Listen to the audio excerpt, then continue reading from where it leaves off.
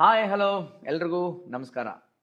Master Anand studios YouTube ಚಾನಲ್ಗೆ ನಿಮ್ಮೆಲ್ರಿಗೂ ಸ್ವಾಗತ ಸುಸ್ವಾಗತ. ಎಂದಿನಂತೆ ನನ್ನ ಚಾನಲ್ನ ನನ್ನ ಕಂಟೆಂಟ್ನ ಫಾಲೋ ಮಾಡೋದ್ರಿಂದ ನಿಮಗೆ ಸ್ವಲ್ಪ ಎಂಟರ್ಟೈನ್ಮೆಂಟ್, ಸ್ವಲ್ಪ ಎನ್ಲೈಟನ್ಮೆಂಟ್ ಎರಡೂ ಸಿಗುತ್ತೆ. ಇದು ಸಿಗಲಿ ಅಂತಲೇ ನಾನು ಆಶಿಸ್ತೀನಿ ಅಂತ ಹೇಳ್ತಾ ಇವತ್ತಿನ ವಿಷಯಕ್ಕೆ ಮತ್ತೆ ಬಂದಿರತಕ್ಕಂಥ ಗೆಸ್ಟ್ ಕಡೆ ನಾನು ಕರ್ಕೊಂಡು ಹೋಗ್ತೀನಿ. ಇವತ್ತಿನ ಗೆಸ್ಟು ನಾನು ಡೈರೆಕ್ಟ್ ವೆಲ್ಕಮ್ ಅಂತ ಹೇಳೋದಕ್ಕೆ ಮುಂಚೆ ನನ್ನ ನಿಜವಾದ ಮನಸ್ಸಿನಲ್ಲಿ ಹೃದಯದಲ್ಲಿ ಇರ್ತಕ್ಕಂಥ ಎರಡು ವಿಷಯ ಹೇಳೋಕ್ಕೆ ಇಷ್ಟಪಡ್ತೀನಿ. ಆದರೆ ಅವರಿಗೆ ಯಾವುದೇ ರೀತಿ ಹೊಗಳಿಕೆ ಮುಖಸ್ತುತಿ ಇಷ್ಟ ಇಲ್ಲ. ಆದರೆ ಇದು ಯಾವುದೂ ಮುಖಸ್ತುತಿ ಅಲ್ಲವೇ ಅಲ್ಲ. ಇದು ಬಹಳ ಪ್ರಾಮಾಣಿಕವಾಗಿ ನನ್ನ ಮನಸ್ಸಿನಲ್ಲಿ ಹೃದಯದಲ್ಲಿ ಅವ್ರಿಗಿರ್ತಕ್ಕಂಥ ಸ್ಥಾನ ಅದು, ಜಾಗ ಅದು, ಭಾವನೆ ಅದು ಅಂತ ಹೇಳೋಕ್ಕೆ ಇಷ್ಟಪಡ್ತೀನಿ. ಯಾಕಂದರೆ ಅವ್ರ ವೀಡಿಯೋಸ್ ನೋಡ್ತಾ ನೋಡ್ತಾ ಎಷ್ಟು ನಾನು ಪ್ರಭಾವಿತನಾಗಿದ್ದೆ. ಮತ್ತು ಎಲ್ಲೋ ನಾನು ಲಾಂಗ್ ಜರ್ನಿ ಹೋಗ್ಬೇಕಂದ್ರೆ ವೀಡಿಯೋ ಹಾಕ್ಬಿಡೋದು, ಕೇಳಿಸ್ಕೊಂಡು ಹೋಗೋದು ಅಷ್ಟೇ. ಸೊ ಆ ಥರ ಅದೇ ಹೇಳ್ತಾರಲ್ಲ, ವ್ಯಕ್ತ ಮತ್ತು ಅವ್ಯಕ್ತ ಅಂತ. ನನಗೆಷ್ಟೋ ಅವ್ಯಕ್ತದಲ್ಲಿ ಅವರು ನನ್ನ ಗುರುಗಳಾಗಿ ಗುರುಮಾಯಿಯಾಗಿ ನನಗೆ ಎಷ್ಟೋ ವಿಷಯಗಳನ್ನ ತಿಳಿಸ್ಕೊಟ್ಟಿದ್ದಾರೆ. ಇವತ್ತು ನನ್ನ ಚಾನಲ್ನ ಎಷ್ಟೋ ಯೂತ್ಸ್ ಫಾಲೋ ಮಾಡ್ತಾ ಇದ್ದೀರಿ. ನನ್ನ ಹತ್ರ ನಿರಂತರ ಕೆಲವು ಪ್ರಶ್ನೆಗಳು ಕೇಳ್ತಾ ಇದ್ದೀರಿ. ನಿಮ್ಮ ಎಲ್ಲ ಪ್ರಶ್ನೆಗೆ ಇವ್ರಿಗಿಂತ ಬೆಸ್ಟ್ ಪರ್ಸನ್ ಇನ್ನೊಬ್ರು ಇಲ್ಲ ಅಂತ ಅನ್ನೋ ಒಂದು ಉದ್ದೇಶದಲ್ಲಿ ಅವ್ರನ್ನ ಕರೆದೆ. ಕರೆದಿದ್ದು ಎರಡೇ ಇದರಲ್ಲಿ ಪಾಪ ಒಪ್ಕೊಂಡು ಭಾಳ ಖುಷಿಯಿಂದ ಈ ಒಂದು ಇವತ್ತು ಇಂಟರ್ವ್ಯೂಗೆ ಬಂದಿದ್ದಾರೆ. ಸೊ ಅವ್ರನ್ನ ವೆಲ್ಕಮ್ ಮಾಡೋಕ್ಕೆ ಇಷ್ಟಪಡ್ತೀನಿ. ನನ್ನ ಗುರುಗಳಾದಂಥ ವಿನಯ್ ಗುರೂಜಿ ಅವರು ಅವ್ರನ್ನ ಒಂದೇ ಮಾತಲ್ಲಿ ಯಾವಾಗಲೂ ನಮ್ಮ ಹತ್ರ ಎಲ್ಲ ಹೇಳ್ತಾ ಇರ್ತಾರೆ, ಅಕ್ಕಮಹಾದೇವಿ ನೀವೆಲ್ಲ ಯಾರೂ ನೋಡಿಲ್ಲ ಅಂತ ಅನ್ಕೋಬೇಡಿ. ಈ ಕಲಿಯುಗದಲ್ಲಿ ನಿಮ್ಮ ಟೈಮಲ್ಲಿ ನೀವ್ಯಾರೋ ಓಡಾಡೋ ಅಕ್ಕಮಹಾದೇವಿ ನೀವು ನೋಡಬೇಕು ಅಂದರೆ ಇವರನ್ನು ನೋಡಿ ಸಾಕು ಅಂತ ಹೇಳಿದ್ರು. ಅವರು ಇವತ್ತು ನಮ್ಮ ಸ್ಟುಡಿಯೋಗೆ ಬಂದಿದ್ದಾರೆ. ಒನ್ ಆ್ಯಂಡ್ ಓನ್ಲಿ ವೀಣಾ ಬನ್ನಂಜಮ್ಮ, ವೀಣಕ್ಕ, ವೀಣಮ್ಮ. ನಮಸ್ತೆ, ಸ್ವಾಗತ ಸುಸ್ವಾಗತ. ನಮಸ್ಕಾರ. ಅಷ್ಟೇ, ಇದು ಏನು ಇಂಟ್ರಡಕ್ಷನ್ ಅಂತ ಖಂಡಿತ ಅಲ್ಲ. ನಾನು ಹೇಳಿದಾಗೆ ನನ್ನ ಮನಸ್ಸು ಹೃದಯದಿಂದ ನಿಮಗೊಂದು ಸ್ವಾಗತ ಅನ್ಕೋರಿದ್ದೀನಿ. ಐ ಡೋಂಟ್ ನೋ, ನನಗೆ ಇವತ್ತಿನ ಎಪಿಸೋಡು ಸಂಭಾಷಣೆ ಹೆಂಗೋ ಏನೋಗುತ್ತೋ ಗೊತ್ತಿಲ್ಲ. ನಾನು ಎಷ್ಟು ಭಾವುಕನಾಗ್ತೀನಿ, ನನಗೆ ರೋಮಾಂಚನ ಅಂತೂ ಆಗ್ತಾ ಇದೆ. ನೀವು ಬಂದಿರೋದು ಸ್ಟುಡಿಯೋದಲ್ಲಿ, ನಿಮ್ಮ ಮುಂದೆ ನಾನು ಕೂತಿರೋದು, ಇದು ನನಗೆ ಭಾಳ ಕಸಿವಿಸಿ ಆಗ್ತಾ ಇದೆ. ಬಟ್ ಇದೊಂದು ಫಿಸಿಕಲ್ ಅರೇಂಜ್ಮೆಂಟ್, ಹೀಗೆ ಕೂರಬೇಕು. ಹಾಗಾಗಿ ದಯವಿಟ್ಟು ಈ ಸ್ಟೂಡೆಂಟನ್ನು ನೀವು ಸ್ವೀಕರಿಸಿ ಗುರುಸ್ಥಾನದಲ್ಲಿ ಮಾತಾಡಬೇಕು ಅಂತ ಕೇಳ್ಕೊಂತೀನಮ್ಮ ಇವತ್ತು. ಅದು ಏನು ಅಂದರೆ ಔಪಚಾರಿಕತೆಗಳು ಬೇಡ, ಬಹಳ ಸಹಜವಾಗಿ ನಾನು ನೀವು ಮನೇಲಿ ಕೂತಿದ್ದೀವಿ ಅನ್ಕೊಳ್ಳೋಣ. ನಾನು ಆ ನನ್ನ ಅಳತೆಗಳು ನನಗೆ ಗೊತ್ತಿಲ್ಲದಿರುವಾಗ ನೀವು ದೊಡ್ಡವಳೋ ಚಿಕ್ಕವಳೋ ಖಂಡಿತ ಭಾವಿಸೋದು ಬೇಡ. ಖಂಡಿತಮ್ಮ. ಸೊ ಈಗ ನಾನು ವಿಷಯಕ್ಕೆ ಡೈರೆಕ್ಟ್ ಬರ್ತೀನಿ. ಇದು ನನ್ನನ್ನು ಸೇರಿಸಿ ಇವತ್ತು ಬರೀ ಕಮೆಂಟ್ ಬಾಕ್ಸಲ್ಲಿರೋ ಹುಡುಗರು ಅವ್ರಿಗೆ ಮಾತ್ರ ಏನೋ ಡೌಟ್ ಇದೆ, ನಾನು ಭಾರಿ ತಿಳ್ಕೊಂಡಿದ್ದೀನಿ ಅಂತಲ್ಲ. ನಾನು ಸ್ಟೂಡೆಂಟೇ. ಅವ್ರು ಕೇಳೋ ಪ್ರಶ್ನೆಲೆಲ್ಲ ನನಗೆ ವಾಯ್ಸ್ ಆಗ್ತಾ ಇರುತ್ತಿದ್ದು. ಸೊ ಹಾಗಾಗಿ ನಿಮ್ಮ ಎಷ್ಟೋ ವೀಡಿಯೋಸ್ಗಳು ನಾನು ನೋಡಿದ್ದೀನಿ. ಅಕ್ಕ, ಅಲ್ಲಮ್ಮ ಪ್ರಭು, ಬಸವಣ್ಣ, ಅವೆಲ್ಲ ನೀವು ಹೇಳಿದ್ದೀರ, ಅಲ್ಲಿಂದ ಎಲ್ಲ ಕಾನ್ಸೆಪ್ಟ್ ಬಂದಿದೆ. ಬಟ್ ನನಗೆ ಅದೆಲ್ಲವೂ ತುಂಬ ದೊಡ್ಡ ಗ್ರಂಥ ಅನ್ನಿಸ್ಬಿಡ್ತು ನನಗೆ. ಇದನ್ನೆಲ್ಲ ಸಿಂಪ್ಲಿಫೈ ಮಾಡ್ತಾ ಒಂದು ಪ್ರಶ್ನೆ ಏನು ಅಂತಂದರೆ, ಯೂತ್ ಒಬ್ಬ ಟೀನ್ಸಲ್ಲಿದ್ದಾನೆ, ಅಥವಾ ಇನ್ನು ಕೆಲವರು 20ಸಲ್ಲಿರ್ಬೋದು, 30ಸಲ್ಲಿರ್ಬೋದು. ಇವ್ರಿಗೆ ಆಧ್ಯಾತ್ಮ ನಾನು ಹೆಂಗೆ ಶುರು ಮಾಡೋದು, ನನಗೆ ಯಾರು ಗುರುನೇ ಇಲ್ಲ, ಬಟ್ ನನಗೆ ಆಸೆ ಇದೆ, ನನಗೆ ಮಾರ್ಗ ಗೊತ್ತಾಗ್ತಾ ಇಲ್ಲ ಅನ್ನೋರು ಏನು ಮಾಡಬೇಕು? How to start? ಎಲ್ಲಿಂದ ಸ್ಟಾರ್ಟ್ ಮಾಡಬೇಕು ಅವರು? ನನ್ನನ್ನು ವೈಯಕ್ತಿಕವಾಗಿ ಕೇಳಿದರೆ, ನೀವು ಒಬ್ಬನಿಗೆ ಹಸಿವಿದೆ ಅಂದರೆ ಅವನಿಗೆ ಆಹಾರ ಸಿಕ್ಕೇ ಸಿಗತ್ತೆ. ಸೂಪರ್. ಈಗ ಒಂದು ಮಗು ಅಳುತ್ತೆ ಅಂದರೆ ಇಂದಲ್ಲ ನಾಳೆ ಅಮ್ಮ ಬರಲೇಬೇಕು. ನಾವು ಏನು ಮಾಡ್ತೀವಿ ಅಂದರೆ, ಅಮ್ಮ ನಾನೇ ಹುಡುಕ್ತೀನಿ ಅಂತ ಒಂದು ಹಠ ನಮಗೆ. ಅಧ್ಯಾತ್ಮಕ್ಕೆ ಮತ್ತು ಮಗುವಿನ ಅವಸ್ಥೆಗೆ ಎರಡಕ್ಕೂ ಅದು ಅನುಚಿತ. ಅಳುವ ಮಗು ಅಳುವುದಷ್ಟೇ ಅದರ ಕೆಲಸ. ಎಷ್ಟು ಅಳ್ತದೆ ನೋಡಿಕೊಂಡು ಅಮ್ಮನ ಪ್ರತಿಕ್ರಿಯೆ. ನಾನಿದನ್ನು ಬಹಳ ಬಾರಿ ಹೇಳಿದ್ದೇನೆ. ಅಧ್ಯಾತ್ಮದ ಬಹಳ ದೊಡ್ಡ ತಪ್ಪು ಏನು ಅಂತಂದರೆ, ತಪ್ಪು ನಡೆ ಏನು ಅಂತಂದರೆ, ನಾನು ನನ್ನ ಗುರುವನ್ನು, ನನ್ನ ಮಾರ್ಗದರ್ಶಕನನ್ನು ಹುಡುಕ್ತೇನೆ ಮತ್ತು ಅವನನ್ನು ಹುಡುಕಿ ನಾನು ಗುರುವನ್ನು ಪಡೆಯುತ್ತೇನೆ ಅಂತ. ವಾಸ್ತವಿಕ ಗುರುವನ್ನು ನಾವು ಪಡೆಯುವ ಹಠಕ್ಕೆ ಹೋಗಬಾರದು. ಓಕೆ. ನಮಗೆ ಹಸಿವಿರುವುದು ಹೌದಾದರೆ ನಾವು ಅಳುವುದನ್ನು ನಿಲ್ಲಿಸೋದಿಲ್ಲ. ನಮ್ಮ ಹಸಿವು, ಈಗ ಒಂದು ಮಗುವನ್ನು ತಾಯಿ ಅಲ್ಲೆಲ್ಲೋ ತನ್ನ ಮನೆಯ ಒಂದು ಪ್ರಾಂಗಣದಲ್ಲಿ ಬಿಟ್ಟು ಹೋಗಿದ್ದಾಳೆ ಅಂದ್ಕೊಳ್ಳೋಣ. ಅವಳಿಗೆ ಮನೇಲಿ ಬಹಳ ಜನ ಇದ್ದಾರೆ, ಒಬ್ರಲ್ಲ ಒಬ್ರು ಇದ್ದಾರೆ ಅಂತ ಗೊತ್ತಿರುವ ಕಾರಣಕ್ಕಾಗಿ ಅವಳು ಅಲ್ಲಿ ಬಿಟ್ಟಿದ್ದಾಳೆ. ಅದು ಅಳುತ್ತೆ. ಅದು ನಿಜವಾಗಿ ತಾಯಿಗಾಗಿ ಅತ್ತದ್ದಾದ್ರೆ, ಮನೆಯ ಮಾವ ಬಂದು ಎತ್ತಿದ್ರು ಅವಳು ನಿಲ್ಸಲ್ಲ, ಅಣ್ಣ ಬಂದು ಎತ್ತಿದ್ರು ಅವಳು ನಿಲ್ಸಲ್ಲ, ಇನ್ಯಾರ್ಯಾರು ಅಜ್ಜ ಬರಲಿ ಅಜ್ಜಿ ಬರಲಿ ಅದು ಅಳ್ತಲೇ ಹೋಗ್ತದೆ. ಇದು ನಮ್ಮ ಕೈಲಿ ಆಗೋದಿಲ್ಲ ನೋಡು ಅಂತ ತಾಯಿ ಹತ್ರ ಹೋಗಿ ಕೊಡೋದು, ತಾಯಿಯೇ ಬಂದು ತಗೊಳ್ಳೋದು ಮಾಡ್ತಾಳೆ. ಒಮ್ಮೆ ಅಮ್ಮನ ತೋಳಿಗೆ ಬಂದ ಕೂಡಲೇ ಅದು ಅಳು ನಿಲ್ಲಿಸುತ್ತೆ. ಕೆಲವು ಮಕ್ಕಳು ಹಾಗಲ್ಲ, ಅವು ಒಂದು ಕೂಗ್ತಿರ್ತವೆ, ಅವಕ್ಕೇನೋ ಒಂದು ಬೆಚ್ಚನೆ ಬೇಕು. ಆ ಬೆಚ್ಚಗೆ ತಾಯಿ ಕೊಟ್ಟರೂ ಆಗುತ್ತೆ, ಅಣ್ಣ ಕೊಟ್ಟರು ಆಗುತ್ತೆ, ಅಲ್ಲಿರೋ ಯಾರೇ ಕೊಟ್ಟರು ಆಗುತ್ತೆ, ಯಾವ ಸಂಬಂಧಿಗಳು ಎತ್ಕೊಂಡ್ರು ಆಗುತ್ತೆ. ಈ ಥರದ ವಿಭಿನ್ನ ಹಸಿವು ನಮಗಿದೆ. ನಮ್ಮ ಹಸಿವು ಆ ಮೂಲ ತಾಯಿಯೇ ಬರಬೇಕು ಅನ್ನುವ ಹಠದ್ದಾದ್ರೆ ನಮಗೆ ಅವನೇ ಬರ್ತಾನೆ. ಸಪೋಸ್ ನಮ್ಮ ಹಸಿವು ಆ ಕ್ಷಣದ ಒಂದು ಬೆಚ್ಚಗೆ ಬೇಕು ಅನ್ನುವ ಮಟ್ಟಕ್ಕೆ ಸೀಮಿತದ್ದಾದ್ರೆ ಅಲ್ಲಿರುವ ಮಾವನೋ ಅಜ್ಜನೋ ಅಜ್ಜಿಯೋ ಸಮಾಧಾನ ಮಾಡಿದ್ಕೊಳ್ಳೆ ನಾವು ಮೈ ಮರಿಬಹುದು. ಬಹಳಷ್ಟು ಜನ ಇವತ್ತು ಅಧ್ಯಾತ್ಮದಲ್ಲಿ ಆ ಕ್ಷಣದ ತಾತ್ಕಾಲಿಕ ಬೆಚ್ಚಗೆಯನ್ನು ಹುಡುಕ್ತಾ ಇರುವವರು, ಮೂಲಕ್ಕೆ ಹೋಗಬೇಕು ಅನ್ನುವ ಹಸಿವಿನವರು, ಅವರು ಸುಮ್ಮನೆ ಅಳ್ತಾರೆ. ಆ ಸುಮ್ಮನೆ ಅಳುವ ಮಗುವನ್ನು ಇದನ್ನು ಯಾರು ಎತ್ಕೊಂಡ್ರು ಇದು ಸಮಾಧಾನ ಆಗುವುದಿಲ್ಲ, ಇದಕ್ಕೆ ನಾನೇ ಬೇಕು ಅಂತ ಅದಕ್ಕೂ ಅಲ್ಲಿರುವ ಆ ಶಕ್ತಿಗೂ ಗೊತ್ತಾಗುತ್ತೆ. ನಾವು ಎಲ್ಲರೂ ಏನ್ ಭಾವಿಸ್ತೇವೆ ಅಂದ್ರೆ ನಾನು ಹೋದ್ರೇನೆ ಅವನು ಬರೋದು ಅಂತ. ನಾನು ಹೋಗಕ್ಕಾಗಲ್ಲಯ್ಯ, ನನ್ನ ಕೈಲಿ ಆ ಶಕ್ತಿನೇ ಇಲ್ಲ ನಿನ್ ಕಡೆ ಹೋಗಕ್ಕೆ, ಯಾಕೆ ನಾನು ತೆವಳುವಷ್ಟು ಅವಸ್ಥೆಯಲ್ಲೂ ಇಲ್ಲ, ಬಿದ್ದು ಅಳುವ ಅವಸ್ಥೆಯಲ್ಲಿ ಇದ್ದೇನೆ, ನೀನಲ್ಲದೆ ಇನ್ಯಾರು ಬರಬೇಕು ಅಂತ ಕೂಗಿಕೊಳ್ಳುವ ಮಗು ಇದ್ರೆ ಈ ಮಗು ಈ ಪರಿ ಕೂಗ್ತದೆ, ಅದು ಯಾಕೆ ನನ್ನ ಹತ್ರ ಬರ್ಬೇಕು, ನಾನೇ ಹೋದ್ರೆ ಆಯ್ತು ಅಂತ ಅದೇ ಒಂದು ರೂಪ ತಳೆದು ಬರ್ತದೆ. ಅದಕ್ಕೇನೆ ಗುರು ಅಂದ್ರೆ ಪ್ರತ್ಯಕ್ಷ ದೇವರು ಅಂತ. ಅವನು ದೇವರು ತಾನು ಬರಲಿಕ್ಕೆ ಆಗದೇ ಇರುವ ಹೊತ್ತಿನಲ್ಲಿ ಒಂದು ಗುರುವಿನ ಆಕಾರದಲ್ಲಿ ಬಂದು ಎತ್ತಿಕೊಳ್ಳುತ್ತಾನೆ ಅನ್ನುವ ಮಾತು. ಈ ಎರಡು ಹಸಿವಿನ ಮುಖಾಂತರ ನಾವು ಎಷ್ಟು ಯಾರನ್ನು ಮುಟ್ತೇವೆ ಅನ್ನೋದು ನಿರ್ಣಯಿತ ಆಗ್ತದೆ. ಅದರಿಂದ ನೀವು ಕೇಳಿದ್ರಿ ಪ್ರಥಮ ಹೆಜ್ಜೆ ಏನು? ಹಸಿವು ನಿಜದ್ದು ಹೌದಾದರೆ ಅಳುವುದೇ ಅದರ ಅರ್ಹತೆ ಮತ್ತು ಹೆಜ್ಜೆ, ನಡೆ. ಅದರ ಆಚೆಗೆ ಯಾವ ಪ್ರಯತ್ನವನ್ನೂ ಮಾಡಬೇಕಾಗಿಲ್ಲ. ಆದರೆ ಹಸಿವು ಗಾಢವಾಗಿ ಇರುವುದು ಹೌದಾದ್ರೆ ಆ ಅಳು ಎಷ್ಟು ತೀವ್ರ ಇರಬೇಕು ಅನ್ನೋದು ಆ ಅಂತತಃ ಇರುವ ಅಂತರಾತ್ಮನಿಗೆ ಗೊತ್ತು. ಖಂಡಿತ ಅದು ಅವನನ್ನು ಮುಟ್ಟುವವರೆಗೆ ನಿಲ್ಲೋದಿಲ್ಲ. ಹಿಂಗಾಗಿ ನನಗೆ ಒಂದು ಶಾಸ್ತ್ರೀಯ ಹೆಜ್ಜೆ ಅಂತ ಭಾವಿಸುವ, ಒಂದಿಷ್ಟು ಅಧ್ಯಯನ ಮಾಡಿ, ಒಂದು ಥರದ ಇಂತಿಂಥ ಮಂತ್ರಗಳನ್ನು ಹೇಳಿ, ಇಂತಿಂಥ ಪ್ರಾಣಾಯಾಮ ಮಾಡಿ ಅಂತ ಹೇಳುವವರೆಲ್ಲ ಇದ್ದಾರೆ. ನಾನು ಅದನ್ನು ಅಗೌರವಿಸ್ತೇನೆ ಅಂತಲ್ಲ, ಖಂಡಿತ ಅದು ಒಂದು ಮಾರ್ಗವಾಗಿ ಅವರು ಹೇಳ್ತಿದ್ರೆ ಗೌರವಪೂರ್ವಕವಾಗಿ ಒಪ್ಪಿಕೊಳ್ತೇನೆ. ಆದರೆ ಹಸಿವು ಇರುವ ಮಗುವಿನ ಅಳು ಹೀಗೇ ಇರಬೇಕು ಅಂತ ಭಗವಂತ ಖಂಡಿತ ಅಪೇಕ್ಷಿಸುವುದಿಲ್ಲ. ಹೇಗೆ ಅತ್ತರೂ ಕರ್ಕೋತಾನೆ. ಅದು ಯಾವ ಪರಿ ಅಳಬೇಕು ಅನ್ನೋದಷ್ಟೇ ಅದರ ತೀವ್ರತೆಗೆ ಸಂಬಂಧಪಟ್ಟದ್ದು. ಹಾಗಾಗಿ ಅಳುವುದನ್ನು ನಿಲ್ಲಿಸಬಾರ್ದು ಅಂತಲೇ ನಾನು ಪ್ರತಿಯೊಬ್ಬರಿಗೂ ಹೇಳೋದು. ನಿಮ್ಗೆ ಉಂಟಲ್ಲ ಅವನು ಬರಬೇಕು ಅಂತ, ನೀವು ಇವನೇ ಅಂತ ಹಿಡ್ಕೊಂಡು ಬಿಟ್ರ, ಯಾರನ್ನೋ ಹಿಡ್ಕೊಂಡಿದ್ದಾನೆ ಬರಲಿ ಅಂತ ಅವನು ಬಿಡ್ತಾನೆ.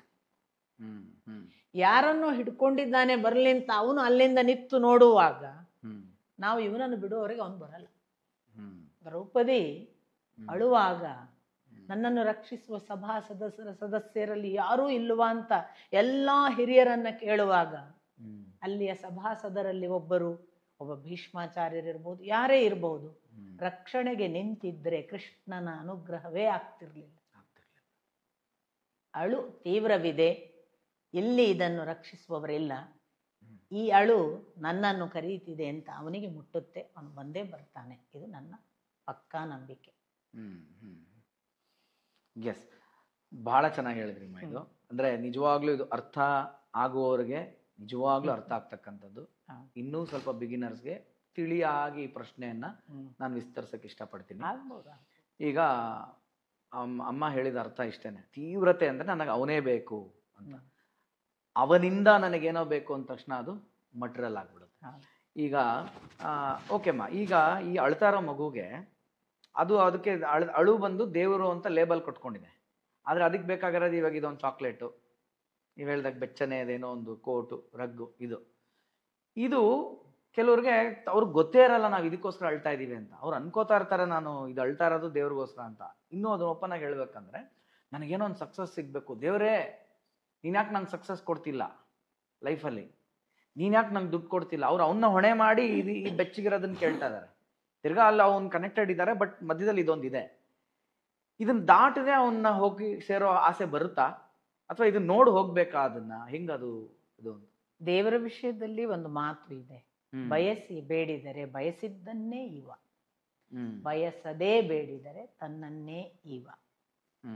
ನೀವು ಹೇಳಿದ ಹಾಗೆ ಹೀಗೂ ಒಂದು ಕ್ರಮ ಇದೆ. ನನಗೆ ಇಂಥದ್ದು ಬೇಕು ಅಂತ ಪಡೆಯುವ ಪೂರ್ಣ ಹಂಬಲ ಮತ್ತು ಸಂಕಲ್ಪದ ಜೊತೆಗೆ ಅವನನ್ನು ನೆನೆಯುವುದು, ಅವನು ಖಂಡಿತ ಅನುಗ್ರಹ ಮಾಡ್ತಾನೆ, ಇಲ್ಲ ಅಂತ ಏನೂ ಇಲ್ಲ. ನಿಮಗೆ ಬಹಳ ಒಳ್ಳೆಯ ಉದಾಹರಣೆ ಧ್ರುವ. ಓಕೆ. ತಾನು ಸಿಂಹಾಸನದಲ್ಲಿ ಅಪ್ಪನ ತೊಡೆಯ ಮೇಲೆ ಕೂತ್ಕೊಳ್ಳಿಲ್ಲ ಅನ್ನುವ ನೋವಿನಿಂದ ಹೊರಟ ಪುಟ್ಟ ಹುಡುಗ, 5 ವರ್ಷದ ಬಾಲಕ, ಯಾವ ಮಟ್ಟದ ತಪಸ್ಸು ಮಾಡಿದ್ದಾನೆ ಶ್ರೀಮದ್ ಭಾಗವತ ಓದಿದವರಿಗೆ ಗೊತ್ತು. ಅವನು ಒಂದು ಕ್ಷಣ ಕಣ್ಣೊಳಗೆ ಹೀಗೆ ಭಗವಂತನನ್ನು ನೀನು ಕಲ್ಪಿಸು, ಆ ಕಣ್ಣಲ್ಲಿ ಅವನ ಹೊರತು ಇನ್ನೇನೂ ಇಲ್ಲದಂತೆ ನೋಡಿಕೋ, ಮತ್ತು ಕಂಠದಲ್ಲಿ ಏಕ ಸ್ವರದಿಂದ ಒಂದೇ ಸಮನೆ ನಿರರ್ಗಳವಾಗಿ ಓಂ ನಮೋ ಭಗವತೆ ವಾಸುದೇವಾಯ ಹೇಳು ಅಂತ ಹೇಳಿಕೊಟ್ಟು ನಾರದರು ನಿಲ್ಲಿಸಿದ ಮಗು ಅದನ್ನು ಪರಿಪಾಲಿಸಿತು 6 ತಿಂಗಳು ಕಾಲ ಅಂತ ನಮಗೆ. ಆ 6 ತಿಂಗಳಲ್ಲಿ ಆಹಾರ ಏನು ಎಲ್ಲ ವಿವರಣೆ ನೋಡಿದ್ರೆ ಇದು ಕಠೋರ ಮಾಡಿದೆ ಮಗು. ವಿಷ್ಣುವಿಗೆ ಅದರ ಆ ಅಳು ಗೊತ್ತಾಗಿ ಬಂದ.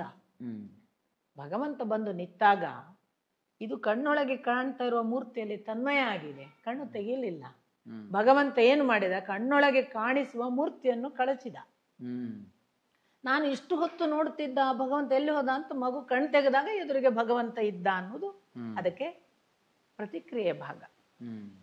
ಈ ಭಗವಂತ ಮುಂದೆ ಅನುಗ್ರಹ ಮಾಡುವ ಹೊತ್ತಿಗೆ ಶ್ರೀಮದ್ ಭಾಗವತದಲ್ಲಿ ವೇದವ್ಯಾಸರು ಉಲ್ಲೇಖ ಮಾಡ್ತಾರೆ, ಮಗು ಏನು ಇಂಥದೇ ಬೇಕು ಅಂತ ಕೇಳಿಲ್ಲ. ಮಗುವಿನ ಮನಸ್ಸಿನಲ್ಲಿ ಭಗವಂತ ಏನು ಬೇಕು ಅಂತ ಕೇಳುವಾಗ ಇಡೀ ಆ ಘಟನೆ ಸರಿದು ಹೋಯ್ತಂತೆ. ಸಿಂಹಾಸನದಲ್ಲಿ ಅಪ್ಪ ಕೂತ್ಕೊಳ್ಳಿಕ್ ಬಿಡ್ಲಿಲ್ಲ ಅಂತ. ಕೂಡ್ಲೆ ನಿನಗೆ ಆ ಸಿಂಹಾಸನ ಸಿಗುತ್ತೆ, ನೀನು 36,000 ವರ್ಷಗಳ ಕಾಲ ಆ ಸಿಂಹಾಸನವನ್ನು ಆಳ್ತಿ, ಮತ್ತು ಆ ಬಳಿಕ ಇದುವರೆಗೆ ನೀನಿಷ್ಟು ಮಾಡಿದ ತಪಸ್ಸಿಗಾಗಿ ಇದುವರೆಗೆ ಯಾರಿಗೂ ಸಿಕ್ಕದ ಒಂದು ಶಾಶ್ವತ ಸ್ಥಾನ, ಧ್ರುವ ಸ್ಥಾನವನ್ನ ನನ್ನ ಪಾದದ ಪಕ್ಕಕ್ಕೆ ಕೆಳಗೆ ಪಡೀತಿ. ಅದು ಸಪ್ತರ್ಷಿ ಮಂಡಲದ ಆಚೆಗೆ ಮತ್ತು ನನ್ನ ಪಾದದ ಇಮಿಡಿಯೇಟ್ ಕೆಳಗೆ. ಹಾಗಾಗಿ ನಿನ್ನ ಸ್ಥಾನದವರೆಗೆ ಇಲ್ಲಿವರೆಗೆ ಇನ್ನು ಯಾರೂ ಬಂದಿಲ್ಲ ಅನ್ನುವ ಸ್ಥಾನಕ್ಕೆ ನಾನು ನಿನ್ನನ್ನು ಕೂಡಿಸ್ತೇನೆ ಅಂತ ಅನುಗ್ರಹ ಮಾಡಿ ಹೋದ.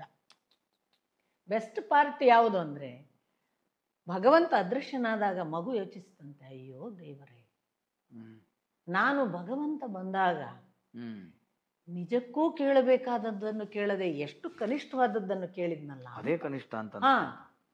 ಆಗ ಅಲ್ಲಿ ಕೇಳ್ತಾರೆ ಪರೀಕ್ಷಿತರು ಶುಕಮುನಿಗಳಿಗೆ, ಅಷ್ಟು ದೊಡ್ಡ ಸ್ಥಾನವನ್ನ ಕೊಟ್ಟಿದ್ದಾನಲ್ಲ ಭಗವಂತ, ಮಗುವಿಗೆ ಹಾಗೆ ಯಾಕೆ ಅನ್ನಿಸ್ತು ಅಂತ. ಅದಕ್ಕೆ ಶುಕಮುನಿಗಳು ಹೇಳ್ತಾರೆ, ನಾನೊಂದು ವೇಳೆ ಆ ಸಿಂಹಾಸನದ ಅಪೇಕ್ಷೆಯ ಭಾವವನ್ನ, ಆ ನೋವನ್ನ, ಅದರ ಎಲ್ಲ ಪಶ್ಚಾತ್ತಾಪಗಳನ್ನ ಯೋಚಿಸದೇ ಇದ್ದಿದ್ರೆ ಭಗವಂತನ ಪಾದವನ್ನೇ ಸೇರ್ತಿದ್ನಲ್ಲ, ಪಾದದ ಕೆಳಗಿನ ಜಾಗ ಸಿಕ್ಕಿತು. ನೋಡಿ, ಒಂದೊಂದು ಕೂಡ ಅವನ ಹತ್ರ ಹೋಗುವುದಕ್ಕೆ ಎಷ್ಟೆಷ್ಟು ತೀವ್ರತೆ ಬೇಕು ಅನ್ನೋದಕ್ಕೆ ಇದೊಂದು ಉದಾಹರಣೆ ಸಹ. ಅಂಥ ಧ್ರುವನಿಗೆನೆ ನಾನು ಇದನ್ನು ಕೇಳಿದನಲ್ಲ ಅಂತ ಒಂದು ದುಃಖವಾಯಿತು.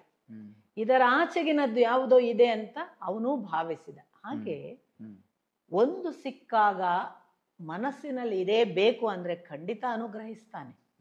ಆದ್ರೆ ಅಷ್ಟೇ ಸಾಕ, ಅದರ ಆಚೆಗೆ ಬೇಕಾ ಅನ್ನೋದಕ್ಕೆ ಧ್ರುವನೇ ಸೂಚಿಸ್ತಿದ್ದಾನೆ. ಇಲ್ಲ ಅವನ ಮುಂದೆ ಕೇಳುವಾಗ, ಅದಕ್ಕೇನೆ ಅವನ ಮುಂದೆ ಕೇಳುವಾಗ ಯಾವುದನ್ನೇ ಪಟ್ಟಿ ಮಾಡಬಾರ್ದು. ಇದಕ್ಕೂ ಬೆಸ್ಟ್ ಎಕ್ಸಾಂಪಲ್ ಹಿರಣ್ಯಕಶಿಪು ಎಲ್ಲ ಪಟ್ಟಿ ಮಾಡಿದ. ನಾನು ಹಗಲು ಸಾಯಬಾರ್ದು, ನಾನು ರಾತ್ರಿ ಸಾಯಬಾರ್ದು, ನಾನು ಒಳಗ್ ಸಾಯಬಾರ್ದು, ಹೊರಗ್ ಸಾಯಬಾರ್ದು, ಆಯುಧದಿಂದ ಸಾಯಬಾರ್ದು, ಮನುಷ್ಯನಿಂದ ಸಾಯಬಾರ್ದು, ಪ್ರಾಣಿಯಿಂದ ಸಾಯಬಾರ್ದು, ನಿನ್ನ ಸೃಷ್ಟಿಯ ದೇವತೆಗಳು ಯಕ್ಷ ಗಂಧರ್ವ ರಾಕ್ಷಸರ, ಇಷ್ಟೆಲ್ಲ ಪಟ್ಟಿ ಮಾಡಿದಾಗ ಲೂಪ್ ಹೋಲ್ ಅನ್ನ ಹಿಡಿದ ಭಗವಂತ. ಓಹೋ, ಹಾಗಾದ್ರೆ ನಿನಗೆ ನೀನು ಬಿಟ್ಟ ಜಾಗದಲ್ಲಿ ನಾನು ಮರಣ ಕೊಡ್ಬೇಕು. ಅದಕ್ಕೆ ಭಗವಂತನ ಮುಂದೆ ಏನೂ ಬೇಡಬಾರ್ದು. ಬೇಡದೇ ಇರುವ ಒಂದು ಯಾವುದು ಲೂಪ್ ಹೋಲ್ ಇದೆಯಲ್ಲ, ಅಲ್ಲಿ ನಮ್ಮನ್ನು ಅವನು ಕಡೆಗಣಿಸಿಬಿಡ್ತಾನೆ.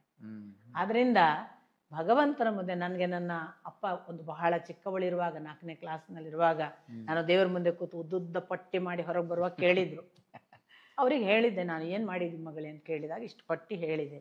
ನಮ್ಮ ಅಪ್ಪ ಹೇಳಿದ್ರು, ನಿನಗೇನು ಬೇಕು ಅಂತ ದೇವ್ರಿಗೆ ಗೊತ್ತಿಲ್ವಾ, ಏನು ಬೇಡ ಅಂತ ಅವನಿಗೆ ಗೊತ್ತಿಲ್ವಾ, ಯಾಕೆ ಪಟ್ಟಿ ಮಾಡ್ತಿ, ನನಗೇನು ಬೇಕು ನಿನಗೆ ಗೊತ್ತು ಅದನ್ನು ಅನುಗ್ರಹಿಸು, ನನಗೇನು ಬೇಡ ನಿನಗೆ ಗೊತ್ತು ಅದನ್ನು ಕಳೆ, ಇಷ್ಟೇ ಹೇಳಲ್ವಾ. ಅವತ್ತಿಂದ ಇವತ್ತಿನವರೆಗೂ ಅದೇ ಪಿನ್ ಪಾಯಿಂಟೆಡ್ ಪ್ರಾರ್ಥನೆ.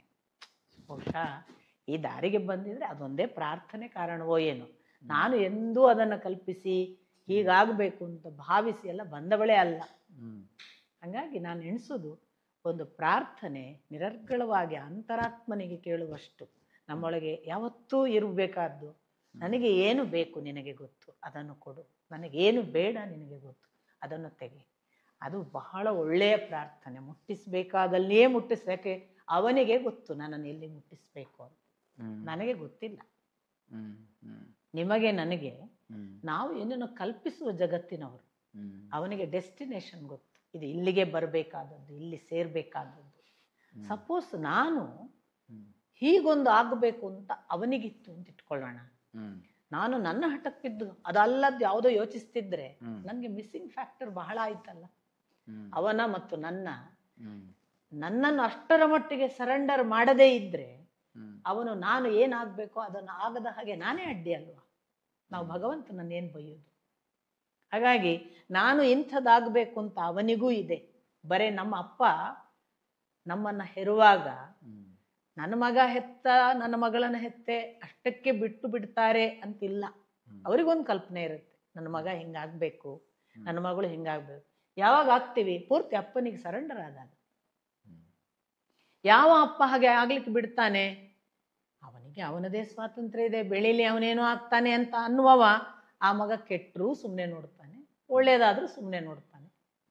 ಯಾವ ಅಪ್ಪನಿಗೆ ಪೂರ್ತಿ ಸರೆಂಡರ್ ಆಗಿದೆ, ಈ ಮಗು ನನ್ನನ್ನೇ ನಂಬಿದೆ, ನಾನು ಅದನ್ನು ಮುಟ್ಟಿಸಬೇಕಾದ ಹೈಟ್ ನನಗೆ ಗೊತ್ತಿದೆ ಅಂತ ಗೊತ್ತಿದೆ, ಅವ ಅದಕ್ಕೆ ಮುಟ್ಟಿಸುವಷ್ಟು ದೊಡ್ಡ ತಂದೆಯೂ ಆಗ್ತಾನೆ. ಪ್ರತಿ ಮನೆಗಳಲ್ಲಿ ಹಾಗೆ ನೋಡಿ, ಒಬ್ಬ ತಂದೆಗೆ ತನ್ನ ಮಗ ಹೀಗೆ ಆಗ್ಬೇಕು ಅಂತ ಕಲ್ಪನೆ ಇರುತ್ತೆ. ಪೂರ್ತಿ ಸಮರ್ಪಿಸಿಕೊಂಡ ಮಗುವನ್ನು ಹಾಗೆ ಬೆಳೆಸ್ತಾನೆ ಅಪ್ಪ. ಯಾವ ಮಗು ಸಮರ್ಪಿಸ್ಕೊಳ್ಳೋದಿಲ್ಲ, ಅದರದೇ ಹಠ ಮಾಡುತ್ತೆ, ಆಯ್ತು ನಿನ್ನಿಷ್ಟ ಅಂತಾನೆ. ಸೊ ನಾವು ಎರಡು ಚಾಯ್ಸನ್ನು ಇಲ್ಲಿ ಬರುವಾಗ ಭಗವಂತ ಕೊಟ್ಟಿದ್ದಾನೆ. ಬಹಳಷ್ಟು ಜನ ನಾನು ಹೀಗೆ ಆಗ್ಬೇಕು ಅಂತ ಒಂದು ಮಾಡೆಲ್ ಇಟ್ಕೋತೀವಿ, ಒಂದು ಫ್ರೇಮ್, ಅದಕ್ಕೆ ಟ್ರೈ ಮಾಡ್ತೀವಿ. ಭಗವಂತ ಅನ್ಕೋತಾನೆ ಅದರದ್ದೇನೋ ಎಫರ್ಟ್ನಲ್ಲಿದೆ, ಇರ್ಲಿ ಬಿಡು. ನಮ್ಮ ಎಫರ್ಟ್ ನಿಂತು ನಾವು ಎಫರ್ಟ್ ಹಾಕಲ್ಲ, ನಮಗೆ ಅವನಲ್ಲದೊಂದಿಲ್ಲ ಅನ್ನುವ ಖಾಚಿತ್ಯ ಬಂದು ನಾವು ಅವನಿಗೆ ಪೂರ್ತಿ ಸಮರ್ಪಿತರಾದರೆ ಆವತ್ತು ನಾವು ಅವನ ಕೈಯ ಶಿಶು. ಅವನ ಕೈಯ ಶಿಶುವನ್ನು ಅವನು ಹೆಂಗೆ ಬೆಳೆಸ್ಬೋದು? ಅದು ಅವನ ಅಳತೆ ಅಲ್ವಾ. ನಮ್ಗೆ ಎಷ್ಟು ಪಾಸಿಬಿಲಿಟಿ ಇದೆ ಅನ್ನೋದಕ್ಕೆ ಇದು. ಸೊ ತಿಳಿಯಾಗಿದೆ ವಿಷಯ, ಕರೆಕ್ಟಾಗಿ ಹೋಗ್ತಾ ಇದೆ, ಗ್ರಹಿಸ್ತಾ ಇದ್ದೀನಿ. ಆದರೂ ಈ ಕೆಲವರು ಈ ಸಫರಿಂಗ್ಸ್ ಬಗ್ಗೆ ಮಾತಾಡ್ಕೊತಾರೆ, ಹೇಳ್ಕೊತಾರೆ. ನನಗೆ ಎಲ್ಲ ಥರ ಅರ್ಪಿಸ್ಕೊಂಡಿದ್ದೀನಿ ನನ್ನನ್ನು ನಾನು, ಆದರೂ ನಾನು ಇಷ್ಟು ಪರೀಕ್ಷೆ ಮಾಡ್ತಿದ್ದಾನೆ ದೇವರು, ನಾನು ಇಷ್ಟು ಪರೀಕ್ಷೆ ಮಾಡ್ತಿದ್ದಾನೆ ದೇವರು ಅಂತ ಅವ್ರು ಹೇಳುವ ತೀವ್ರತೆಯಲ್ಲಿ ಅವ್ರು ಎಲ್ಲಿ ಎಡುತ್ತಾ ಇದ್ದಾರೆ, ಯಾಕೆ ಅದಂಗೆ ಆಗ್ತಿದೆ? ನನಗೆ ತುಂಬ ಸಿಂಪಲ್ಲಾಗಿ ಯಾವುದೋ ಒಂದು ವರ್ಡಲ್ಲಿ ಪೂರ್ವಜನ್ಮದ ಕರ್ಮ ಇವಾಗ ಮಾಡಿದ್ದೆ, ಇದಕ್ಕೆ ಅನುಭವಿಸ್ತಿದ್ಯಾ, ಅನುಭವಿಸ್ಕೊಂಡು ಹೋಗು ಅಂತ ಹೇಳೋದು ತುಂಬ ಸುಲಭ. ಆದರೆ ಅದಕ್ಕೊಂದು ಸಮಂಜಸವಾದಂಥ ಉತ್ತರ, ಯಾಕಂದರೆ ಇದು ಲಾಜಿಕ್ ಮೈಂಡ್. ಈ ಲಾಜಿಕ್ ಮೈಂಡ್ಗೆ ಇಲ್ಲಿ ಏನಾದ್ರು ಲಾಜಿಕ್ ಇದ್ರೇ ನಾವೆಲ್ಲ ಇನ್ಸ್ಟಂಟ್ ಕರ್ಮ ಅಂತೆಲ್ಲ ಒಂದು ಸ್ಟಾರ್ಟ್ ಆಗ್ಬಿಟ್ಟಿದ್ದಿಲ್ಲ. ಅವ್ನು ಯಾರಿಗೂ ಹಿಂಗೆ ಹೊಡೆದ್ಬಿಟ್ಟು ಹೋಗ್ತಿರ್ತಾನೆ, ಅವ್ನು ಜಾರು ಬೀಳ್ತಾನೆ. ಅವಾಗ ನೋಡಿ ಇವ್ನು ಹೊಡೆದ, ಅದಕ್ಕೆ ಅವ್ನಿಗೆ ಜಾರು ಬಿದ್ದ. ಈ ಥರದ ವಿಡಿಯೋಗಳು ನಾವು ತುಂಬ ನೋಡಿದ್ದೀವಿ. ಅದಕ್ಕೆ ಮಾತ್ರ ಜನ ಅದನ್ನ ತಗೊಂತಾರೆ. ಇದನ್ನ ಅಕ್ಸೆಪ್ಟ್ ಮಾಡೋ ಅಂದರೆ ಮಾಡೋದಿಲ್ಲ. ಸೊ ಆ ನೋವಿನ ತೀವ್ರತೆ ಯಾಕೆ ಅದು ಪರೀಕ್ಷೆ ಅಷ್ಟೊಂದು ಆಗುತ್ತೆ ಭಗವಂತ ಅಂದರೆ ಅವನ್ನೆಲ್ಲರನ್ನೂ ಹಿಂಗೆ ತಿದ್ದಕ್ಕೆ ಆ ನೋವು ಬರ್ತಾರದ ಅಂತ ಅದು ಲೆಕ್ಕ. ನಾನು ಯಾರನ್ನು ಉದ್ಧರಿಸಲು ಇಚ್ಛೆ ಪಡುತ್ತೇನೋ ಅವರನ್ನು ನಾನು ಸಂಪೂರ್ಣವಾಗಿ ನಾಶ ಮಾಡುತ್ತೇನೆ ಅಂತ ಒಂದು ಮಾತು ಇದೆ. ಬಲಿಚಕ್ರವರ್ತಿಯ ಮುಂದೆನೆ ತ್ರಿವಿಕ್ರಮ ಅವತಾರದ ಭಗವಂತನ ಮಾತು ಇದು. ಹೌದೌದು. ಉದ್ಧರಿಸ್ಲಿಕ್ಕಾಗೇ ನಾನು ಇಷ್ಟೆಲ್ಲ ಮಾಡೋದು ಅಂತ, ಅದು ಮೊದಲನೇದ್ದು ತಿಳುವಳಿಕೆ. ಇನ್ನು ನೀವು ಹೇಳಿದ್ರಿ ಇದು ಪ್ರಾಕೃತ ಕರ್ಮ, ಪ್ರಾರಬ್ಧ ಕರ್ಮ, ಪೂರ್ವ ಜನ್ಮದ ಕರ್ಮ, ಈ ಕ್ಷಣ ಮಾಡಿದ್ದಕ್ಕೆ ಈ ಕ್ಷಣ ಪ್ರತಿಕ್ರಿಯೆಯ ಇನ್ಸ್ಟೆಂಟ್ ಕರ್ಮ, ಎಲ್ಲವೂ ಸತ್ಯ, ಏನು ಸುಳ್ಳುಗಳಿಲ್ಲ. ಇವು ನೀವು ಬಹಳ ಯೋಚನೆ ಮಾಡಿದ್ರೆ ನಮ್ಮ ಜೀವನದಲ್ಲಿಯೇ ನಾವೊಂದು ಬಾಲ್ಯದಲ್ಲಿ ಮಾಡಿದ ಯಾವುದೋ ಒಂದು ಅಪರಾಧ ಗೊತ್ತಿಲ್ಲದೆ ಮಾಡಿರ್ತೀವಿ. ನಮ್ಗೆ ಒಂದು 26-30 ಆಗುವಾಗ ನಮಗೊಂದು ಘಟನೆ ಆಗುತ್ತೆ, ಅವತ್ತು ನಮ್ಗೆ ನೆನಪಾಗುತ್ತೆ. ಹೌದು, ನೆನಪಾಗುತ್ತೆ. ಓ, ನಾನು ಅವತ್ತು ಹಾಗೆ ಮಾಡಿದ್ದೆ, ಬಹುಶಃ ಅದಕ್ಕೆ ಇದಾಯಿತು ಅಂತ. ಹೌದೌದು. ಇದು ಒಂದು ಲೆಕ್ಕದಲ್ಲಿ ಪೂರ್ವಜನ್ಮಕ್ಕೆ ಈಕ್ವೇಟ್ ಆದಂತಹ ರಿಮೆಂಬರೆನ್ಸ್. ನಮಗೆ ಜೀವಕ್ಕೆ ಮೆಮರಿ ಇದೆ, ಬ್ರೈನ್ ಮೆಮರಿ ಈ ದೇಹಕ್ಕೆ ಮಾತ್ರ ಸೀಮಿತ ಆಗಿದೆ. ಈ ಜೀವದ ಮೆಮರಿಗೆ ಹೋದ ಜನ್ಮದ್ದು ಅಂತ ಗೊತ್ತಿರುತ್ತೆ. ಇದು ಹೋದ ಜೀವ. ಯಾಕಂದ್ರೆ ಜನ್ಮ ಅಂತಂದ್ರೆ ಮತ್ತೇನು? ಜನ್ಮ ಅಂದ್ರೆ ಜೀವ, ಅದೇ ಜೀವ ಚೇಂಜ್ ಆಗಲ್ಲ.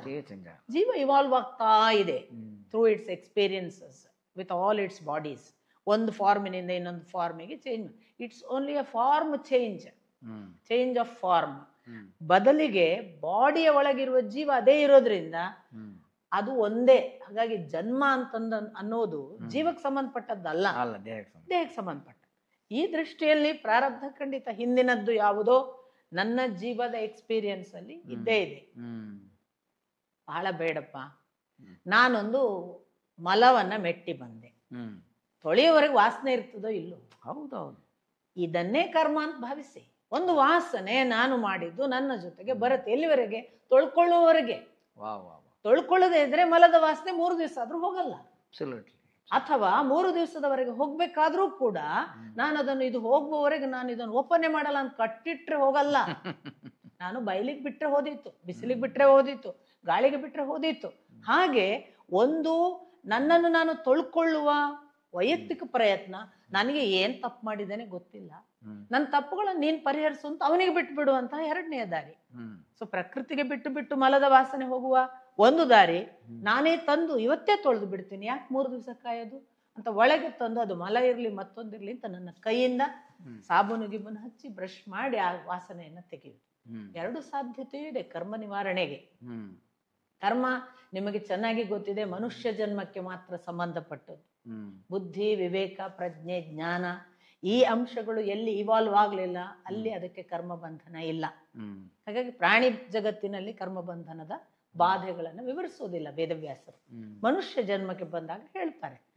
ಆ ಕರ್ಮ ಬಂಧನ ಅನ್ನೋದನ್ನು ನಾನು ಯಾವತ್ತೂ ಕೂಡ ನ್ಯೂಟನ್ ಲಾನ ಒಪ್ತೀರಿ ನೀವು? ನ್ಯೂಟನ್ ಲಾ ಸೈನ್ಸ್ ಅಂತ ಒಪ್ತೀರಿ. ಕ್ರಿಯೆಗೆ ಪ್ರತಿಕ್ರಿಯೆ ಇದೆ ಅಲ್ವಾ? ಕ್ರಿಯೆಗೆ ಪ್ರತಿಕ್ರಿಯೆ ಇದೆ ಅನ್ನೋದನ್ನು ವಿಜ್ಞಾನ ಹೇಳಿದ್ಕೊಳ್ಳೆ ಒಪ್ತೀರಿ. ಯಾಕೆ ಈ ಜೀವ ವಿಜ್ಞಾನ ಹೇಳತ್ತಪ್ಪ? ಜೀವಕ್ಕೆ ಹೇಳತ್ತೆ. ಜೀವಕ್ಕೊಂದು ಪಾಪ ಪ್ರಜ್ಞೆ ಇರಲ್ವಾ? ಜೀವಕ್ಕೊಂದು ಆಕ್ಷನ್ ಇಲ್ವಾ? ಜೀವಕ್ಕೊಂದು ಪ್ರತಿಕ್ರಿಯೆ ಇಲ್ವಾ? ನೀವು ಒಬ್ಬರು ಏನೋ ಒಂದು ಒಳಿತು ಹೇಳಿದಾಗ ಸಂತೋಷ ಪಡ್ತದೆ ಜೀವ, ದುಃಖಿಸುವಂತಹ ಯಾವುದೋ ಘಟನೆ ನಡೆದಾಗ ದುಃಖಿಸ್ತದೆ ಜೀವ ಅಂತ ಗಮನಿಸ್ತೇವೆ ನಾವು. ಯಾಕೆ ಅದಕ್ಕೆ ಅದರ ಪೂರ್ವ ಬಾಧೆಗಳ ಜೊತೆಗೆ ಕನೆಕ್ಷನ್ ಇಲ್ಲ ಅಂತ ಭಾವಿಸ್ಬೇಕು? ಖಂಡಿತ ಇದೆ. ಇನ್ಸ್ಟೆಂಟ್ ಹೇಳಿದ್ರಲ್ಲ, ಅದು ಬಹಳ ಒಳ್ಳೆಯ ಒಂದು ಕ್ರಮ ನನ್ನ ಪ್ರಕಾರ. ಏನ್ ಗೊತ್ತಾ, ಇನ್ನೊಬ್ಬರಿಗೆ ಹೇಳಲಿಕ್ಕೆ ಒಳ್ಳೆ ಕ್ರಮ ಅಲ್ಲ ಅದು. ನೋಡಿ, ಅವ ಹಾಗೆ ಮಾಡಿದ ಅದಕ್ಕೆ ಜಾರಿ ಬಿದ್ದ, ಇನ್ನೊಬ್ಬ ಹೇಳೋದ್ರಿಂದ ಏನೂ ಆಗಲ್ಲ. ಒಂದು ವೇಳೆ ನನ್ನ ಕಾನ್ಶಿಯನ್ಸಿಗೆ ನಿಮಗೆ ಬೈದ ಮರುಕ್ಷಣ ನಾನು ಇಲ್ಲಿ ಜಾರಿದಾಗ, ಓಹೋ ನಾನು ಬೈದದಕ್ಕೆ ಜಾರಿದೆ ಅನ್ನಿಸಿದ್ರೆ, ಅದಕ್ಕಿಂತ ದೊಡ್ಡ ಪರಿಮಾರ್ಜನೆ, ಅದಕ್ಕಿಂತ ದೊಡ್ಡ ಕರೆಕ್ಷನ್, ಅದಕ್ಕಿಂತ ದೊಡ್ಡ evolution in the form of ಜೀವ ಇನ್ಯಾವುದೂ ಅಲ್ಲ. You become more and more sensitive. ಹಾಗೆ ಯೋಚನೆ ಮಾಡುವುದರಿಂದ you become more and more sensitive. Sensitivity is nothing but understanding the being. Being in understanding ಅಂದ್ರೆ nothing but understanding that he is the one who is living with me. ನನ್ನ ಒಳಗೆ ಇರುವ ಅವನು ನನ್ನನ್ನು ಎಷ್ಟೆಷ್ಟು ಸೂಕ್ಷ್ಮ ಮಾಡ್ತಾನೆ. ಅದಕ್ಕೆ ಅದನ್ನು ಸೂಕ್ಷ್ಮ ಆಗುವಷ್ಟು ನಾವು ಹಂಸ ಗುಣಕ್ಕೆ ಬರ್ತೇವೆ. ಹಂಸ ಅಂತಲೇ, ಹಂಸ, ಈ ನಾನೇ ಅವನು, ಅಥವಾ ನಾನು ಉಸಿರಾಡುವುದಲ್ಲ ಅವನೇ ಉಸಿರಾಡುವುದು ಅನ್ನುವ ಒಂದು ಭಾಗವಕ್ಕೆ ಬರುವುದುಂಟಲ್ಲ, ಅಲ್ಲಿಯವರೆಗೆ ನಾವು ಸೆನ್ಸಿಟಿವ್ ಆಗುವುದುಂಟಲ್ಲ, ಅದು ಕೋಮಲತ್ವ.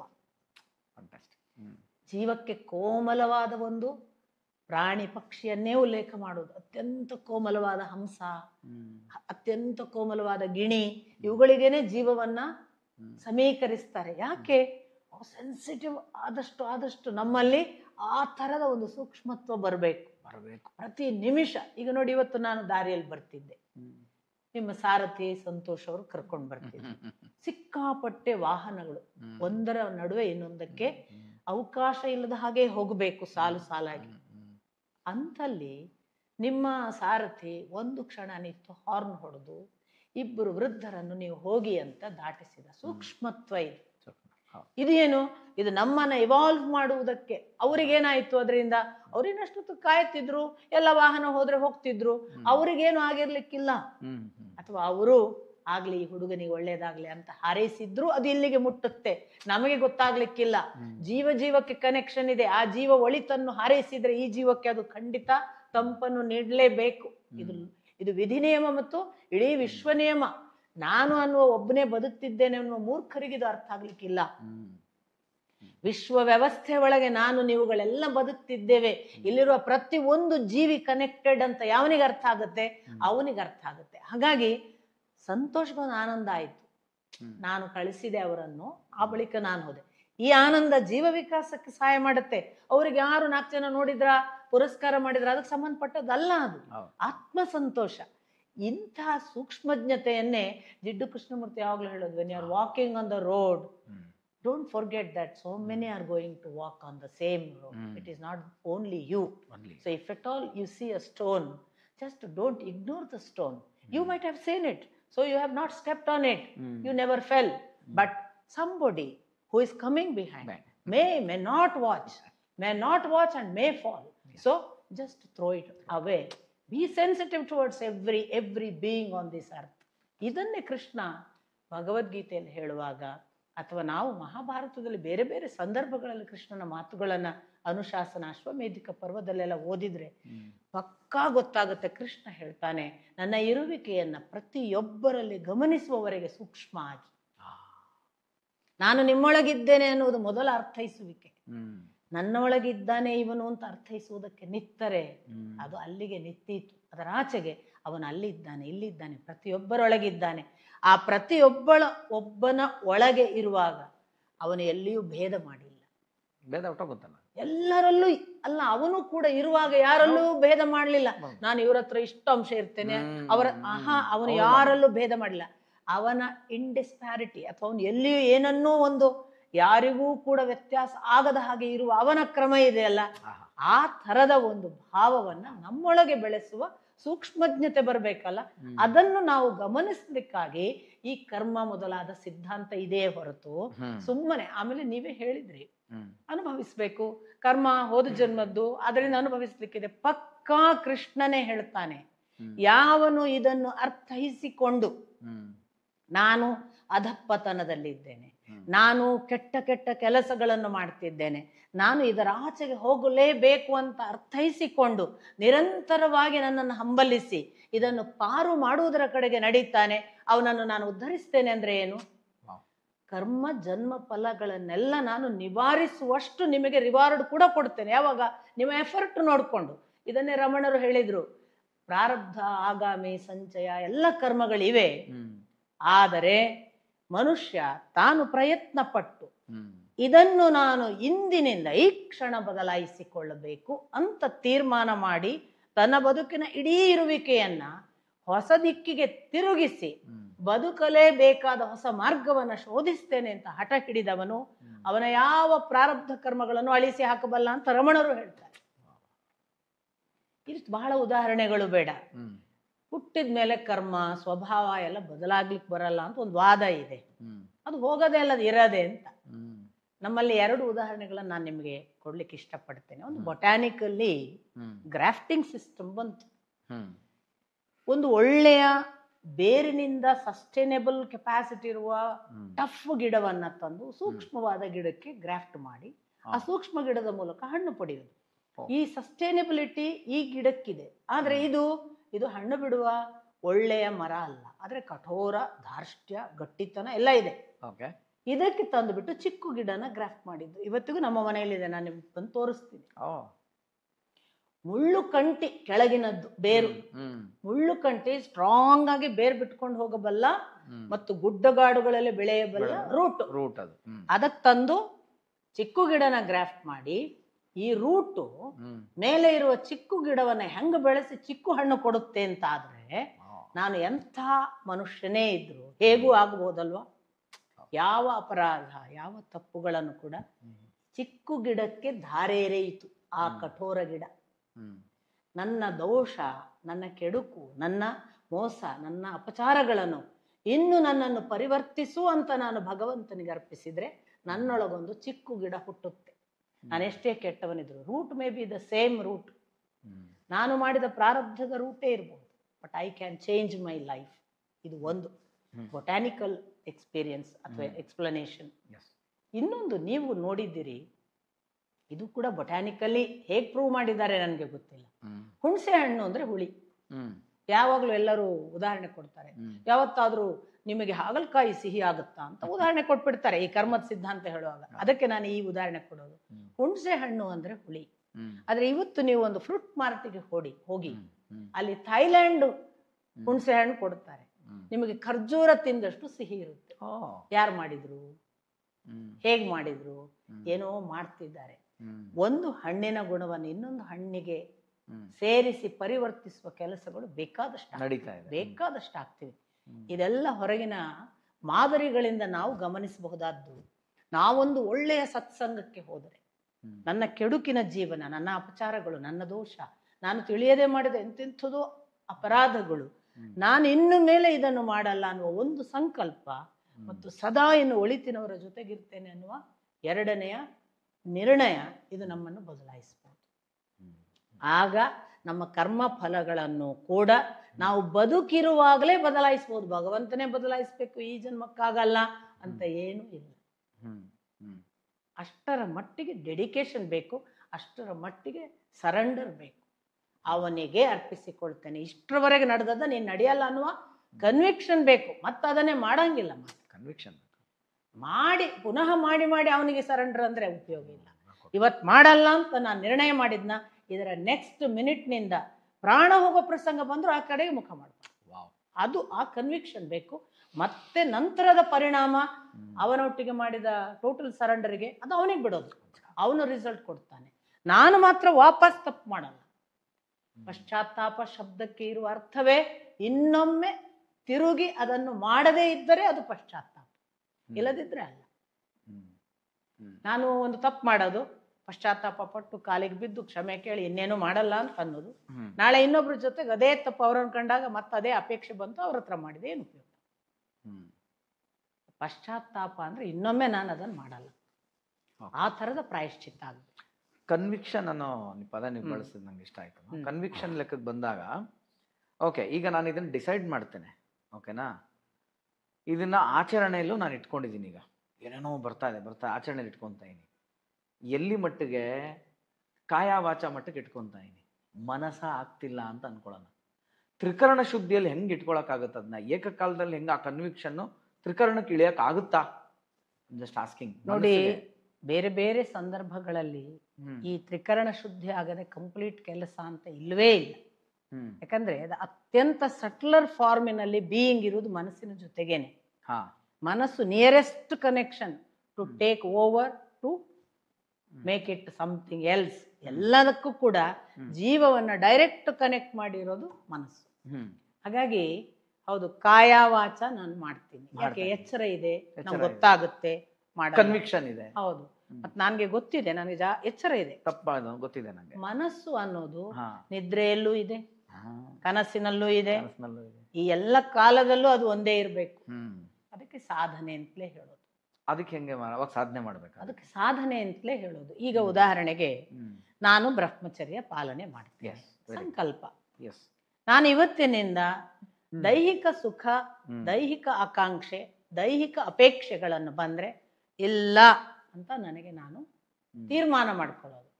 ಇಲ್ಲ ಅನ್ನೋದನ್ನು, ಹೌದು, ನನಗೀಗೆ ಒಂದು ಹುಡುಗನ ನೋಡುವಾಗ ಅಪೇಕ್ಷೆ ಆಯಿತು, ತಕ್ಷಣ ನನ್ನ ಸಂಕಲ್ಪವನ್ನ ಎದುರಿಗೆ ತಂದ್ಕೊಂಡು ನನಗೆ ಡಿಲೀಟ್ ಅಂತ ಅದನ್ನ ನಾನು ಎಲ್ಲ ಅಪೇಕ್ಷೆಗಳನ್ನ ಆ ಕ್ಷಣ ಎಚ್ಚರದಿಂದ ಡಿಲೀಟ್ ಮಾಡ್ತೇನೆ.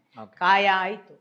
ವಾಚಿಕವಾಗಿ ನಾನು ಯಾರ ಜೊತೆಗೂ ಮಾತಾಡುವಾಗ ನನಗೆ ಬಂದ್ಕೊಳ್ಳು ನಾನು ಎಚ್ಚರಿಸಿಕೊಂಡು ಅಂಥ ಮಾತುಗಳನ್ನು ಆಡದೇ ಇರ್ಬೋದು. ನಿದ್ದೆಗೆ ಹೋದೆ ಅಥವಾ ಒಂದು ಸಣ್ಣ ಧ್ಯಾನಾವಸ್ಥೆಯ ನಿದ್ದೆಯಲ್ಲಿದ್ದೆ, ಕಲ್ಪನೆಗೆ ಹೋಗ್ತೇನೆ. ಕಲ್ಪನೆ ನನ್ನನ್ನು ತಗೊಂಡೋಗ್ಬಿಡುತ್ತೆ ಆ ಹುಡುಗನ ಹತ್ರ, ಅವನ ಜೊತೆಗಿದ್ದೇನೆ, ಅವನ ಜೊತೆಗೆ ಮಲಗಿದೆ ಎಲ್ಲ ಅನಿಸ್ತದೆ. ಆಗ ಮನಸ್ಸು ದಾರಿ ತಪ್ಪಿತು. ನಿದ್ದೆಯಲ್ಲಂತೂ ಇದು ಧ್ಯಾನದ ಕಲ್ಪನೆ, ಸ್ವಲ್ಪ ಆದ್ರೂ ಎಚ್ಚರ ಇದೆ. ನಿದ್ದೆ ಅಂತೂ ಪೂರ್ತಿ ಎಚ್ಚರ ಇಲ್ಲದ ಸ್ಥಿತಿ. ಆಗ ದೈಹಿಕ ಆಕಾಂಕ್ಷೆಗಳಿಗೆ ಅನುಗುಣವಾಗಿ ಮನಸ್ಸು ಬೇಕಾದ್ದನ್ನು ಮಾಡಿ ನಿದ್ರಾವಸ್ಥೆಯಲ್ಲಿ ಎಷ್ಟೋ ಜನಕ್ಕೆ ದೈಹಿಕ ಸುಖಾದ ಅನುಭವಗಳನ್ನು, ಇದೆಲ್ಲವೂ ಇದೆ. ಅದಕ್ಕೆ ಬೇಕಾಗುವುದು ಒಂದೇ, ಏನು ಇಲ್ಲ, ಎಚ್ಚರವನ್ನ ಹೆಚ್ಚು ವಿಸ್ತರಿಸೋದು.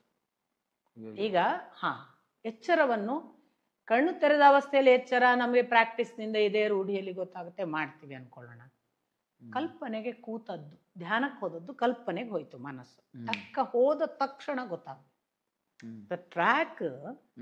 ನನ್ನ ಮನಸ್ಸು ದಾರಿ ತಪ್ಪಿದೆ ಅಂತ ಗೊತ್ತಾಗುವುದು ಎಷ್ಟೋ ಸಾರಿ ಏನಾಗುತ್ತೆ ಅಂದ್ರೆ, ಅಷ್ಟೂ ಕಲ್ಪನೆಗಳನ್ನು ಮುಗಿಸಿ ಅದರ ದೈಹಿಕ ಅನುಭವಗಳನ್ನೆಲ್ಲ ಪಡೆದ್ಮೇಲೆ ಅಯ್ಯೋ ದೇವರೇ ನಾನು ಟ್ರ್ಯಾಕ್ ತಪ್ಪಿದ್ದೇನೆ ಗೊತ್ತಾಗುತ್ತೆ ಫಸ್ಟಿಗೆ.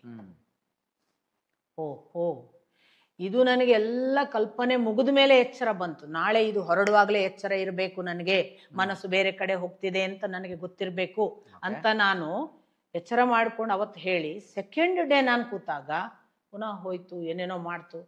ಅಟ್ಲೀಸ್ಟ್ ಮುಗಿಸಿ ಬರುವುದ್ರೊಳಗೆ, ಆ ಅನುಭವನ ಮುಗಿಸಿ ಬರುವುದ್ರೊಳಗೆ ಎಲ್ಲೋ 3/4 ಹೋಗೋ ಎಚ್ಚರ ಆಯ್ತು ಅಂತ ಇಟ್ಕೊಳ್ಳಿ.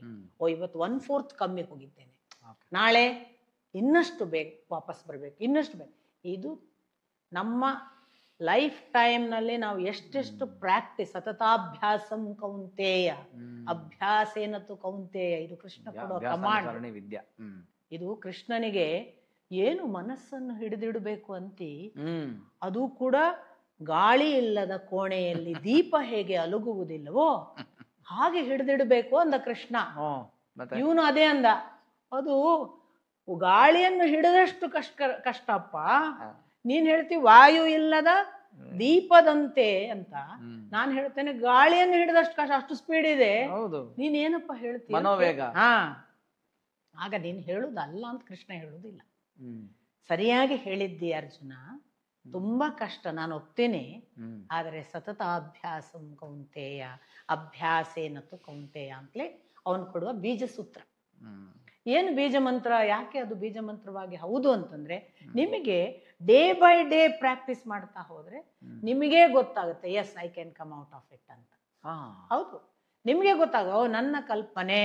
ನಿನ್ನೆ ನಾನು ಕೂತು ನಾನು ಇಷ್ಟಪಡುವ ಹುಡುಗನ ಹತ್ರ ಹೋಗಿ ಎಲ್ಲಾ ಖುಷಿಪಟ್ಟು ಬರುವವರೆಗೆ ನನಗೆ ಎಚ್ಚರವೇ ಇಲ್ಲ. 10 ದಿವಸದ ಮೇಲೆ ನನ್ಗೆ ಗೊತ್ತಾಗುತ್ತೆ ಅದು ಈಗ ಹುಡುಗನ ಹತ್ರ ಹೊರಟಿದೆ ಅನ್ನುವಾಗಲೇ ನನಗೆ ಎಚ್ಚರ ಆಗ್ತಿದೆ. ಅಷ್ಟರ ಮಟ್ಟಿಗೆ ನಾನು ಅದನ್ನ ಎಳೆದು ತರ್ತಿದ್ದೇನೆ.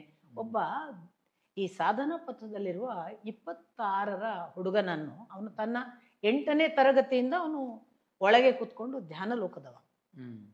ಅವನು ಒಂದು ದಿವಸ ಹೀಗೆ ಮುಖಾಮುಖಿ ಆದಾಗ ನಾನು ಅವನಿಗೆ ಕೇಳಿದೆ, ತುಂಬಾ ಪ್ರಶ್ನೆಗಳಿವೆಪ್ಪ, ಅದೆಲ್ಲ ಕೇಳ್ತೀನಿ ಅಂತ ಹೇಳಿ ಎಲ್ಲ ಕೇಳಿ, ಒಂದು ಪ್ರಶ್ನೆ ಬಹಳ ಮುಖ್ಯವಾದ ಕೇಳ್ತೀನಿ, ನಿನಗಿನ್ನು 24, ನಾನು ಕೂಡ ಈ ಪಥಕ್ಕೆ ಸುಮಾರು ನಿನ್ನ ವಯಸ್ಸಿಗೆ ಬಂದೆ. ಅಧ್ಯಾತ್ಮ ಪಥ ಎಷ್ಟು ಆಕರ್ಷಕವೋ ಅಷ್ಟೇ ಪರೀಕ್ಷಾತ್ಮಕ. ನಮಗೆ ಮಾನಸಿಕವಾಗಿ ಒಂದು ಯೋಚನೆ ಇದ್ರೂ ದೈಹಿಕವಾದ ಕೆಲವು ಆಕಾಂಕ್ಷೆಗಳಿರ್ತವೆ. ನಿನಗೂ ಕೂಡ ಆ ವಯಸ್ಸಿಗೆ ದೈಹಿಕ ಆಕಾಂಕ್ಷೆ, ಕಾಮ ಮತ್ತೊಂದು ಇರಲಬಹುದು, ಇಲ್ಲದೆ ಇರ್ಲಿಕ್ಕೆ ಸಾಧ್ಯ ಇಲ್ಲ ಬೈ ಬರ್ತ್. ನಿನಗೆ ಅದು ಇತ್ತ, ಅದು ನಿನ್ನನ್ನೇನಾದ್ರೂ ಸೆಳೆಯಿತ, ಅದು ನಿನ್ನನ್ನು ಅಲುಗಿಸಿಲ್ವಾ ಅಂತ ಕೇಳಿದೆ ನಾನು ಆ ಹುಡುಗಂಗೆ. ಅದು ಬಹಳ ಚಂದ. ಇದು ಸತತಾಭ್ಯಾಸವನ್ನು ಅವನು ಎಕ್ಸ್ಪ್ರೆಷನ್ ಕೊಟ್ಟು ಹೇಳಿದ ರೀತಿ. ಅವನು ಹೇಗೆ ಹೇಳಿದ ಅಂದ್ರೆ, ಅದು ಮೊದಲಿಗೆ ಇಲ್ಲಿರ್ತದ್ದು ಅಲ್ಲಿಗೆ ಹೋಗ್ತಿತ್ತು. ಅವನು ಕೈ ಮಾಡಿದ್ದು ನೀವು ಗಮನಿಸಿ, ಅದು ನನ್ನನ್ನು ಅಲ್ಲಿಗೆ ಎಳೆದುಕೊಂಡು ಹೋಗ್ತಿತ್ತು, ನಾನು ಅದನ್ನು ವಾಪಸ್ ತರ್ತಿದ್ದೆ, ಮತ್ತೆ ಹೋಗ್ತಿತ್ತು, ಮತ್ತೆ ತರ್ತಿದ್ದೆ, ಮತ್ತೆ ಹೋಗ್ತಿತ್ತು, ಮತ್ತೆ ತರ್ತಿದ್ದೆ. ಅವನ ಕೈ ಹತ್ರ ಆಗ್ಲಿಕ್ಕೆ ಶುರುವಾಯ್ತು, ಹೋಗ್ತಿತ್ತು, ಇಂಟೆನ್ಸಿಟಿ ಕಮ್ಮಿ ಆಗ. ಅಂದ್ರೆ ದೂರ ಅದು ಫಸ್ಟ್ ಎಷ್ಟೋ ಹೋದ್ಮೇಲೆ ಗೊತ್ತಾಗ್ತಿತ್ತು, ಬರ್ಬರ್ತ ನಂಗೆ ಅದು ಇಲ್ಲಿ ಹೋಗೋಗ್ಲೇ ಗೊತ್ತಾಯ್ತು, ಇಲ್ಲಿ ಹೋಗೋಗ್ಲಿ. ಅವನ ಕೊನೆಯದು ಏನು ಹೇಳಿದಂದ್ರೆ, ಅದು ಈಗ ಇಲ್ಲಿ ಬಂದು ನಿಂತಿದೆ, ಈಗ ಅದು ಹೋಗೋದಿಲ್ಲ. ಹೀಗೆ ಒಂದು ಎಳ್ಕೊಂಡು ಬರುವ ಸಾಧನೆ ಬೇಕು, ಎಲ್ಲೆಲ್ಲೋ ಹೋಗದ ಹಾಗೆ. ಇದು ಸಾಧನೆ ಅನ್ನೋದೇ ಸತತ ಅಭ್ಯಾಸ. ಒಳ್ಳೆ ಒಬ್ಬ ರಾಮನ ಪಾತ್ರ ಮಾಡ್ಬೇಕಾದ್ರೆ ತಾಲೀಮು ಬೇಕೇ ಬೇಕು. ನೀವು ಹೋಗಿ ಸ್ಕ್ರಿಪ್ಟ್ ಕೊಟ್ಕೊಂಡು ಹೋಗೋ ರಾಮ ಮಾಡೋ ಅನ್ಕೊಳ್ಳೆ, ರಾಮ ಮಾಡ್ತಾರಲ್ಲ ಇವತ್ತು, ಅದಲ್ಲ. ಸತತಾಭ್ಯಾಸ ತಾಲೀಮು ಅಂತ ಅದಕ್ಕೆ. ಎಷ್ಟು 40 ದಿವಸ ನಾವು ರಾತ್ರಿ ಹಗಲು ನಾಟಕ ಮಾಡ್ತಿದ್ರೆ, ರಾತ್ರಿ ಹಗಲು ಆ ತಾಲೀಮಿನಲ್ಲಿ ರಾಮ, ಮನೆಯಲ್ಲಿ ರಾಮ ಭಾವದಲ್ಲಿ ಇದ್ದು ಅವತ್ತು ನಾವು ಪ್ರದರ್ಶನ. ಅದು ಸತತಾಭ್ಯಾಸದಿಂದ ಬರುವಂಥದ್ದು. ಸೊ ನಾವು ಅದೇ ಆಗಬೇಕಾದ್ರೆ ಅಂಥದ್ದೊಂದು ಅಭ್ಯಾಸ ಬೇಕು. ಖಂಡಿತವಾಗಿಯೂ ನಿಮಗೆ ಹೇಳಿದಂತಹ ಒಂದು, ನಾನೇ ಉದಾಹರಣೆ ಕೊಟ್ಟ ಬ್ರಹ್ಮಚರ್ಯ, ಅದು ಕಲ್ಪನೆಯಲ್ಲಿ ಕನಸಿನಲ್ಲಿ ನಮ್ಮನ್ನ ಧೃತಿಗೆಡಿಸ್ತದೆ. ಆದರೆ ನಿದ್ರೆಯಲ್ಲಿ ಆಗುವಂಥದ್ದು ಇದೆಯಲ್ಲ, ಅಲ್ಲಿಯವರೆಗೆ ಅಂದ್ರೆ ನಾವು ಸಬ್ಕಾನ್ಷಿಯಸ್ ಲೆವೆಲ್ವರೆಗೆ ನಮ್ಮ ಅವೇರ್ನೆಸ್ ಶಿಫ್ಟ್ ಆಗಬೇಕು. ಎಷ್ಟು ಅಂದ್ರೆ ನೋಡಿ, ಈಗ ನಾನು ಕಲ್ಪನೆ ಎದ್ದು ಹೇಳಿದೆ, ಇದು ಹೋಗುವಾಗಲೇ ಗೊತ್ತಾಗಿ ಬರುವ ಹಾಗೆ ಒಂದು ಎಚ್ಚರ. ಕನಸಿನಲ್ಲಿ ಆಯ್ತು ಅಂತ ಇಟ್ಕೊಳ್ಳಿ, ಕನಸು ಮುಗಿದ ಮೇಲೆ ಎಚ್ಚರ ಆಗುವುದುಂಟಲ್ಲ, ಓ ನಾನು ಇದನ್ನು ಅನುಭವಿಸಿದೆ, ಇದು ಪ್ರಥಮ ಸ್ಥಿತಿ. ಬರ್ಬರ್ತಾ ನಾನು ಹೋಗಿ ಆ ಹುಡುಗನ ಮುಂದೆ ನಿಂತಾಗ ಎಚ್ಚರ ಆಗ್ಬಿಡ್ಬೇಕು. ಇನ್ನೂ ಮುಂದಿನ ಹಂತಕ್ಕೆ ನಾನು ಹೊರಟೆ ಅನ್ನುವಾಗ ಎಚ್ಚರ ಗೊತ್ತಾಗ್ಬಿಡುತ್ತೆ. ಇನ್ನೂ ಮುಂದಿನ ಹಂತಕ್ಕೆ ನನ್ನ ಕನಸು ಈಗ ಅವನ ಕಡೆಗೆ ಹೊರಟಿದೆ ಅನ್ನುವಾಗಲೇ ಎಚ್ಚರ ಆಗ್ಬೇಕು. ಹೀಗೆ ವಿ ಕ್ಯಾನ್ ಕಮ್ ಬ್ಯಾಕ್. ಅದು ಒಂದು ಥರದ coming back to the same point where it is. ಆ ಅವನು ಇರುವ ಬೇಯಿಂಗಿನ ಕಾನ್ಶಿಯನ್ಸಿನ ಆ ಭಾಗಕ್ಕೆ ಬರುವುದು, ದೂರ ಹೋಗದೆ. ಇದು ಎಚ್ಚರವನ್ನು ವಿಸ್ತರಿಸುವುದು ಅಂತ ನಾನು ಹೇಳಿ. Super, fantastic.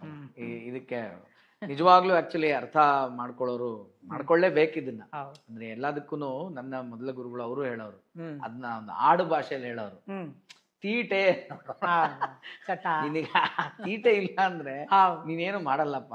ನಿನಗೆ ಇವಾಗ ಏನೋ ತಿನ್ಬೇಕು ಅಂತ ಅನ್ಸ್ಬಿಟ್ರೆ, ಎಂತ ಮಳೆ ಇರ್ಲಿ, ಡಾಕ್ಟರ್ ಬೈಲಿ, ಅಮ್ಮ ಬೈಲಿ, ಮಳೆಯಲ್ಲೂ ಐಸ್ ಕ್ರೀಮ್ ತಿಂತ್ಯ, ಮಸಾಲೆ ದೋಸೆನೋ, ಆ ವಾಂಚೆ ಹೆಂಗ್ ನಿನ್ನ ತಗೊಂಡಾಗ ಅದು ಮಾಡಿಸುತ್ತೋ, ಇದು ಒಂದು ವಾಂಚೆ ಅಂತ. ಸ್ವಲ್ಪ ಇನ್ನೊಂದು ರಿವೈಂಡ್ ಮಾಡ್ತೀನಿ, ಒಂದು ಪ್ರಶ್ನೆ ನನಗೂ ಡೌಟ್ ಇದೆ ಅಮ್ಮ. ಈಗ ನೀವು ಒಂದು ಬಹಳ ಅದ್ಭುತವಾದ ಒಂದು ಎಕ್ಸಾಂಪಲ್ ಕೊಟ್ರಿ. ಏನೋ ತುಳಿದು ಬರ್ತೀವಿ, ಅದು ಕಾಲು ತೊಳ್ಕೊಳ್ಳೋವರೆಗೂ ಅದು ಇದ್ದೇ ಇರುತ್ತೆ, ಅದು ಲೆಕ್ಕ ಅನ್ಬಿಟ್ಟು ಅಂತ. ಈಗ ಇನ್ನೊಂದು ಮಾತಿದೆ, ಏನು ಅಂತಂದ್ರೆ ಅವನ ಆಜ್ಞೆ ಇಲ್ಲದೆ, ಅವನ ಆಣತಿ ಇಲ್ಲದೆ ಏನು ಆಗಲ್ಲ. ಶಿವನ ಆಣತಿ ಇಲ್ಲದೆ ಒಂದು ಹುಲ್ಕಡ್ಡಿನೂ ಅಲ್ಲಾಡಲ್ಲ. ಅಂದಮೇಲೆ ಅದ್ ಯಾವ್ದನ್ನ ಮೆಟ್ಟಿ ಬರುವ ಕರ್ಮ ನಾನು ಹೆಂಗ್ ಮಾಡಕ್ಕಾಗುತ್ತೆ? ಅದು ಅವನ ಆಣತಿನೇನಾ? I'm just asking. ಇದು ವಾದವಲ್ಲ, ಬಹಳ ಮಂದಿ ಕೇಳಿದ್ದೆ ಇದು. ಹೇಳಿದಾನ? ಬಹಳ ಮಂದಿ ನಾನು ವಾದ ಮಾಡ್ತಾ ಇಲ್ಲ. ಎಲ್ಲಾ ಅಂದ್ರೆ ನೀವು ಆ ಭಾವದಿಂದ ಕೇಳಿಲ್ಲ. ಅನೇಕ ಜನರ ಕೆಟ್ಟ ಕೆಲಸ ಮಾಡಿದವರ ಸಮರ್ಥನೆ ಇದೆ. ಸಮರ್ಥನೆ ಲೆಕ್ಕದಲ್ಲಿ ಕೇಳ್ತಾರೆ. ಗೊತ್ತಾಯ್ತು, ನಿಮ್ದು ಒಂದು ಒಳ್ಳೆಯ ಎನ್ಕ್ವೈರಿ. ಕರ್ಮ ನನ್ಗೆ ಅಂಟುತ್ತೆ ಅಂದ್ಮೇಲೆ, ಎಲ್ಲವೂ ಅವನೇ ಮಾಡ್ತಾನೆ ಅಂದ್ಮೇಲೆ ನನಗೆ ಯಾಕೆ ಪನಿಷ್ಮೆಂಟ್? ನನ್ಗೆ ಯಾರು ಮಾಡಿಸ್ದವ್ರ ಹಂಗಾರ? ಇದನ್ನ ಒಂದು ಕ್ಲಿಯರ್ ಕಟ್ ಡಿವಿಷನ್ ನಾನು ಆಗ ಹೇಳಿದೆ. ಪ್ರಾಣಿಗಳಿಗೆ ಇದರ ಬಂಧನ ಇಲ್ಲ, ಮನುಷ್ಯರಿಗೆ ಇದೆ ಅಂದೆ. ಯಾಕೆ? ವಿವೇಕ, ಪ್ರಜ್ಞೆ, ಬುದ್ಧಿ, ವಿವೇಕ ಮನುಷ್ಯನಿಗಿದೆ. ಹಾಗಾದ್ರೆ ಪ್ರಜ್ಞೆ, ವಿವೇಕ, ಬುದ್ಧಿಯನ್ನು ಭಗವಂತ ಅವನ ಕೈಲಿ ಇಟ್ಕೊಂಡಿಲ್ವಲ್ಲ? ಅದು ಕೊಟ್ಟಿದ್ದಾನಲ್ವಾ? ಕೊಟ್ಟಿದ್ದಾನೆ. ಟೂಲ್ಸ್ ನಿನ್ ಕೈಲಿದ್ದು ನೀನು ಅವನನ್ನು ಬ್ಲೇಮ್ ಮಾಡಿದ್ರೆ, ಓಕೆ, ಟೂಲ್ಸ್ ನಿನ್ ಕೈಲಿದೆ, ನೀನು ಎಚ್ಚರ ತಪ್ಪಿ ಮಲ ತುಳಿದಿದ್ದಿ. ನೀನು ಎಚ್ಚರದಿಂದಿರ್ಬೇಕು. ನನ್ನ ಗುರುಗಳು ಯಾವಾಗ್ಲೂ ಹೇಳೋದು, ಕಣ್ಣು ಕಾಲಿನಲ್ಲಿರ್ಬೇಕು. ಕಣ್ಣು ನೆತ್ತಿಯಲ್ಲಿದ್ದದ್ದೇ ಬದುಕು ಹಾಳಾಗ್ಲಿಕ್ಕೆ ಕಾರಣ ಮಗಳೇ, ಕಣ್ಣು ಕಾಲಿನಲ್ಲಿರಬೇಕು ಅಂತ. ನಾವು ಕಾಲು ತಪ್ಪಿ ಎಲ್ಲೋ ಇಟ್ಟಿದ್ದೀವಿ, ನಮ್ಗೆ ಗೊತ್ತೇ ಇಲ್ಲ. ನಾನು ಆಚೆ ನೋಡ್ತಿದ್ದೆ, ನನ್ಗೆ ಗೊತ್ತಾಗ್ಲಿಲ್ಲ ಅಂದ್ರೆ ನಿನ್ನ ಎಚ್ಚರ, ನಿನ್ನ ವಿವೇಕ, ನಿನ್ನ ಪ್ರಜ್ಞೆ, ನಿನ್ನ ಬುದ್ಧಿ ನಿನ್ನ ಅಧೀನದಲ್ಲಿ ಇದೆ. ಭಗವಂತ ಯಾವ ಸಾಧನವನ್ನು ತನ್ನ ಕಿಶೆಯಲ್ಲಿ ಇಟ್ಕೊಂಡಿಲ್ಲ. ಆದ್ರಿಂದ ಭಗವಂತ ಚಾಯ್ಸ್ ಎಲ್ಲ ಕೊಟ್ಟಿದ್ದಾನೆ ನಮ್ಮ ಮುಂದೆ. ನೀನು ಒಂದು ಹುಡುಗಿಯ ಹಿಂದೆ ಹೋಗಿ ಬದುಕನ್ನ, ಅವಳ ಜೀವನವನ್ನ ಹಾಳು ಮಾಡುವುದಕ್ಕೆ ನಿನ್ನ ದೈಹಿಕ ಸಾಮರ್ಥ್ಯ ಬಳಸ್ತೀಯ. ನಿನಗೆ ಸೆಕ್ಷುವಲ್ ಎನರ್ಜಿಯು ಕೊಟ್ಟಿದ್ದಾನೆ. ಸೆಕ್ಷುವಲ್ ಎನರ್ಜಿಯನ್ನ ಒಂದು ಒಳ್ಳೆಯ ಬದುಕನ್ನ ಬದುಕಿ, ಒಬ್ಬ ಒಳ್ಳೆಯ ಸಂಗಾತಿಯ ಜೊತೆಗಿದ್ದುಕೊಂಡು ಸುಸಂಸ್ಕೃತವಾದ ಒಂದು ಸಮಾಜ ನಿರ್ಮಾಣಕ್ಕೆ ನಾನು ನನ್ನ ಸಂತಾನವನ್ನು ಕೊಡುಗೆ ಕೊಡ್ತೀನಿ ಅಂತ ಇದೆಯಾ? ಅದಕ್ಕೂ ವ್ಯವಸ್ಥೆ ಇಟ್ಟಿದ್ದಾನೆ. ಇದು ಬೇಡ, ಈ ಸಂಸ್ಕೃತಿ, ಈ ಸಂಸ್ಕಾರವನ್ನ ನಾನು ವೈಯಕ್ತಿಕವಾಗಿ ಪಡೆದು ನನ್ನ ಕುಟುಂಬವನ್ನು ಬೆಳೆಸ್ತೀನಿ. ನಾನು ಅಂತರಂಗದ ಒಂದು ಅಧ್ಯಾತ್ಮದ ನಡೆಯನ್ನ ನಡೀತಾ ಜೀವ ವಿಕಾಸಕ್ಕೂ ಕೂಡ ಹೊರಡ್ತೇನೆ. ಆ ಸಾಧ್ಯತೆಯೂ ಇದೆ. ನಾನು ಗೂಂಡಾಗ್ಲಿಕ್ಕೆ ಚಾನ್ಸ್ ಇದೆ. ನಾನು ಪ್ರತಿಭಾನ್ವಿತ ಅಂತ ತೋರಿಸಿ ಸಾರ್ವಜನಿಕವಾಗಿ ವ್ಯಕ್ತಿತ್ವವನ್ನ ಪ್ರದರ್ಶನಕ್ಕಿಟ್ಟು ಪುರಸ್ಕಾರ ಪಡಿಬಹುದು. ಬೇಕಾದಷ್ಟು ಚಾಯ್ಸ್ ಭಗವಂತ ಎಲ್ಲರಿಗೂ ಕೊಟ್ಟಿದ್ದಾನೆ, irrespective of any individual, any cost, any gender. ಅಲ್ಲಿ ಯಾವ ಡಿಸ್ಪ್ಯಾರಿಟಿನೂ ಮಾಡಲಿಲ್ಲ, ಅವನು ಎಲ್ಲರಿಗೂ ಕೊಟ್ಟಿದ್ದಾನೆ. ನನ್ನ ಸಾಮರ್ಥ್ಯಕ್ಕೆ ಅನುಗುಣವಾಗಿ ನಾನು ಇದನ್ನು ಮಾಡ್ತೇನೆ, ಹೊರಡ್ತೇವೆ. ನಾನು ಹೊರಡುವಾಗ ಡಿಸಿಷನ್ ಮೇಕರ್ ನಾನೇ. ನಾನು ಹೀಗೆ ಹೊರಡ್ಬೇಕು, ನಂಗೆ ಇಂಥದೇ ಆಗ್ಬೇಕು ಅಂತಲೇ ತಾನೆ ನಾವು ಹೊರಡೋದು. ಅವಾಗ ನನ್ನ ಡಿಸಿಷನ್ ನಾನು ಮಾಡಿದ್ದೀನಿ, ನನ್ನ ಟೂಲ್ಸ್ ಅನ್ನು ಅದಕ್ಕೆ ಬಳಸಿದ್ದೀನಿ. ಈ ಟೂಲ್ಸ್ ಅನ್ನು ಬಳಸುವಾಗ ನಾನು ವಿವೇಕ, ಪ್ರಜ್ಞೆ ಎಲ್ಲ ನನ್ನದೇ. ಆದ್ರೆ ನಾನು ಭಗವಂತನ ನಂಬಿದ್ದೀನಪ್ಪ. ನಾನು ಭಗವಂತನ ನಂಬದೇನು ಮಾಡಿಲ್ಲ. ಅವ್ನು ನೀನ್ ಏನ್ ಮಾಡ್ತೀಯ ಅದಕ್ಕೆ ಅವ ಅನುಗ್ರಹ ಮಾಡ್ತಾನೆ. ಅವನದೇನ್ ಕೆಲಸ? ನಿನ್ನನ್ನು ಪರೀಕ್ಷಿಸುವುದು ಮೇಲೆ ನಿಂತು. ನಾನು ಆಗ್ಲೇ ಹೇಳಿದೆ, ನಾನು ಅನ್ನುವ ನನ್ನ ಅಸ್ತಿತ್ವದ ಇರುವಿಕೆಯನ್ನು ಮರೆತು ನಾನು ಟೋಟಲ್ ಇಲ್ಲ ಆಗದೆ ಅವನ ಡಿಸಿಷನ್ ಅನ್ನು ನಮ್ಮ ಮೇಲೆ ಇಂಪ್ಲಿಮೆಂಟ್ ಮಾಡಲ್ಲ. Unless and until we go with empty handed. ನಮ್ಗೆ ಇನ್ನು ಏನು ಮಾಡ್ಲಿಕ್ಕಿಲ್ಲಪ್ಪ, ನನ್ನ ಕೈಲಿ ಆಗಲ್ಲ, ನಾನು ಬಿದ್ದಿದ್ದೀನಿ, ನನ್ಗೆ ಆಗಲ್ಲ ಅಂತ ಕೈ ಎತ್ತಿದ್ಲು ನೋಡಿ ದ್ರೌಪದಿ. ಹಾಗೆ ನಾವು ಮಾಡಿಲ್ಲ. ಹಾಗೆ ಇರುವಾಗ ಅವನನ್ನು ಹೇಗೆ ಬ್ಲೇಮ್ ಮಾಡೋದು? ಸಾರಿಮಾ, ಇದು ಆಧ್ಯಾತ್ಮದ ಮಾರ್ಗದಲ್ಲಿ ಭಕ್ತಿಯಲ್ಲಿ ಭಗವಂತನ ಪಡೀಲಿಕ್ಕೆ ಈ ಹೆಲ್ಪ್ಲೆಸ್ನೆಸ್ ಓಕೆ. ಆದ್ರೆ ನಾನು ಈ ಭೌತಿಕ ಪ್ರಪಂಚದಲ್ಲಿ ಲೌಕಿಕವಾಗಿ ಏನೋ ನಾನು ಸಾಧನೆ ಮಾಡ್ಬೇಕು, ಬೆಳಿಬೇಕು ಅಂದಾಗ, ಈಗ ನೀವು ಪ್ರಜ್ಞೆ ಇದೆ, ವಿವೇಕ ಇದೆ, ಜ್ಞಾನ ಇದೆ, ಸಾಮರ್ಥ್ಯ ಇದೆ, ಇದು ನಿಂಗೆ ಕೊಟ್ಟಿದ್ದಾನಲ್ಲ ದೇವರು, ಮತ್ತೆ ನೀನ್ ಮಾಡು ಅಂತ ನೀವು ಹೇಳುವಂತ ವಿಚಾರಕ್ಕೆ ಬಂದಾಗ ಎಲ್ಲೆಲ್ಲಿ, ಯಾಕೆ ನಾನು ಈ ಫೀಲ್ಡ್ ಡೌನ್ ಆಗಿರೋದ್ರಿಂದ ಸ್ವಲ್ಪ ನಾನು ಇಲ್ಲಿ ಅದೃಷ್ಟ ಅನ್ನೋ ಒಂದು ಎಲಿಮೆಂಟ್ ನ ತರ್ತೀನಿ ಇಲ್ಲಿ ಮಧ್ಯದಲ್ಲಿ. ಈಗ ನನ್ನ ಉದ್ದೇಶವೂ ಸರಿ ಇದೆ, ನನ್ನ ಉದ್ದೇಶವೂ ತಪ್ಪಿಲ್ಲ, ಯಾರಿಗೂ ಮೋಸ ಮಾಡ್ಬೇಕಂತಿಲ್ಲ, ನನ್ನ ಎಫರ್ಟ್ ಇದೆ, ಎಲ್ಲ ಮಾಡ್ತೀನಿ, ಆದ್ರೂ ಅದು ಭೌಸಲ್ಲ, ಅದು ಗಟ್ಸಲ್ಲ. ಅದಕ್ಕೆ ಹೆಂಗೆ ಮತ್ತೆ ಅದು ಹಣೆ ಬರ ಅಂತ ಅನ್ಬೇಕಾ? ಮತ್ತೆ ಹಣೆ ಬರಹ ಅಂತ ಆಲ್ರೆಡಿ ಬರೆದು ಕೆಲವ್ರು ಏನ್ ಮಾಡ್ತಾರೆ, ಹಣೆ ಬರ ಇಷ್ಟೇಪ್ಪ ಅಂತ ಎಫರ್ಟ್ ಕೂತ್ಕೊಂತಾರೆ. ನಾನು ಆ ಥರನೂ ಹೇಳಕ್ ಇಷ್ಟಪಡಲ್ಲ. ಹಣೆ ಬರ ಅಂದ್ರೆ ಏನು ಆ ಥರ ಅಲ್ಲ. ನಾನು ಹೇಳ್ತಾ ಇರೋದೇನು ಅಂದ್ರೆ, ಈಗ ಯಾವುದೋ ಒಂದು ಸಿನಿಮಾ ಮಾಡ್ತಾರೆ, ಯಾರು ಫ್ಲಾಪ್ ಆಗ್ಲಿ ಅಂತ ಮಾಡಲ್ಲ, ಎಲ್ಲರೂ ಹಿಟ್ ಆಗ್ಬೇಕು ಅಂತಾನೆ ಮಾಡ್ತಾರೆ. ಓಕೆ, ಈಗ ಆ ಥರ ಶ್ರದ್ಧೆಯಿಂದ ಒಬ್ಬ ಒಂದೇನೋ ಸ್ಟಾರ್ಟ್ ಮಾಡಬೇಕು ಅಂತ ಹೊರಟಾಗ ಯಾರೋ ಮೇನ್ ಆರ್ಟಿಸ್ಟ್ ಅನ್ಕೊಂಡಿರ್ತೀವಿ, ಆ ಪುಣ್ಯಾತ್ಮನೇ ಡೇಟ್ ಕೊಡಲ್ಲ. ಯಾರೋ ಮೇನ್ ಇದಕ್ಕೊಬ್ಬ ಒಳ್ಳೆ ಪ್ರೊಡ್ಯೂಸರ್ ಅನ್ಕೊಂಡಿರ್ತೀವಿ, ಅವನೇ ದುಡ್ಡು ಹಾಕಲ್ಲ. ಮತ್ತೆ ಇದನ್ನ ತಡಿತಾ ಇರೋದು ಯಾರು? ಇವಾಗ ನನ್ನ ಎಫರ್ಟ್ ಇದೆ, ನನ್ನ ಶ್ರದ್ಧೆ ಇದೆ. ಇದು ನಾನು ನನ್ನ ಫೀಲ್ಡ್ ಅಂತ ಹೇಳ್ತಾ ಇದೀನಿ. ಪಾಪ ಸ್ಪೋರ್ಟ್ಸ್ ಫೀಲ್ಡಲ್ಲಿ ತೊಗೊಂಡ್ರೆ ಹಂಗೆ ಇರುತ್ತೆ. ಬೆಳಗ್ಗೆ 3 ಗಂಟೆಗೆ ತಾಲೀಮೆಲ್ಲ ಮಾಡಿದವನಿಗೆ ಯಾರೋ ಕಿರಿಕ್ ಕೋಚ್ ಒಬ್ಬ ಸಿಕ್ಕಿರ್ತಾನೆ, ಅವನ ಈಗೋ ಇನ್ನೆಲ್ಲೋ ಒಂದು ಪಾಲಿಟಿಕ್ಸ್ ಆಗುತ್ತೆ. ಈಗ ಅದು ಅವನ ಹಣೆ ಬರವು, ಅವನ ಫ್ಲಾಪ್ ಆಗಬೇಕು ಅನ್ನೋದು ಅವನ ಹಣೆ ಬರಾನೇ ಹಂಗಿತ್ತಾ, ಅಥವಾ ಅವನಲ್ಲಿ ಏನು ಮಿಸ್ಸಿಂಗ್ ಎಲಿಮೆಂಟು, ಅಥವಾ ನೀನು ಇದಕ್ಕಲ್ಲಪ್ಪ, ನೀನು ತುಂಬಾ ಒಳ್ಳೆಯವನು, ನನ್ನ ಹತ್ರ ಬಂದ್ಬಿಡು ಅಂತ ಭಗವಂತ, ಇಸ್ ಇಟ್ ಎ ಸ್ಪಿರಿಚುವಲ್ ಕಾಲ್? ಏನದು ನನಗೆ ಅರ್ಥ ಆಗ್ತಿಲ್ಲ. ಪಂಚಾನಿ ಏತಾನಿ ಕಾರಣಾನಿ ಅಂತಲೇ ಕೃಷ್ಣ ಕರ್ಮ ಸಿದ್ಧಾಂತದ ಬೇರೆ ಬೇರೆ ವಿವರಣೆಗಳನ್ನು ಮಾಡುವಾಗ ಕರ್ಮಕ್ಕೆ 5 ಕಾರಣಗಳು ಅಂತ ಒಂದು ಡಿಕ್ಲರೇಷನ್ ಮಾಡ್ತಾನೆ. ಓಕೆ, 5th ಬಿಟ್ರೆ 6th ಇಲ್ಲ ಅಂತ. ಓಕೆ, 5 ಕಾರಣಗಳು. ಏನು? 1ನೇದು ಮಾಡುವ ಕರ್ತೃ, 2ನೇದು ಮಾಡುವ ಕರ್ಮ, 3ನೇದು ಮಾಡುವ ಸ್ಥಳ, ಅಧಿಷ್ಠಾನ, ಎಲ್ಲಿ ಮಾಡ್ತೀನಿ ಆ ಸ್ಥಳ, 4ನೇದು ಸಾಧನ, 5ನೇದು ಅದೃಷ್ಟ ಅಂತಾನೆ ಕೃಷ್ಣ. ಅದೃಷ್ಟ ನಾನು ಅಂತಾನೆ, ನಾನು ಅಂತಾನೆ. ಅವ ಹೇಳ್ತಾನೆ ಕೃಷ್ಣ, ನೀನು 4 ಪರ್ಫೆಕ್ಟ್ ಮಾಡಿರ್ಬೋದು, ನಾನು 5ನೇವ ಇಲ್ಲದೆ ನೀನೇನು ಮಾಡಕ್ಕಾಗಲ್ಲ. ಸೂಪರ್, ಇದು ಬೇಕಿತ್ತು ನನಗೆ ಆನ್ಸರ್. ಇದನ್ನು ನೀವು ಎಲ್ಲಿ ಬೇಕಾದ್ರೂ ಗಮನಿಸಿ. ನಾನು ಉದಾಹರಣೆ ಕೊಡೋದುಂಟು. ಒಬ್ಬ ರಸ್ತೆ ಮಾಡೋದು ಅಂತ ಒಬ್ಬ MLA ಡಿಸೈಡ್ ಮಾಡ್ತಾನೆ, ಎಲ್ಲ ಆರ್ಡರ್ ತಗೊಂಡ್ಬರ್ತಾನೆ, ಸ್ಯಾಂಕ್ಷನ್ ತಗೋತಾನೆ, ಫಂಡ್ ಬರುತ್ತೆ, ಆಯ್ತು, ಅವನು ರೋಡಿಗೆ ಬೇಕಾದಂತಹ ಟಾರ್ ತರಿಸಿಡ್ತಾನೆ, ಜೆಲ್ಲಿ ತರಿಸ್ತಾನೆ, ರಿಬ್ಬನ್ ರೆಡಿ ಮಾಡ್ತಾನೆ. ಇವತ್ತು ರಸ್ತೆ ಮಾಡುವ ಕೆಲಸ ಉದ್ಘಾಟನೆ. ಅವನ ಕೈಯಲ್ಲಿ ಮಾಡುವ ಸ್ಥಳ ಇದೆ, ರಸ್ತೆ ಯಾವುದು ನಿಗದಿಯಾಗಿದೆ, ಮಾಡುವ ಕರ್ಮ ಯಾವುದು ಅಂತ ನಿಗದಿಯಾಗಿದೆ, ಅದಕ್ಕೆ ಬೇಕಾದ ಉಪಕರಣಗಳಿವೆ. 4ನೇದು ಕರ್ತೃ ಇದ್ದಾನೆ, ಈಗ ಅವನು ರಿಬ್ಬನ್ ಕಟ್ ಮಾಡಿದ, ಟಾರ್ ಹಾಕಬೇಕು, ಮಳೆ ಸುರಿಯಿತು, ಯಾರು ಮಾಡುವುದು? ಇದಕ್ಕೆ ಆನ್ಸರ್ ಬೇಕು ನನ್ನಂತ ಕೇಳ್ತಾರ ಈಗ. ಈಗ ಅದೃಷ್ಟ ಏನದು? ಈಗ ನೆಕ್ಸ್ಟ್ ಕ್ವಶನ್ ನಿಮ್ಮದು, ಯಾಕೆ ನಿಲ್ಲುತ್ತೆ? ಎಲ್ಲೋ ಅವನು ಪಾಪ ಪಕ್ಕಾ ಮಾಡಿದ್ದಾನೆ. ಹೌದು, ಅವನು ಹೋಗಿ ಎಷ್ಟು ಒದ್ದಾಡಿ ಆರ್ಡರ್ ತಂದಿದ್ದಾನೆ, ಎಷ್ಟು ಒದ್ದಾಡಿ ಫಂಡ್ ತಂದಿದ್ದಾನೆ, ಆ ಡೇಟ್ ಫಿಕ್ಸ್ ಮಾಡೋ ಮೊದಲು ಎಷ್ಟು ಪೂಜೆ ಮಾಡ್ಕೊಂಬಂದ, ಎಲ್ಲ ಯಾಕೆ ನಿಂತಿತ್ತು? ಯಾಕೆ ನಿಂತಿತ್ತು ಅನ್ನೋಲ್ಲಿ ಭಗವಂತನ ರೋಲ್ ನೋಡಿ. ಒಬ್ಬ ಮನುಷ್ಯ ನಿಜಕ್ಕೂ ಭಾರಿ ಭಕ್ತನಾದ್ರೆ ಇದು ಮಾಡುವುದರಿಂದ ಇವನಿಗೆ ಒಳಿತಾಗುವುದಿಲ್ಲ ಅಂತ ಭಗವಂತ ಗೊತ್ತಾಗಿ ಬಿಟ್ಟವನಿದ್ದಾನೆ. ಅವನು ಡಿಸೈಡ್ ಮಾಡ್ತಾನೆ ಇದಾಗಬಾರ್ದು. ಆಗ who are you to say ಅಲ್ವಾ? ಯಾವಾಗ ನಾನ್ ಮಾಡೋನೆ, ಅವನ್ ಯಾವನವ, ಅವನ್ ಯಾವ ನನ್ನ ನಿಲ್ಸೋನು ಅಂತ ಏನಾದ್ರೂ ಇದ್ದವನಿದ್ದಾನಲ್ಲ, ಅವನನ್ನು ತಾಮಸ ಅಂತಲೇ ಕರೀತಾನೆ ಕೃಷ್ಣ. ತಾಮಸಿ, ಅವನಿಗೆ ನನ್ನ ಮೇಲೆ ನಂಬಿಕೆ ಇಲ್ಲ, ಅವನು ತಾನು ಮಾಡುವುದೇ ಸರಿ, ನನ್ನ ದಾರಿ ನಾನು ನಡೆಯುವವ, ಅವನೆಲ್ಲಿದ್ದಾನೆ? ಭಗವಂತ ಅನ್ನುವುದೊಂದು ಬುಲ್ಶಿಟ್ ಕಲ್ಪನೆಯೂ ಅಲ್ಲ, ಅವನ ಅಸ್ತಿತ್ವದೇ ಇಲ್ಲ. ನಾನು ಅನ್ನುವ ನನ್ನ ಇರುವಿಕೆ ಮುಖ್ಯ ಅಂತೆಲ್ಲ ಭಾವಿಸಿ ಮಾಡುವವನಿದ್ರೆ ಅವನು ಮಾಡುವ ಕೆಲಸಕ್ಕೆ ನಾನು ಸಪೋರ್ಟ್ ಮಾಡ್ತೇನೆ ಅಂತಾನೆ ಭಗವಂತ. ಯಾಕೆ ಅಂದ್ರೆ ಅವನಿಗೆ ಅಧೋ ಯೋನಿಯಲ್ಲಿ ಎಷ್ಟು ಸಾರಿ ಬೀಳ್ಬೇಕು ಅಂತುಂಟೋ ಬೀಳಿ, ನಾನು ಅದಕ್ಕೂ ಸಪೋರ್ಟ್ ಮಾಡ್ತೇನೆ. ಹಾಗಾಗಿ ಯಾವತ್ತೂ ಕೂಡ ನಾವು ಯಾವುದೋ ಒಂದು ಒಳ್ಳೆ ಕೆಲಸ ಮಾಡ್ಲಿಕ್ಕೆ ಹೊರಟಿದ್ವಿ ಅಂತ ಇಟ್ಕೊಳ್ಳಿ, ತುಂಬ ಭಕ್ತರು, ಒಳ್ಳೆ ಕೆಲಸ ಮಾಡ್ಲಿಕ್ಕೆ ಹೊರಟಿದ್ವಿ. ನಿಂತಿತ್ತು ಅಂದರೆ ವಿ ಶುಡ್ ಥ್ಯಾಂಕ್ ಹಿಮ್. ಯಾಕೋ ಅವನಿಗೆ ಬೇರೆ ಕೆಲಸ ಇದೆ ನಮ್ಮೊಟ್ಟಿಗೆ, ಹಾಗಾಗಿ ನಿಲ್ಲಿಸಿದ್ದಾನೆ. ನಾವು ಏನು ಮಾಡ್ತೇವೆ ನಮ್ಮ ದುರದೃಷ್ಟಕ್ಕೆ, ನಮ್ದೊಂದು ಭಾರಿ ಒಳ್ಳೆಯ ಕೆಲಸ ನಿಂತಿತ್ತು ಅಂದ ತಕ್ಷಣ ಏನೋ ದೇವ್ರ ಅನುಗ್ರಹನೇ ಮಾಡಲಿಲ್ಲ. ಅವನು ಅನುಗ್ರಹ ಮಾಡಿದ್ದೆ ಆ್ಯಕ್ಚುಲಿ ಆಗದ ಹಾಗೆ. ಈ ಆಗದ ಹಾಗೆ ಮಾಡುವುದು ಅನುಗ್ರಹ ಅಂತ ಒಪ್ಪಿಕೊಳ್ಳೋದಿದೆಯಲ್ಲ, ಅದು ಟೋಟಲ್ ಸರೆಂಡರ್. ಇದನ್ನ ನಾನು ಹೇಳ್ತಾ ಇರೋದು. ಈ ಅವೇರ್ನೆಸ್ ಭಗವಂತನ ಜೊತೆಗೆ ಬರಬೇಕು. ನನಗೆ ಅವನು ಕೇಡು ಮಾಡುವುದಿಲ್ಲ.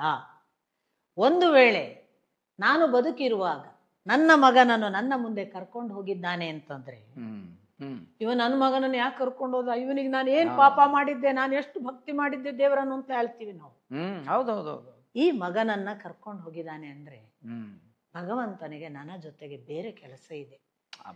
ಈ ಮಗನ ಸಾವು ಅವನಿಗೆ ಬೇಕಿತ್ತು ಅಂತ ಅವನಿಗೆ ಒಪ್ಪಿಕೊಳ್ಳುವ ಆ ಶರಣಾಗತತ್ವ ಇದೆಯಲ್ಲ, ಅಲ್ಲಿಯವರೆಗೆ ನಮ್ಗೆ ಅವನನ್ನು ಅರ್ಥ ಮಾಡ್ಕೊಳ್ಳೋದು ಸಾಧ್ಯ ಆದ ದಿವಸ ನಾವು ಅವನ ಹತ್ರ ಭಕ್ತ ಕುಂಬಾರ.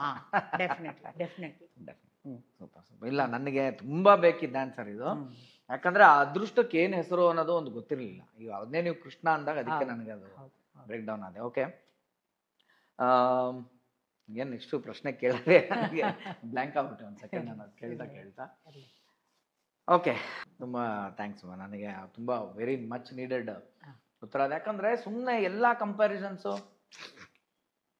ಎಲ್ಲರೂ ಅಡ್ವೈಸ್ ಕೊಡೋರೇ ಆಗ್ಬಿಡ್ತಾರೆ. ಹೌದೌದು. ಬಾ ಮನುಷ್ಯ ಗೆದ್ದಾಗ ಏನಾಗುತ್ತೆ, ಅವ್ನು ಮಾಡಿದ್ದೆಲ್ಲ ಸರಿಯಾಗ ಎಕ್ಸಾಕ್ಟ್ಲಿ ಲೋಕ ಕುತ್ಕೊಂಡೆ ಏನ್ ಹಿಂಗ್ ಮಾಡ್ಬಿಟ್ಟೆ, ಅದೇನಾದ್ರು ವರ್ಕ್ ಆಗ್ಲಿಲ್ಲ ಅಂದ್ರೆ ಅದೆಲ್ಲವೂ ತಪ್ಪಾಗ್ತಾ ಬರುತ್ತೆ. ನಾನು ಇದನ್ನ ಸುಮಾರು ಜನಕ್ಕೆ ಎಕ್ಸ್ಪ್ಲೈನ್ ಮಾಡ್ತಾ ಇರ್ತೀನಿ. ಯಾಕೆ ಮುಂಗಾರು ಮಳೆ ಒಂದು ಹಿಟ್ ಸಿನಿಮಾ, ಓಕೆನಾ, ಎಲ್ಲಾರನ್ನೂ ಅಚ್ಚರಿ ಮಾಡಿದಂತ ಸಿನಿಮಾ, ಎಲ್ಲಾರು ನ್ಯೂ ಕಮರ್ಸ್ ಲೆಕ್ಕಾಚಾರದಲ್ಲಿ ಅದರಲ್ಲಿ ಹಿಟ್ಟಾಯ್ತು. ಏನೇನು ಹೇಳಿದ್ರು ಅದಕ್ಕೆ, ಎಂತ ಹಾಡು, ಜೋಗ್ ಫಾಲ್ಸ್ ನೋಡು ಎಲ್ಲಿಂದ ತೋರ್ಸಿದ್ರು, ಡೈಲಾಗ್ ಎಷ್ಟು ಚೆನ್ನಾಗಿತ್ತು ನಮ್ಮ ಭಟ್ರದು, ಎಲ್ಲ ಹಿಟ್ಟಾದ್ರೆ ಚೆನ್ನಾಗಿದೆ ಇದ್ರೆ ಬ್ರೋ ಅಲ್ಲಿ ಅಲ್ಲಿ ಹೋಗಿ ವಾಟರ್ ಫಾಲ್ಸ್ ಇಂದ ಅಲ್ಲಿ ಬಗ್ಗೆ ಕ್ಯಾಮ್ರಾ ಯಾಕೆ ಬೇಕಾಗಿತ್ತು ಗುರು ಅಷ್ಟು ರಿಸ್ಕೋ, ಇದೇನೋ ಹಾಡು ನೋಡ್ಗುರು ಹೆಂಗ್ ಬರ್ದಿದ್ದಾರೆ, ಇದೇನು ಬನ್ನಿ ಹೋಗಿ ಅನ್ಕೊಂಡು ಹೀರೋಯಿನ್ನ ಮಾತಾಡ್ಸೋ ಶೈಲಿ. ಸೊ ಪ್ರಪಂಚ ನಿಮ್ಮನ್ನ ಜಡ್ಜ್ ಮಾಡುತ್ತೆ. ನಿಮ್ ಎಫರ್ಟ್ ನೋಡ್ತಾರವ್ನು ಯಾರಂಗಾರೆ, ಅವನು ಗೊತ್ತಷ್ಟೇ ನಮಗೆ ಎಷ್ಟು ಎಫರ್ಟ್ ಆಗ್ತಾ ಇದೀವಿ ಏನು ಅಂದ್ಬಿಟ್ಟು. ಸೊ ಆ ನಿಟ್ಟಿನಲ್ಲಿ ಇದು ಬಹಳ ಬೇಕಾಗಿದ್ದಂತ ಪ್ರಶ್ನೆ. ಅಂದ್ರೆ ಆ ಒಂದು ಸೋಲೆ ಅವನಿಚ್ಛೆ ಅದು ಅನ್ನೋದಿದೆಯಲ್ಲ, ಅದು ಫಂಟಾಸ್ಟಿಕ್ ಅಮ್ಮ. ಸೊ ಈಗ ಕಮಿಂಗ್ ಬ್ಯಾಕ್ ಟು ದಿಸ್ ಅಂತ ಬಂದ್ರೆ, ಅದೇ ಎಲ್ಲ ಈ ಹುಡುಗರಿಗೆ ಈ ಕರ್ಮ ಮಾರ್ಗ, ಭಕ್ತಿ ಮಾರ್ಗ, ನನಗೆ ಇದರಲ್ಲೆಲ್ಲ ಅದ್ಭುತವಾಗಿ ಕಾಣ್ತಾ ಇರೋದೇ ಭಕ್ತಿ ತುಂಬಾ ದೊಡ್ಡದಾಗಿ ಕಾಣ್ತಾ ಇದೆ. 3 ಮಾರ್ಗ ಅಂತ ನಾವೇನ್ ಕರಿತೀವಿ, ನಾನು ಯೂಶಲಿ ಹೇಳ್ತಾ ಇರ್ತೀನಿ, 3 ಇರಬೇಕು ಜೊತೆಲಿ, 3 ಒಂದೊಂದನ್ನೇ ಹಿಡ್ಕೊಂಡು ಹೋಗ್ತೀನಿ ಅಂದ್ರೆ ಆಗಲ್ಲ ಅಂತ. ಸೊ ಅದರ ಬೈಫರ್ಕೇಶನ್ ಹೇಗೆ ಹೇಳಕ್ ಇಷ್ಟಪಡ್ತೀರಾ ನೀವು? ಪ್ರಾಕ್ಟೀಸ್ ಮಾಡೋವನಿಗೆ ಎಷ್ಟು ಮಟ್ಟಿಗೆ ಕರ್ಮದ ಕಡೆ ನೋಡ್ಬೇಕು, ಅವನು ಭಕ್ತಿ ಎಷ್ಟು ನೋಡ್ಬೇಕು, ಜ್ಞಾನವೆಷ್ಟು? ಇನ್ಫ್ಯಾಕ್ಟ್ ನೀವು ಈಗಾಗಲೇ ಹೇಳಿದ ಹಾಗೆ ಅವು 3 ಬೇರೆ ಅಂತ ನಾವು ಬೈಫರ್ಕೇಟ್ ಮಾಡಕ್ ಆಗದೇ ಇಲ್ಲ. ಶ್ರೀಕೃಷ್ಣನ ಸಿದ್ಧಾಂತವನ್ನ, ಭಗವದ್ಗೀತೆಯಲ್ಲಿ ಅವನು ಎಕ್ಸ್ಪ್ಲೈನ್ ಮಾಡುವ ರೀತಿಯನ್ನು ಎಲ್ಲ ಗಮನಿಸಿದ್ರೆ, ಒಬ್ಬ ಭಕ್ತಿ ಮಾಡುವವನಿಗೆ ತಾನೊಂದು ಇಂಥ ಭಗವಂತನನ್ನು ಭಕ್ತಿ ಮಾಡ್ತೇನೆ ಅನ್ನೋ ಜ್ಞಾನವೂ ಬೇಕಲ್ಲ. ಎಂಥದೇ ಒಂದು, ನನ್ನ ಕೃಷ್ಣ ಹೀಗಿದ್ದಾನೆ, ನನ್ನ ಕೃಷ್ಣನನ್ನು ನಾನು ಪ್ರೀತಿಸ್ತೇನೆ, ನನ್ನ ತಾಯಿ ಪಾರ್ವತಿ ಹೀಗಿದ್ದಾಳೆ, ನಾನು ಅವಳನ್ನು ಹೀಗೆ, ಏನೋ ಒಂದು ಬೇಕಲ್ಲ, ಒಂದು ಆಕಾರದ ಕುರಿತ ಜ್ಞಾನವ, ಅವಳು ತಾಯಿ ಅನ್ನುವ ಒಂದು ಭಾವದ ಜ್ಞಾನವ. ಒಂದು ಜ್ಞಾನ ಇಲ್ಲದೆ ಭಕ್ತಿ ಹೇಗೆ? ಹಾಗಾಗಿ ಜ್ಞಾನ ಭಕ್ತಿ ಉಂಟು ಅಂತ ಆಯ್ತು. ಆ ಜ್ಞಾನಕ್ಕೆ ಸಂಬಂಧಪಟ್ಟ ಪೂರಕವಾದ ಕೆಲವು ಕರ್ಮಗಳಾದ್ರೂ ಬೇಕಲ್ಲ ಭಕ್ತಿ ಸಾಧಿತವಾಗಬೇಕಾದ್ರೆ. ಈಗ ಭಕ್ತಿ ಮಾಡ್ಬೇಕಾದ್ರೆ ಮೌನ ಧ್ಯಾನದಿಂದ ಭಕ್ತಿ ಮಾಡುದು ಅಂತ ಇಟ್ಕೊಳ್ಳೋಣ. ಕೂತ್ಕೊಳ್ಳುತ್ತೇನೆ ಒಂದು ಜಾಗದಲ್ಲಿ ಧ್ಯಾನಕ್ಕೆ ಅನ್ನೋದು ಒಂದು ಕರ್ಮ ಅಲ್ವಾ? ಕರ್ಮವಿಲ್ಲದೆ ಭಕ್ತಿ ಇಲ್ಲ. ಅದಕ್ಕೆ ಇದನ್ನು ಅಖಂಡವಾಗಿ ಶ್ರೀ ಅರಬಿಂದರು ಪೂರ್ಣ ಯೋಗ ಅಂತ ಕರೆದ್ರು. ಪೂರ್ಣ ಯೋಗವೇ ಸರಿಯಾದ ಕ್ರಮ ಅಂತ. ಯಾವುದು ಡಾಮಿನೇಟಿಂಗ್? ಭಕ್ತಿ ಪ್ರಧಾನವ ಭಕ್ತಿ ಯೋಗದವರು, ಕರ್ಮ ಪ್ರಧಾನರ ಕರ್ಮ ಯೋಗದವರು, ಜ್ಞಾನ ಪ್ರಧಾನವ ಜ್ಞಾನ ಯೋಗದವರು. ಏನು ಜ್ಞಾನ ಪ್ರಧಾನ ಅಂದ್ರೆ, ದೇವರನ್ನು ಅಧ್ಯಯನದಿಂದಲೇ ತಿಳಿಯುತ್ತೇನೆ ಅನ್ನುವ ಬ್ರಹ್ಮ ಜಿಜ್ಞಾಸೆ. ಅವನು ಅರಿವು, ಅಧ್ಯಯನ, ಅಧ್ಯಾಪನ, ಪಾಠ ಅದರಲ್ಲೇ ತಿಳಿಯುತ್ತಾನೆ. ಆಗ ಅವನದ್ದು ಜ್ಞಾನ ಮಾರ್ಗ. ಹಾಗಂತ ಅವನು ಭಕ್ತಿ ಇಲ್ವಾ? ಭಕ್ತಿ ಇರುವುದ್ರಿಂದಲೇ ಜ್ಞಾನದ ಕಡೆಗೆ ಹೋಗಿರೋದು. ಅವನು ಅದಕ್ಕೆ ಬೇಕಾದ ಕರ್ಮ ಮಾಡಲ್ಲ, ಮಾಡ್ತಿದ್ದಾನೆ. ಓದುವುದು ಎಲ್ಲ ಕರ್ಮ ಅಲ್ವಾ? ಅನುಷ್ಠಾನಗಳು ಕರ್ಮ ಅಲ್ವಾ? ಸತತ ಮನನ ಅವೆಲ್ಲವೂ ಕರ್ಮವೇ. ಇದೇ ಇನ್ನೊಬ್ಬ ವ್ಯಕ್ತಿಗೆ ನನಗಿದೆಲ್ಲ ಆಗಲ್ಲಪ್ಪ, ದೇವ್ರಿಗಿವ್ರು ನಂಗೆ ಗೊತ್ತಿಲ್ಲ, ನನ್ಗೆ ಗೊತ್ತಿರೋದೇನೆಂದ್ರೆ ಅವ ಮೇಲೆ ಇದ್ದಾನೆ, ನನ್ನನ್ನು ನಡೆಸ್ತಾನೆ, ನಾನು ನಿಷ್ಠೆಯಿಂದ ಅವನ ನಂಬಿದ್ದೇನೆ, ನನ್ನ ಕರ್ಮವೇ ಅವನಿಗೆ ಸಲ್ಲುವ ಪೂಜೆ. ಅವನು ಸೋಷಲ್ ವರ್ಕ್ ಮಾಡ್ತಾನೆ. ಕೃಷ್ಣ ಬಹಳ ಬ್ಯೂಟಿಫುಲ್ ಆಗಿ ಹೇಳ್ತಾನೆ, ನಿನಗೆ ಅರಿವಿನ ಮಾರ್ಗದಲ್ಲಿ ಜ್ಞಾನ ಪಥದಲ್ಲಿ ತುಂಬ ಓದಿ ಅಧ್ಯಯನ ಅಧ್ಯಾಪನಗಳನ್ನು ಮಾಡಿ ನನ್ನನ್ನು ತಿಳಿಲಿಕ್ಕೆ ಸಾಧ್ಯ ಆಗಲಿಲ್ಲದಿದ್ರೆ ಚಿಂತೆ ಮಾಡಬೇಡ, ಮಾಡುವ ಎಲ್ಲ ಕೆಲಸಗಳನ್ನು ನನಗರ್ಪಿಸಿ ಮಾಡು. ಸಿಂಪಲ್. ಎಲ್ಲ ಕೆಲಸಗಳನ್ನು ಮಾಡುವಾಗ ಇದು ನಾನು ಮಾಡ್ತೇನೆ ಎನ್ನುವ ಭಾವ ಬಿಡು. ಇದು ಅವನು ಮಾಡಿಸ್ತಿದ್ದಾನೆ, ಅವನಿಗೇ ಸಲ್ಲುವುದು, ಅವನ ಕೆಲಸ. ಈ ಭಾವದಿಂದ ಮಾಡು, ನಾನು ಅಲ್ಲಿಯೂ ನಿನ್ನನ್ನು ಎತ್ತುತ್ತೇನೆ. ಅದು ಕರ್ಮ ಮಾರ್ಗ. ಅನೇಕರಿದ್ದಾರೆ, ಅವರಿಗೆ ದೇವರು, ಪೂಜೆ, ದೇವಸ್ಥಾನಕ್ಕೆ ಹೋಗೋದು, ಕೂತ್ಕೊಂಡು ದಿನ ಬೆಳಿಗ್ಗೆ ಆರತಿ ಏನೂ ಗೊತ್ತಿಲ್ಲ ಅವರಿಗೆ. ಅವ್ರಿಗೆ ಬೆಳಿಗ್ಗೆ ಎದ್ದ ಕೂಡಲೇ ಅಲ್ಲೊಂದು ಜನರಿಗೆ ಕೆರೆಯ ತೊಂದರೆ ಉಂಟಂತೆ, ಆ ಕೆರೆ ಎಲ್ಲ ಶುದ್ಧ ಮಾಡಿ ಬರುವ. ಅಲ್ಲಿ ಯಾರಿಗೂ ಜನರಿಗೆ ರಸ್ತೆ ಇಲ್ವಂತೆ, ಆ ರಸ್ತೆ ಎಲ್ಲ ನಾವೇ ಹೋಗಿ ಸಿದ್ಧ ಮಾಡಿ ಬರುವ. ಯಾವುದೋ ಒಂದು ಕೊಳಕಾಗಿದೆ ಅಂತೆ, ಮನುಷ್ಯ ಬದುಕಲಿಕ್ಕೆ ವಾಸ ಮಾಡ್ಲಿಕ್ಕೆ ಸಾಧ್ಯ ಇಲ್ವ ಅನ್ನೋ ಹಾಗೆ ಗ್ರಾಮ ಇಡೀ ಕೆಟ್ಟಿದೆ ಅಂತೆ, ಅದನ್ನೆಲ್ಲ ಶುಚಿ ಮಾಡಿ ಬರುವ. ಅವರು ಈ ಕ್ರಿಯೆಯಲ್ಲಿ ಭಗವಂತನನ್ನು ಕಾಣ್ತಾರೆ. ಮಾಡುವಾಗ ನಾನು ಮಾಡಿದೆ ಅನ್ನೋ ಹೆಸರಿಗೆ ಮಾಡಿರುವುದಿಲ್ಲ. ನನ್ನ ಹೆಸರು ಕೆಟ್ಟಿತು, ಒಳ್ಳೇದಾಯ್ತು, ಪ್ರಶಸ್ತಿ ಪಡೀತು, ಅದರ ಅಪೇಕ್ಷೆಯೂ ಇಲ್ಲ. ಆದರೆ ಕರ್ಮ ಮಾತ್ರ ಅವನ ಕರ್ಮ, ಅವನಿಗಾಗಿ ಮಾಡ್ತೇನೆ, ಅವನ ಕೆಲಸ, ಇದೆಲ್ಲವೂ ಅವನು ನನಗೆ ಒಪ್ಪಿಸಿದ ಕರ್ತವ್ಯ ಅಂತ ಮಾಡ್ತಾ ಬಂದರೆ ಅವನು ಕರ್ಮ ಮಾರ್ಗಿ. ಆ ಕರ್ಮ ಮಾರ್ಗಿಗೆ ಜ್ಞಾನ ಇದೆ, ಕೆಲಸದ ಕುರಿತು ಜ್ಞಾನ ಇದೆ, ಮಾಡುವ ಕರ್ಮ ಇದೆ, ಅವನು ಮಾಡಿಸ್ತಾನೆ ಅನ್ನೋ ಭಕ್ತಿ ಇದೆ. ಒಬ್ಬ ಭಕ್ತ ಮಾರ್ಗ, ಭಕ್ತಿಯನ್ನೇ ಇಟ್ಟುಕೊಂಡವನಿಗೆ ಪ್ರಧಾನವಾಗಿ ಅವನಿಗೆ ಏನರಲ್ಲೂ ಮನಸ್ಸು ಒಲಿಯೋದಿಲ್ಲ. ಉಳಿದದ್ರಲ್ಲಿ ಬಾರೋ ಅಲ್ಲಿ ಹೋಗಿ ಒಂದು ಡಾನ್ಸ್ ಮಾಡಿ ಬರೋಣ ಅಂದ್ರೆ ಅವನು ಕುಣಿಯೋದು ಕೃಷ್ಣನ ಜೊತೆಗೇನೆ, ಅವನು ಕುಣಿಯೋದು ತಾಯಿ ಪಾರ್ವತಿ ಜೊತೆಗೇನೆ, ಅವನು ಕುಣಿಯೋದು ಗಣಪನ ನೆನದೆ. ಆಗ ಅಷ್ಟರ ಮಟ್ಟಿಗೆ ಅವನ ಪ್ರತಿಕ್ರಿಯೆಯೂ ಭಕ್ತಿಯೇ ಆಗ್ತದೆ. ಕರ್ಮಗಳೆಲ್ಲವೂ ಭಕ್ತಿಯೇ ಆಗಿ ಜ್ಞಾನದ ಮಾರ್ಗದ ಯಾವ ಓದನ್ನೂ ಮಾಡಿಲ್ಲ, ಅವನು ಮಾಡಿಲ್ಲ. ಆದರೆ ಯಾರು ಏನ್ ಹೇಳಿದ್ರು ಅವನಿಗೆ ದೇವರ ಮಾತು ಕೇಳಿದಾಗ ಆಗುತ್ತೆ. ದೇವರ ಕುರಿತು ಮಾತಾಡ್ತೇವೆ, ಒಬ್ಬ ನಿನ್ನನ್ನು ಹೊಗಳ್ತಿದ್ದಾನೆ ಅಂತ ಅವ ಹೊಗಳ್ತಾನೆ, ಅವನಿಗೆ ಭಗವಂತನನ್ನು ಹೊಗಳಿದ ಹಾಗೆ ಕೇಳುತ್ತೆ. ಅವನು ಭಕ್ತ, ಅವನು ಭಕ್ತಿ ಮಾರ್ಗದವ. ಈ ಭಕ್ತಿ ಮತ್ತು ಜ್ಞಾನ ಕರ್ಮ ಒಂದನ್ನೊಂದು ಬಿಟ್ಟಿಲ್ಲ ಅನ್ನುವಷ್ಟು ಅವಿನಾಭಾವ. ನಮ್ಮಲ್ಲಿ ಯಾವುದು ಪ್ರಧಾನ ಅನ್ನೋದ್ರಿಂದ ನಾನು ಭಕ್ತಿ ಮಾರ್ಗದವಳು, ನಾನು ಜ್ಞಾನ ಮಾರ್ಗದವಳು, ನಾನು ಕರ್ಮ ಮಾರ್ಗದವಳು, ಹೀಗೆ ನಾವು ನಿಷ್ಕರ್ಷೆ ಮಾಡುವಂತ. ಇದರಲ್ಲಿ ನಿಮ್ಮ ಪ್ರಶ್ನೆ ಏನು? ಭಕ್ತಿಯಲ್ಲಿ ಭಯ ಉಂಟು ಇಲ್ವಾ? ಭಕ್ತಿಯಲ್ಲಿ ಭಯ ಇರುತ್ತೆ ನೋಡಿ.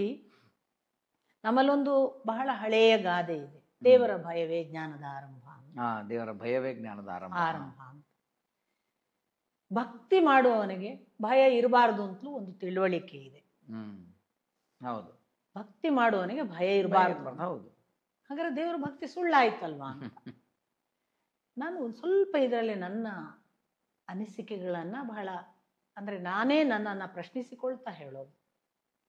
ಭಕ್ತಿ ಇದ್ದವನಿಗೆ ಭಯ ಇಲ್ಲ ಅಂತ ಖಂಡಿತ ಇಲ್ಲ. ಭಕ್ತಿಯ ಪರಾಕಾಷ್ಠೆಯಲ್ಲಿರುವವನಿಗೂ ಕೂಡ ಭಯ ಬಿಟ್ಟು ಇರುತ್ತೆ ಅಂತ ಖಂಡಿತ ನಿರ್ಣಯವಿಲ್ಲ. ಈಗ ಭಕ್ತಿ ಉಂಟಾಗುವುದೇ ನನ್ನ ಒಳಗಿನ ಯಾವುದೋ ಅನೇಕ ದೌರ್ಬಲ್ಯಗಳನ್ನು ಮತ್ತು ನನ್ನಲ್ಲಿರುವ ಅನೇಕ ದೋಷಗಳನ್ನೆಲ್ಲ ತಿಳಿದು ಅದು ಇದ್ದ ಹಾಗೆ ನಾನು ಭಕ್ತಿ ಮಾಡೋದು. ಹಾಗಾದರೆ ದೋಷ ದೌರ್ಬಲ್ಯಗಳು ಇರುವವನು ಭಯವನ್ನು ಮೀರುವುದು ಹೇಗೆ? ಭಯ ಇದ್ದೇ ಇದೆ. ಆದರೆ ಭಕ್ತಿ ನಿಜವಾದದ್ದಾದರೆ ಅದರ ಕೊನೆಯ ಆತ್ಯಂತಿಕ ಹಂತ ಏನು ಅಂದ್ರೆ ಅವನು ಭಯ ದಾಟಿದ ಭಕ್ತನಾಗ್ತಾನೆ. ಭಕ್ತಿ ಅಷ್ಟು ನಿಷ್ಕಲ್ಮಶವಾದ್ದು, ಅಷ್ಟು ಅದು ಮುಟ್ಟಲೇಬೇಕಾದದ್ದನ್ನು ಮುಟ್ಟುವಷ್ಟು ಗಟ್ಟಿ ದೃಢವಾದದ್ದು ಇದ್ದರೆ ಅವನು ಯಾವೆಲ್ಲ ದೌರ್ಬಲ್ಯ ದೋಷಗಳಿತ್ತಲ್ಲ ಅದನ್ನು ದಾಟಿ ಒಂದು ದಿನ ಧೀರನಾಗ್ತಾನೆ. ಧೀರ ಶಬ್ದಕ್ಕೆ ಅರ್ಥ ಧೈರ್ಯ ಅಲ್ಲ. ಧೈರ್ಯ ಅದರ ಹೌದು, ಅದರಿಂದ ಹುಟ್ಟಿಕೊಂಡ ಶಬ್ದವೇ, ನಾವು ಬಳಸುವ ಕರೇಜ್ ಅಲ್ಲ. ಧೀರನಿಂದ ಧೈರ್ಯ ಹೌದು. ಧೀ ಅಂದ್ರೆ ಜ್ಞಾನ, ರಾ ಅಂದ್ರೆ ರಮಿಸುವುದು. ಜ್ಞಾನದಲ್ಲಿ ರಮಿಸುವುದು ಅಂದ್ರೆ ಇನ್ನು ಅವನಿಗೆ ಅಜ್ಞಾನ ಭಾಗ ಉಳಿಲಿಲ್ಲ, ಅಂಥವನು ಧೀರ. ಭಕ್ತನೊಬ್ಬ ಆರಂಭದಲ್ಲಿ ಧೀರನಲ್ಲ, ಅವನು ಭೀತನೇ. ಅವನು ಬರೇ ದೇವರ ಭೀತಿ ಅಲ್ಲ, ಅವನಿಗೆ ಅವನ ಕುರಿತು ನಾನು ಅನ್ನುವ ಇರುವಿಕೆಯ ಭೀತಿಗಳಲ್ಲಿ ಎಷ್ಟೊಂದು ಕಾರಣಗಳಿವೆ. ಅದರಲ್ಲಿ ಬಹಳ ಮುಖ್ಯವಾದ ಒಂದು ಕಾರಣ ನಾನು ಅನ್ನೋದು ಇಲ್ಲವಾಗುವ ಸಾವಿನ ಭಯ. ಯಾವುದನ್ನು ತೆಗೆರೋದನ್ನು ತೆಗಿಯಕ್ಕಾಗಲ್ಲ. ನಾನು ಎದುರಿಗಿರುವ ಹುಲಿಯನ್ನು ಎದುರಿಸ್ತೇನೆ ಅನ್ನೋದನ್ನು ಟ್ರೈನಿಂಗ್ ಮಾಡಿ ತಕ್ಕೋಬಹುದು, ಹೌದು. ಹಾವನ್ನ ನಾನು ಕೈವಶ ಮಾಡಿ ಗೆಲ್ಲಬಹುದು, ಎಲ್ಲ ಹೊರಗಿನ ಕಳ್ಳನ ಭಯವನ್ನು ಗೆದಿಬಹುದು, ಎಲ್ಲ ಮಾಡಬಹುದು. ನಾನೇ ಇಲ್ಲ ಅನ್ನೋದು, ನಾನು ಇಲ್ಲವಾಗುವ ಸಾವಿನ ಭೀತಿಯನ್ನು ಗೆಲ್ಲೋದಿದೆಯಲ್ಲ, ಅದಕ್ಕೆ ನಿಷ್ಕಾರಣ ಭಯ ಅಂತಲೇ ಹೆಸರು. There are so many fears. Out of them the only reason, without reason ಒಂದು ಫಿಯರ್ ಇದೆ, that is fear of death ಅಂತ Jiddu Krishnamurti. Fear of death, that is causeless fear ಅಂತ.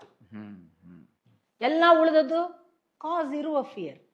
ಕಾಸ್ ಇರುವ ಫಿಯರ್ ಎಲ್ಲ ಓವರ್ಕಮ್ ಮಾಡ್ಬೋದು, ಹೇಗೆಗೋ ಮಾಡಿ. ರೂಟ್ ಕಾಸಿಗೆ ಹೋಗಿ ಹೇಗೆ ತೆಗೆಯೋದು ಇದನ್ನು ಅಂತ. ಕಾಸ್ಲೆಸ್ ಫಿಯರ್ ಅನ್ನು ಎಲ್ಲಿಂದ ತೆಗೆಯೋದು? ಅದು ಧೀರನಾದವನಿಗೆ ಸಾಧ್ಯ. ಸಾವನ್ನು ಗೆಲ್ಲುವುದು ಧೀರ ಮಾತ್ರ. ಭಕ್ತಿಯ ಪರಾಕಾಷ್ಠೆಯಲ್ಲಿ ಮಾತ್ರ ಆ ಧೀರತ್ವದ ಆತ್ಯಂತಿಕ ಸ್ಥಿತಿಯನ್ನು ಮುಟ್ಟಕ್ಕೆ ಸಾಧ್ಯ. ಅವನು ಯಾವಾಗ ಸಾವನ್ನು ದಾಟ್ತಾನಲ್ಲ, ಅದು ಅವನ ಅರಿವಿನ ಭಾಗ ಆಗ್ತದೆ. ಭಕ್ತ ಕೂತ್ಕೊಳ್ಳುವಾಗ ordinary human being, ordinary human body, ordinary human mind, ಎಲ್ಲಾ ವೀಕ್ನೆಸ್ಗಳು ಇವೆ. ಫಿಸಿಕಲ್, ಮೆಂಟಲ್ ಎಲ್ಲ ವೀಕ್ನೆಸ್ ಇರುತ್ತೆ ಕೂತ್ಕೊಳ್ಳುವಾಗ. ಅವನ ಭಕ್ತಿಯ ತುದಿಗೆ ಹೋಗಿದ್ದ ಅಂತಾದ್ರೆ ಪ್ರೋಸೆಸ್ನಲ್ಲಿ ಈ ಸಾವನ್ನು ದಾಟುವ ಒಂದು ಮುಖಾಮುಖಿಯೂ ಅವನಿಗೆ ಸಂಭವಿಸ್ತದೆ. ಅದನ್ನೇ ಕುಂಡಲಿನಿ ಅಂತ ಕರೆಯಿರಿ, ಆ ದಾರಿಯಲ್ಲಿ ಅವನಿಗೆ ಆಗುವಂತಹ ಟ್ರಾನ್ಸ್ಫಾರ್ಮೇಶನ್ ಅಂತ ಕರೆಯಿರಿ. What he was, what he is ಅನ್ನೋದು ಟೋಟಲ್ ಎರಡು ಮುಖ ಆಗ್ತದೆ. ಆ ಪರಿವರ್ತನೆ ಇದೆಯಲ್ಲ, ಆ ಪರಿವರ್ತನೆ ಆದವನು ಮತ್ತೆ ಭೀತನಾದರೆ ಭಕ್ತಿ ಇನ್ನೂ ಕಂಪ್ಲೀಟ್ ಆಗಲಿಲ್ಲ ಅಂತ ಅರ್ಥ ಅಷ್ಟೆ.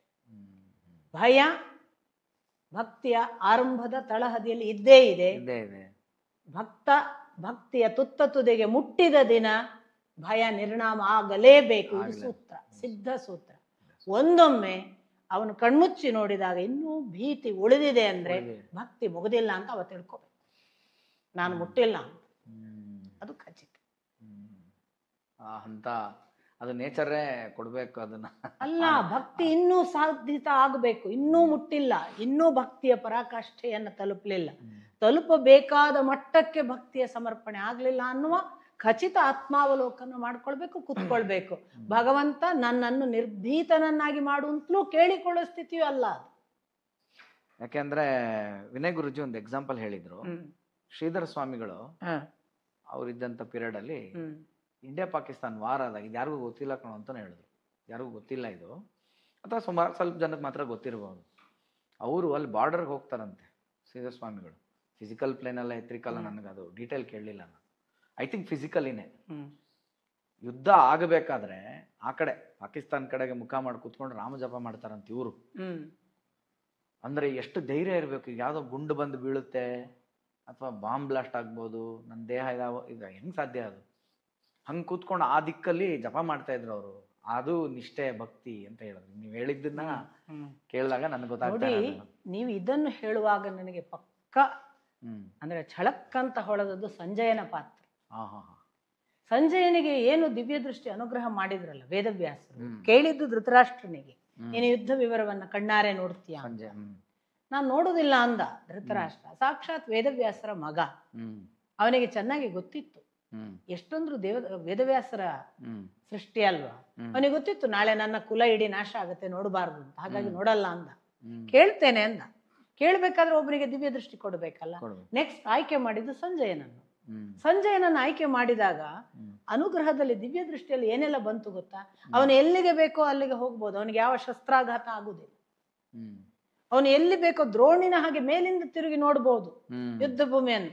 ಅವನಿಗೆ ಯಾವ ಯುದ್ಧ ಬಾಧೆಗಳಿಲ್ಲ. ಅವನ ಸಂಪೂರ್ಣ ರಕ್ಷಣೆ ದಿವ್ಯ ದೃಷ್ಟಿ ಕೊಟ್ಟ ಭಗವಂತನ ವೇದವ್ಯಾಸರ ರಕ್ಷಣೆ. ಯಾಕೆ? ಅವನು ಮಾಡಿದ ಕೃಷ್ಣ ಭಕ್ತಿಗೆ ಅಂತ ಗೊತ್ತಾಗುತ್ತೆ. ನೀವು ಪೂರ್ವ ಎಲ್ಲ ಓದಿದ್ದರೆ ಆ ಪರಿರಕ್ಷಣೆ ಅವನಿಗೆ. ಇಡೀ ವಿಶ್ವರೂಪ ದರ್ಶನ ನೋಡುವ ಒಬ್ಬನೇ ಒಬ್ಬ ಸೌಭಾಗ್ಯವಂತ ಅರ್ಜುನನನ್ನು ಬಿಟ್ರೆ ಸಂಜಯ. ಸಂಜಯ ಇನ್ಯಾರು ನೋಡಿಲ್ಲ. ಅಲ್ಲ, ಅದು ನೋಡಿ ಇನ್ನೂ ರೋಮಾಂಚನ ಆಗ್ತಿದೆ ಅಂತಲೇ ಕೊನೆಗೆ ಎಂಡಾಗುದದು. ಭಗವದ್ಗೀತೆ ಧೃತರಾಷ್ಟ್ರನಿಗೆ, ನಾನು ಎಲ್ಲ ನೋಡಿದೆ, ಇನ್ನೂ ಕೂಡ ನನ್ನ ಮುಳ್ಳು, ರೋಮಾಂಚನದ ಮುಳ್ಳು ಮೈ ಮೇಲೆ ಹಾಗೇ ಇದೆ, ಎಣಿಸಿ ಎಣಿಸಿ ಸ್ಮರಿಸಿ ಸ್ಮರಿಸಿ ನಾನು ಚಳಿಗೆ ಒಳಗಾಗಿದ್ದೇನೆ ಅಂತಲೇ ಎಂಡಾಗುದು. ಆ ನೋಡಿದ್ದು ಅರ್ಜುನನ ಹಾಗಲ್ಲ ಅಂತ ನನ್ನದೊಂದು ಬೇರೆಯ ವಿವರಣೆ ಇದೆ. ಅರ್ಜುನ ನೋಡಿದ ವಿಶ್ವರೂಪವನ್ನು ಸಂಜಯ ನೋಡ್ಲಿಲ್ಲ, ಅದು ಬೇರೆ ಮಾತು. ಅದು ಬೇರೆ ಮಾತು. ಆದರೆ ಯಾಕೆ ಆಯ್ತು ಅನುಗ್ರಹ?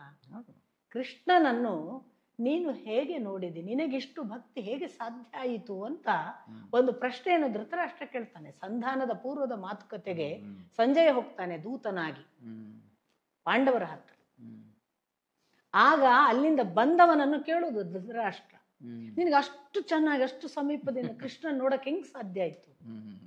ಅವನು ಕೊಟ್ಟ ಉತ್ತರ, ನಾನೆಂದೂ ಸಂಸಾರ ಬಂಧನವನ್ನು ಕಟ್ಟಿಕೊಳ್ಳಲಿಲ್ಲ, ಯಾವ ಮೋಹವನ್ನು ನನ್ನ ಜೊತೆಗೆ ಇಟ್ಟುಕೊಂಡಿಲ್ಲ, ನನ್ನ ನಿರಂತರ ಅನುಸಂಧಾನದಲ್ಲಿ ಅವನೊಬ್ಬನೇ ಇದ್ದ. ಅವನು ಅಂದ್ರೆ ಭಗವಂತ, ಅವನೊಬ್ಬನೇ ಇದ್ದ.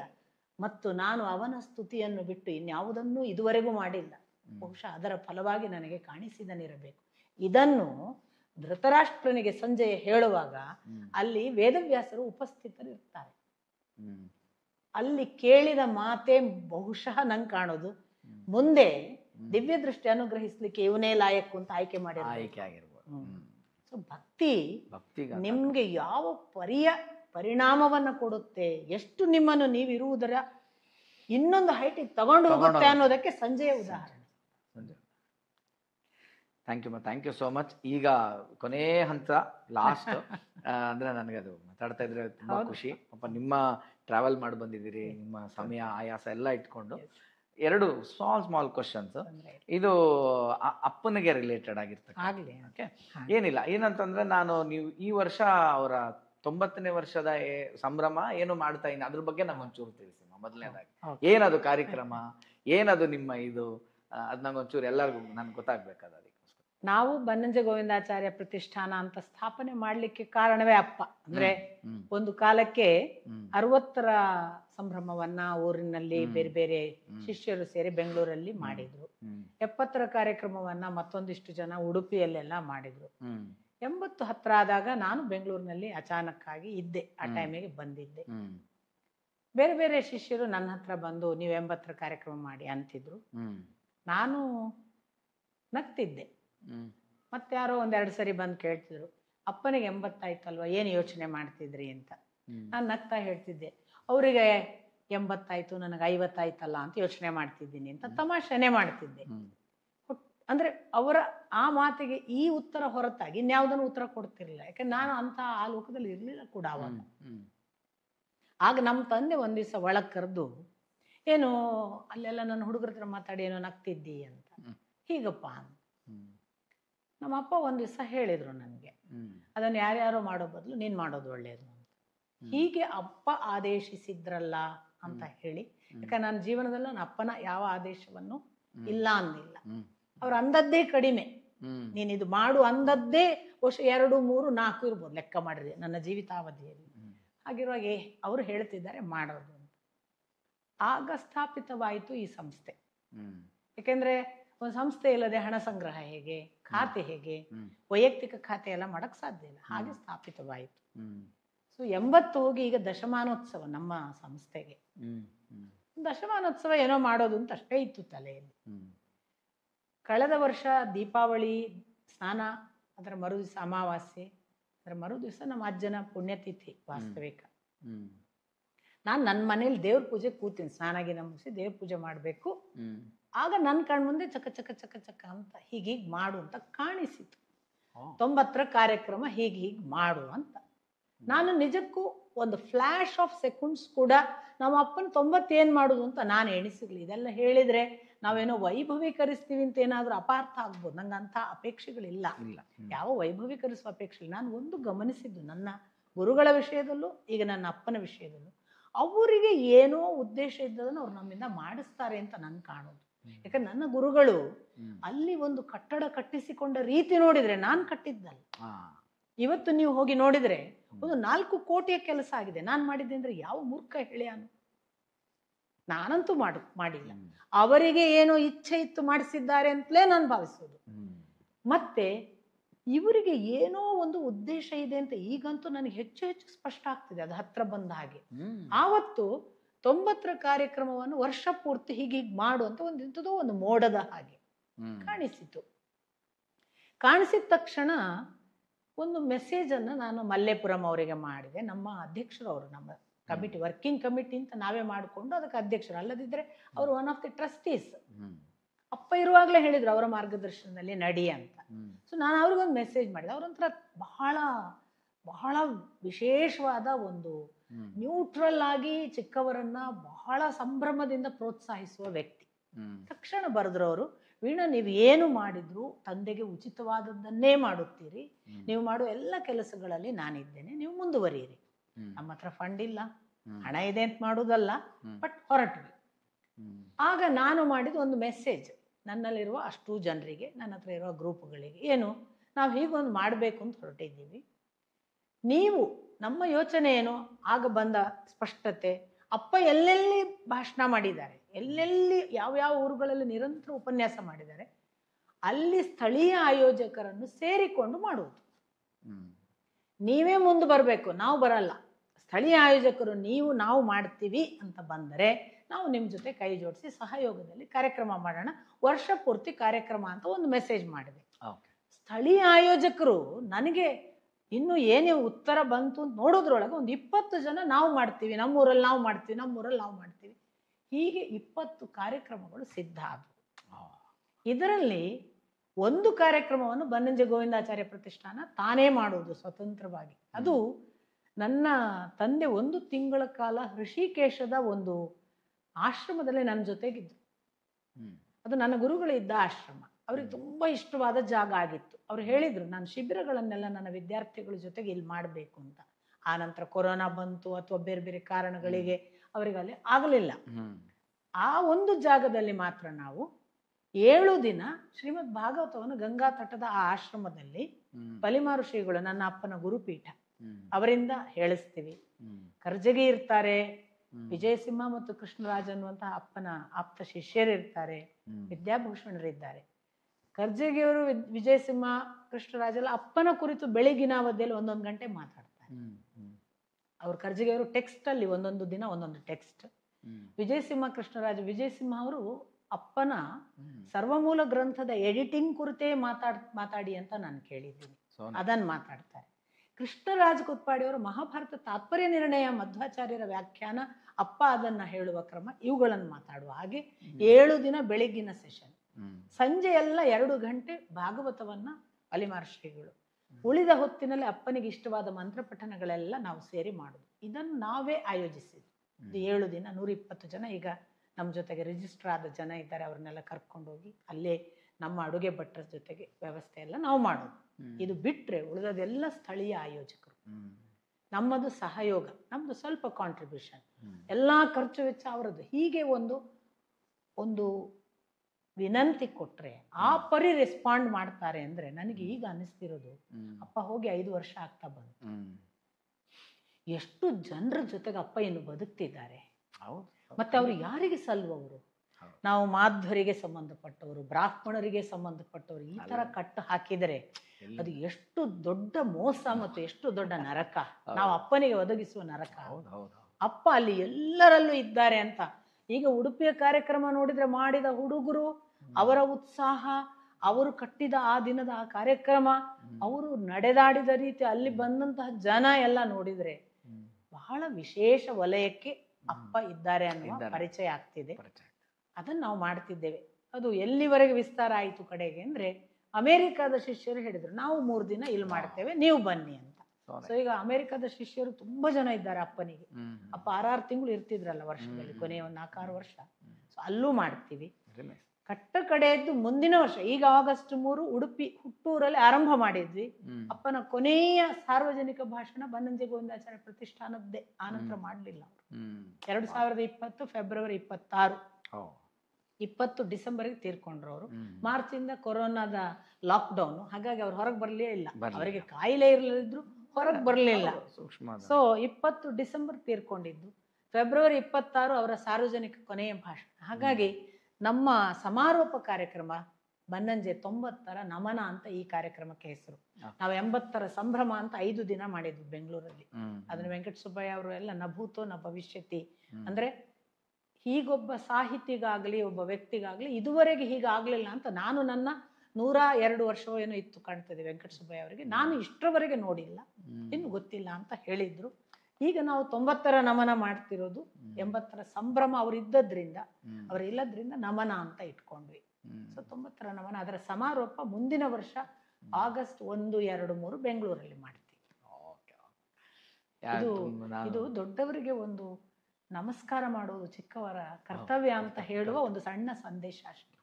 ನಾನು ಈ ಪ್ರಶ್ನೆ ಕೇಳಿದ್ದೆ ಅದಕ್ಕೆ, ಯಾಕಂದ್ರೆ ನನ್ನ ಈ ಪಾಡ್ಕಾಸ್ಟ್ ಬನ್ನಿ ಅಂತ ನಿಮ್ಗೆ ಕೇಳ್ದಾಗ ಪಾಪ ನೀವು ಈ ಇದರಲ್ಲಿ ಬಿಸಿ ಇದೀನಿ, ವರ್ಷ ಪೂರ್ತಿ ಬಿಸಿ ಇದೀನಪ್ಪ ಅಂದ್ರಲ್ಲ, ನನಗೆ ಅದು ಕೇಳ್ಕೊಳ್ಳೋ ಒಂದು ಕುತೂಹಲ ಆಯ್ತು, ಅದಕ್ಕೆ ಕೇಳ್ಕೊಂಡೆ. ಇದು ಈಗ ಹೇಗೆ ಅಂದ್ರೆ ಉಡುಪಿ ಮುಗೀತು ಆಗಸ್ಟ್ 1 ಕಾರ್ಯಕ್ರಮ.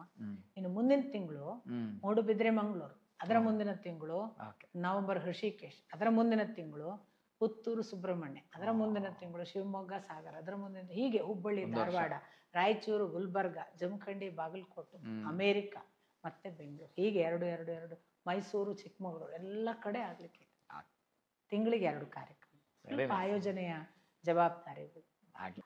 ನಾ ಹೇಳ್ದಂಗೆ ಕಡೆ ಪ್ರಶ್ನೆ, ಯಾಕಂದ್ರೆ ಇದನ್ನು ಸುಮಾರು ಜನ ಮೆಸೇಜಲ್ಲಿ ಕೇಳ್ತಿರ್ತಾರೆ.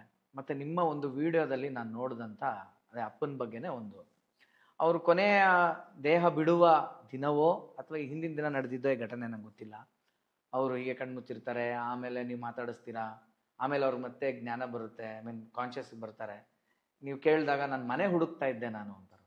Correct, if I am not wrong. ನಾನು ಮನೆ ಹುಡುಕ್ತಾ ಇದ್ದೀನಿ, ಮನೆಗೆ ಹೋಗಬೇಕು ಅಂತ ಮತ್ತೆ ಇದು ಈ ಮನೆ ಹುಡುಕ್ತಾ ಈ ಕ್ರಮ ನನಗೇನು ಅಂತಂದರೆ ನಮಗೆ ಕಾಮನ್ ಮ್ಯಾನ್ ಆಗಿ ಥಿಂಕ್ ಮಾಡೋದು, ಈ ಸ್ವರ್ಗ ನರಕವು ಇದೊಂದು ಫಿಸಿಕಲ್ ಪ್ಲೇನ್ ಥರನೇ ಅಲ್ಲಿರುತ್ತಾ, ಈ ಮನೆ ಅಂದರೆ ಏನು, ಅಲ್ಲೇನು ಮನೆ ಐತೇನು ಅಪ್ಪನಿಗೆ ಯಾವ ಥರ ಈಗ ನೀವು ಧ್ರುವಂದು ಹೇಳೋವಾಗಲೂ ಅದು ಬಂತು, ಭಗವಂತನ ಪಕ್ಕದಲ್ಲಿ ಪಾದದ ಪಕ್ಕದಲ್ಲಿ ಒಂದು ಪ್ಲೇಸ್ಮೆಂಟ್ ಆಯಿತು ಅಂತ. ಸೊ ಇದು ಸೈಂಟಿಫಿಕಲಿ ಕೂಡ ಬರೋ ಡೌಟ್ ಏನು ಅಂತಂದರೆ, ಭಗವಂತನ ಡೆಫಿನೇಷನ್ ಅಂತ ನಾವು ತಿಳ್ಕೊಂಡಿರೋದು ಸರ್ವಶಕ್ತ, ಸರ್ವಜ್ಞ, ಸರ್ವಾಂತರ್ಯಾಮಿ, ಅವನು ಎಲ್ಲ ಕಡೆನೂ ಇದ್ದಾನೆ. ಅವಾಗ ಬಂದಾಗ ಅವನೇ ಸ್ಪೇಸ್ ಅಂತಲೂ ಬರುತ್ತೆ. ಈಗ ಅವನು ಒಂದು ಕಡೆ ಇದ್ದಾನೆ ಅಂದರೆ ಅವ್ನಿಗಿರೋಕ್ಕೊಂದು ಜಾಗ ಸಿಕ್ಕಿದೆ ಅಲ್ವಾ, ಮತ್ತು ಅವನಿಗಿನ್ನ ಸ್ಪೇಸೇ ದೊಡ್ಡದಾಯಿತು ಅಂತ. ಸೊ ತಿರ್ಗಾ ಆ ಸ್ಪೇಸ್ ಎಲ್ಲಿದೆ, ಅದು ಎಲ್ಲಿವರೆಗೂ ಎಕ್ಸ್ಟೆಂಡ್ ಆಗಿದೆ, ಇನ್ಫಿನಿಟಿ. ಸೊ ಇದೆಲ್ಲ ಒಂದು ಕನ್ಫ್ಯೂಷನ್ನು. ಮತ್ತು ಇದು ರಮಣರು ಒಂದು ಮಾತು ಹೇಳಿರ್ತಕ್ಕಂತಾಗ, to understand that you have to become that ಅಂತಾರೆ. ಇನ್ನು ಅದೇ ಆಗಬೇಕು ಅಂತ. ಅಥವಾ ನಿಮ್ಮ ಸಾಲಲ್ಲೇ ಹೇಳೋದಾದರೆ ಕೊನೆಯದಾಗಿ ಭಗವಂತನ ಪಾದ ಸೇರೋದು ಅಂದರೆ ಏನು, ಅಂದರೆ ಮರ್ಜಾಗಿದ ತಕ್ಷಣ ನಮ್ಮ ಅವೇರ್ನೆಸ್ ಎಲ್ಲ ಹೊಟ್ಟೋಗ್ಬಿಡುತ್ತಾ, ಟೋಟಲಿ ನಾನು ಯಾರು ಮರ್ತೋಗ್ತೀನ, ಅದರ ಏನದು ಫೀಲಿಂಗ್ ಏನು exactly, getting lost in god ಅನ್ನೋದು ಏನು ಅಂತ ಗೊತ್ತಾಗ್ತಾ ಇಲ್ಲ. ನಾನು ಸ್ವಲ್ಪ ನಿಮ್ಮ ಇದು ಚಾರಿತ್ರಿಕ ಎವಿಡೆನ್ಸ್ಗಳು ತಪ್ಪು ಅರ್ಥ ಆಗೋದು ಬೇಡ ಅಂತ ಸ್ವಲ್ಪ ನೀವು ಹೇಳಿದ ವಿವರಣೆಯನ್ನ ಕ್ಲಾರಿಫೈ ಮಾಡ್ಕೊ. ಖಂಡಿತ ಹೇಳಿ, ಖಂಡಿತ ಹೇಳಿ. ನನ್ನ ತಂದೆ ಪಾಡ್ಯದ ದಿನ ನನ್ನ ಅಣ್ಣ ತೀರ್ಕೊಂಡ. ಅವನ ಸಾವು ತುಂಬಾ ಅನಿರೀಕ್ಷಿತ ಇತ್ತು. ಅವನ ಅನಿರೀಕ್ಷಿತ ಅಂತಂದ್ರೆ ಅವನಿಗೆ ವಯಸ್ಸಾಗ ಒಂದು 56 ಅಷ್ಟೇ. ಅವನಿಗೇನು ಕಾಯಿಲೆಗಳಿರಲಿಲ್ಲ. ಅವನು ಟ್ರಾಮಾ ಟೆಕ್ನಿಷಿಯನ್ ಇದ್ದ KMCಯಲ್ಲಿ. ಸೊ KMC ಅವರು ಅವನಿಗಿರುವ ಕೆಲವು ಗುಣಲಕ್ಷಣಗಳು ಈ ನೋಡ್ತಾರಲ್ಲ, ಅನಾರೋಗ್ಯದ ಲಕ್ಷಣಗಳು, ಅದನ್ನು ನೋಡಿ ನಿಮಗೆ ಕೊರೋನಾ ಇರಬೇಕು, ನೀವು ಐಸೋಲೇಟ್ ಮಾಡ್ಕೊಳ್ಳಿ ಅಂತ ಅವನನ್ನು ಬದಿಗಿಟ್ಟಿದ್ರು ಅಥವಾ ಬದಿಗಿರಕ್ಕೆ ಹೇಳಿದರು. ಹೀಗಾಗಿ ಅವನ ಮನೇಲಿ ಐಸೋಲೇಟ್ ಮಾಡ್ಕೊಂಡಿದ್ದ. ನನ್ನ ಅಣ್ಣನಿಗೆ ನನ್ನ ಅಪ್ಪನಿಗೆ ನಾನು ನೋಡಿದ ಹಾಗೆ ಇನ್ಯಾರ ಜೊತೆಗೂ ಇಲ್ಲದಂತಹ ಅತ್ಯಂತ ವಿಚಿತ್ರವಾದ ಒಂದು ಸಂಬಂಧ ಇತ್ತು. ನನ್ನ ಅಣ್ಣನಿಗೆ ಫ್ರೆಂಡ್ಸ್ ಇಲ್ಲ, ನನ್ನ ಅಣ್ಣನಿಗೆ ಸಂಸಾರ ಬೇಡ ಅಂತ ಮದುವೆ ಮಾಡ್ಕೊಂಡಿರಲಿಲ್ಲ ಅವನು. ನನ್ನ ಅಣ್ಣ ವೈಯಕ್ತಿಕವಾಗಿ ಒಂದು ಮಹತ್ವಾಕಾಂಕ್ಷಿಯಾಗಿ ನಾನು ಗೋವಿಂದ ಚರ್ಮಗ ಅಂತ ಎಲ್ಲೋ ಪರಿಚಯ ಮಾಡ್ಕೊಂಡವನಲ್ಲ. ಸಾಮಾಜಿಕವಾಗಿ ಯಾವುದೇ ಪ್ರಸಿದ್ಧಿಯ ಬೆನ್ನು ಹತ್ತಿದವ, ಹಣ ಮತ್ತೊಂದು ಅದರ ಬೆನ್ನು ಹತ್ತಿದವ ಯಾವುದೂ ಅಲ್ಲ, ಯಾವುದೂ ಅಲ್ಲ. ಆಲ್ ಎಲೋನ್, ಒಬ್ಬ ಅಂದರೆ ಒಬ್ಬನೇ.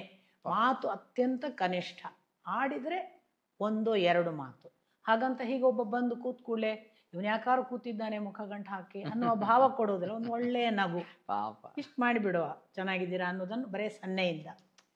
ಅವರಿಬ್ಬರು ಇದ್ದ ರೀತಿ ಎಷ್ಟೋ ಸಾರಿ ನಮಗೆ ಅನಿಸ್ತಿತ್ತು, ಅಪ್ಪ ಏನು ಪಾರ್ಶಾಲಿಟಿ ಮಾಡ್ತಾರ ಮಕ್ಕಳ ಮಧ್ಯೆ ಅಂತ. ಎಲ್ಲದಕ್ಕೂ ಅವನು ಬೇಕು ಅಂತ ಅಣ್ಣ ತನ್ನನ್ನು ಐಸೋಲೇಟ್ ಮಾಡಿಕೊಂಡು ಒಂದು ದಿನ ಉಸಿರು ಕಟ್ಟುವ ಸ್ಥಿತಿಗೆ ಬಂದು ರಾತ್ರಿ ನನಗೆ ಗೊತ್ತಾಗಿ ನಾನು ಫೋನ್ ಮಾಡಿದಾಗ, ನೀನು ಈಗಿಂದೀಗ ಡಾಕ್ಟರ್ ಹತ್ರ ಹೋಗು, ನಿಂಗೇನೋ ಆಗಿದೆ, ನೀನು ಯಾಕೆ ಮನೇಲಿ ಕೂತಿದ್ದಿ. ಆಮೇಲೆ ಅವನು ಮಾತಾಡಿದಾಗ ಮೊದಲನೇ ವಾಕ್ಯ ಹೇಳಿದ್ದು ಹಾಗೆ, ಏನಾಗಿದೆ ನಿಂಗೆ ಅನ್ನೋದಕ್ಕೆ, ಇಲ್ಲಿರಲಾರೆ ಅಲ್ಲಿಗೆ ಹೋಗಲಾರೆ ಅಂತ ಅವ ಹೇಳಿದ್ದು. ಆ ವಾಕ್ಯದಲ್ಲೂ ಕೂಡ ಬಹಳ ಬ್ರೇಕ್, ಇರಲಾರೆ ಹೀಗೆ.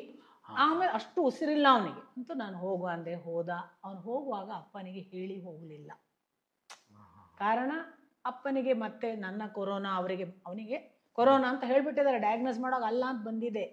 ಅದು ಕೆಲವು ಡಯಾಗ್ನೋಸ್ ಆಗಲ್ಲ, ನಿಮ್ಮ ಸಿಂಪ್ಟಮ್ಸ್ ಎಲ್ಲ ಕೊರೋನಾ ಅಂತ. ಹೀಗೆ ಒಳಗೆ ಇದ್ದವನು ಹಾಗೆ ಹೋಗಿದ್ದಾನೆ. ಇರಲಿ, ಅಪ್ಪನಿಗೆ ಸಂಪರ್ಕ ಇಲ್ಲದೆ ಹೋಗಿದ್ದಾನೆ. ಅಪ್ಪ ತಿಳಿದಾರೆ ಮನೆಯ ಕೋಣೆಯಲ್ಲಿ, ಆಚೆಗೆ ಹುಷಾರಿಲ್ಲ, ಮಲಗಿದ್ದಾನೆ ಅಂತ. ಅವರಿಗೆ ಗೊತ್ತಾದದ್ದು ನಾಳೆ ಅವನು ತೀರ್ತಾನಾದ್ರೆ ಇವತ್ತು ನಾನು ಅವರಿಗೆ ಹೇಳಿದ್ದು. ಅವ್ರು ಏನ್ ಮಾಡಿದ್ದಾರೆ, ಅವನಿಗೆ ಸೈಕಲಾಜಿಕಲ್ ಟ್ರೀಟ್ಮೆಂಟ್ ಕೊಟ್ಟಿದ್ದಾರೆ. ಅವನು ಅನ್ಕಾನ್ಶಿಯಸ್ ಆಗಿದ್ದಾನೆ, ಕೋಮಕ್ಕೆ ಹೋಗಿದ್ದಾನೆ. ನನ್ನ ಇಲ್ಲಿಯ ವೈದ್ಯರಿಗೆ ನಾನು ಫೋನ್ ಮಾಡಿ ಕೇಳಿದೆ, ನನ್ನ ಗುರುಗಳ ವೈದ್ಯರು ಡಾಕ್ಟರ್ ಗಂಗಾಧರ ಅಂತ.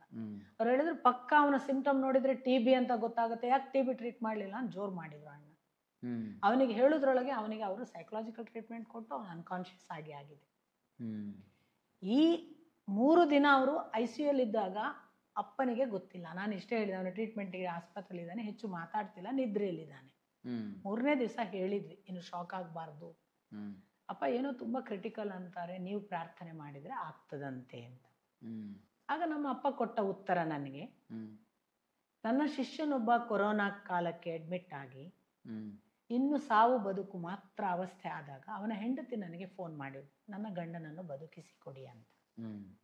ನಾನು ಆ ಶಿಷ್ಯನಿಗಾಗಿ ಇಡೀ ರಾತ್ರಿ ಬೆಳಗಿನ ತನಕ ನಿದ್ದೆ ಬಿಟ್ಟು ಪ್ರಾರ್ಥನೆ ಮಾಡಿದೆ. ಬೆಳಿಗ್ಗೆ ನಾನು ಜಗಳ ಮಾಡಿದೆ ದೇವರ ಜೊತೆಗೆ.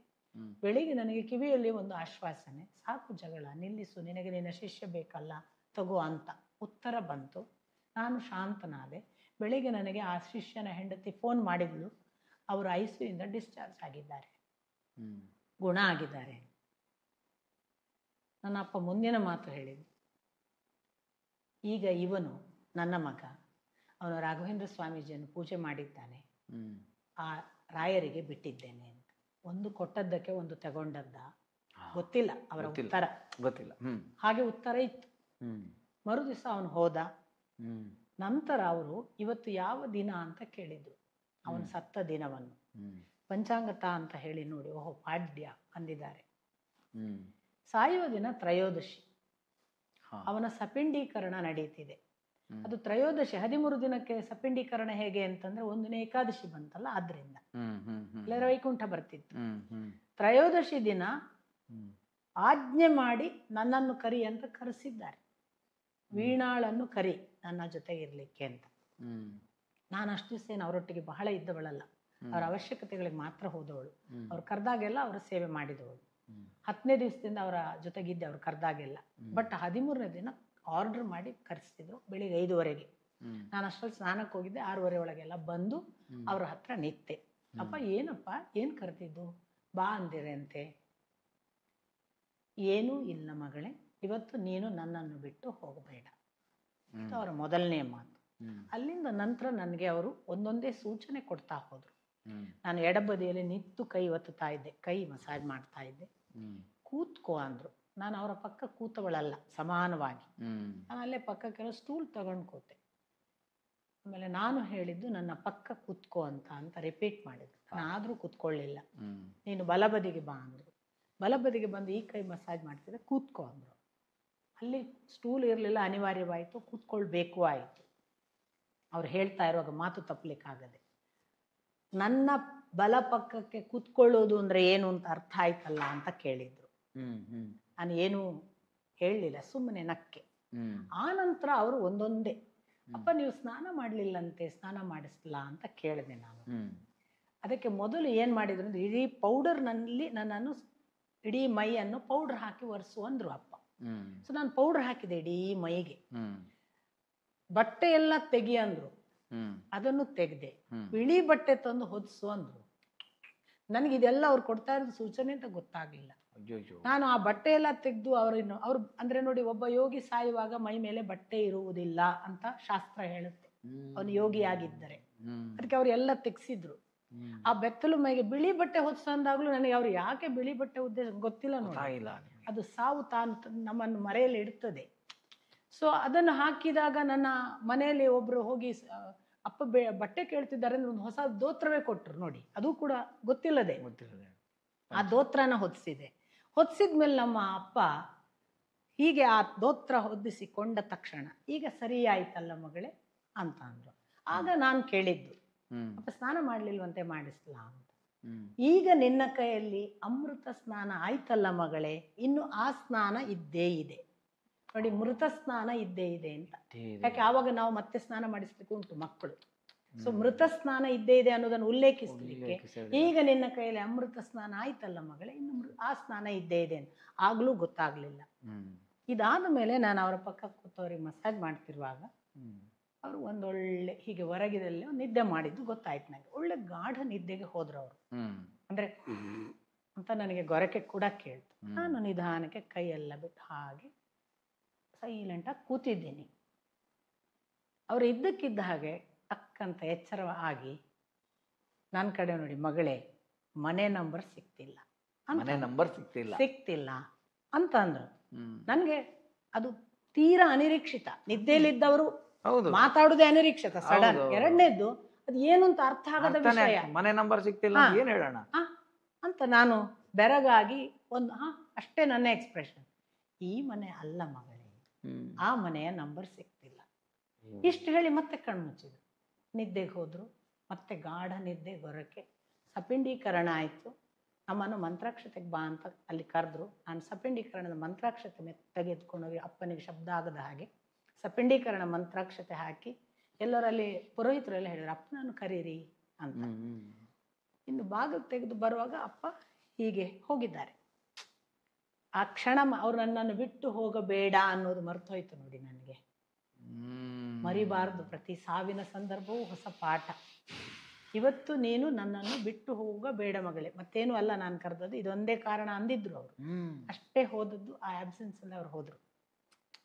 ಬಹುಶಃ ನಾನಿದ್ರೆ ಒಂದು ನಾರಾಯಣ ಅಂತ ಹೇಳುವ ಮಾತು ಇತ್ತೋ ಏನೋ ಅಂತ. ಅದು ನಾನು ಅಂತ ಅನ್ನಿಸ್ಕೊಳ್ಳಿ. ಅವನ ಇಚ್ಛೆ ಬೇರೆ ಇತ್ತು. ಒಟ್ಟಿನಲ್ಲಿ ಅದು ಹೋಯ್ತು. ಇದು ಒಂದು ಭಾಗ. ಇದರಲ್ಲಿ ನಂತರದ ನಿಮ್ಮ ಪ್ರಶ್ನೆ ಏನು, ಮನೆ ಏನು? ನೋಡಿ, ಜಗತ್ತಿನಲ್ಲಿ ಭಗವಂತನ ಸೃಷ್ಟಿಕ್ರಿಯೆಯನ್ನು ವಿವರಿಸುವ ಮಹತ್ತತ್ವದ ಕಡೆಯಿಂದ ನೀವು ಬಂದ್ರೆ, ಮಹತ್ತತ್ವ ಪ್ರಥಮ ಸೃಷ್ಟಿಯ ಭಾಗ. ಯಾವುದು ಮಹತ್ತತ್ವ ಅನ್ನೋದಕ್ಕೆ ಭಾಗವತ ವಿವರಣೆ ಕೊಡುತ್ತೆ. ಭಗವಂತ ಅಥವಾ ಸುಪ್ರೀಂ ಎನರ್ಜಿ ತನ್ನ ಪಾಡಿಗೆ ಈ ಜಗತ್ತಿನಲ್ಲಿ ಏನೂ ಇಲ್ಲದೆ ಇರುವಾಗ ಅದು ಮಾತ್ರ ಇತ್ತು. One and the only energy, supreme energy. ಅದಕ್ಕೆ ಅನ್ನಿಸ್ತಂತೆ ನಾನು ಬಹು ಆಗಬೇಕು ಅಂತ. ಸೋ ಅಕಾಮಯತ ಬಹುಸ್ಯಾಂ ಪ್ರಜಾಯೇಯೇತಿ ಅಂತ. ಅದು ಹಾಗೆ ಅಪೇಕ್ಷೆ ಪಟ್ಟಿತು, ನಾನು ಬಹು ಆಗಬೇಕು. ನಾನು ಬಹು ಆಗುವುದು ಅಂದ್ರೆ ಏನು ಅಂತ ವಿವರಣೆ ಬರುತ್ತೆ. ಈ ಪರಮಾಣು ಅಂತ ಅದಕ್ಕೆ ಹೆಸರು, ಮೂಲ ಶಕ್ತಿಗೆ. ಅದು ಬಹು ಆಗುವುದು ಅಂದ್ರೆ ಏನು? ಯಾವುದು ಪರಮಾಣು?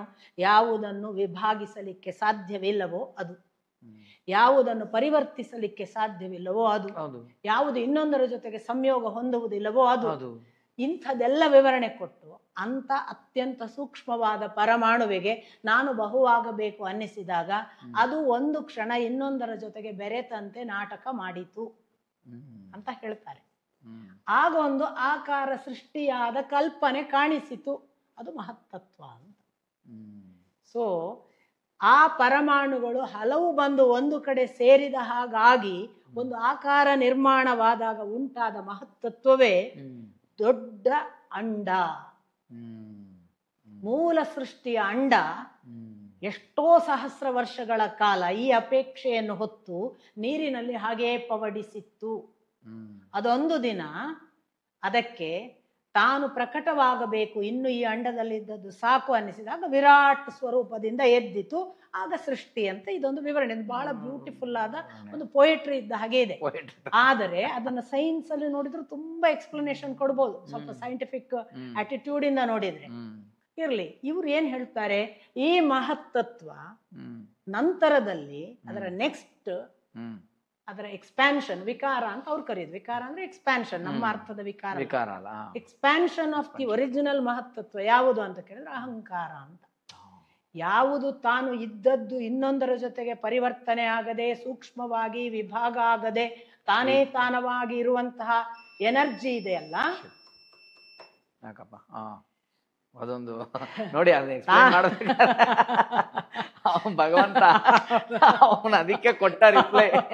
ಏನ್ ನನ್ನ ಬಗ್ಗೆ ಮಾತಾಡ್ತಾ ಇದ್ದೀರಾ ನೀವು?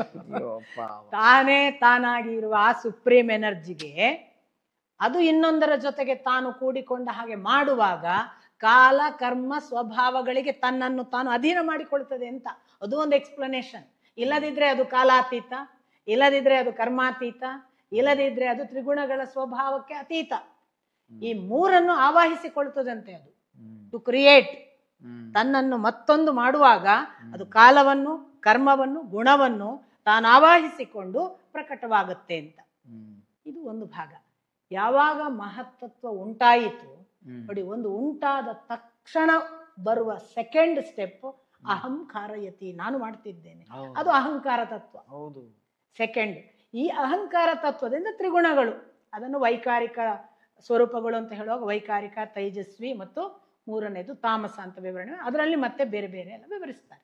ನಾನು ಯಾಕೆ ಇದನ್ನು ಹೇಳಿದೆ ಅಂದ್ರೆ, ಅವರ ಪ್ರಕಾರ ಹೀಗೆ ಬೀಯಿಂಗ್ ಕೂಡ ಒಂದು ಮಹತ್ತತ್ವವಾಗಿ ಮೊದಲು ಅಂಡ, ಅಲ್ಲಿಂದ ಅದು ನಾನು ಮಾಡಿದೆ ಅನ್ನುವ ಒಂದು ಕ್ರಿಯೆಯ ಭಾಗವಾಗಿ ಅಹಂಕಾರ, ಬೆಳೆಯುವುದಕ್ಕೆ ವಿಕಾರವಾಗಿ ಮೂರು ಗುಣಗಳು, ತ್ರಿಗುಣ ಬಂದ ತಕ್ಷಣ ಇದರ ಒಳಗಿನ ಅಸ್ತಿತ್ವದ ಅರಿವು ಬಂದ ಕೂಡಲೇ ನಾನು ಪಂಚಭೂತ, ನಾನು ಪಂಚೇಂದ್ರಿಯ, ನಾನು ಪಂಚಕರ್ಮೇಂದ್ರಿಯ, ನಾನು ಪಂಚ ತನ್ಮಾತ್ರೆ ಅನ್ನುವ 20, ಅದರ ಜೊತೆಗೆ ಮನಸ್ಸು, ಬುದ್ಧಿ, ಚಿತ್ತ, ಅಹಂಕಾರ ಅನ್ನುವ 4 ಅಂತಃಕರಣ ಚತುಷ್ಟಯ, ನಾನು 24 ತತ್ವ.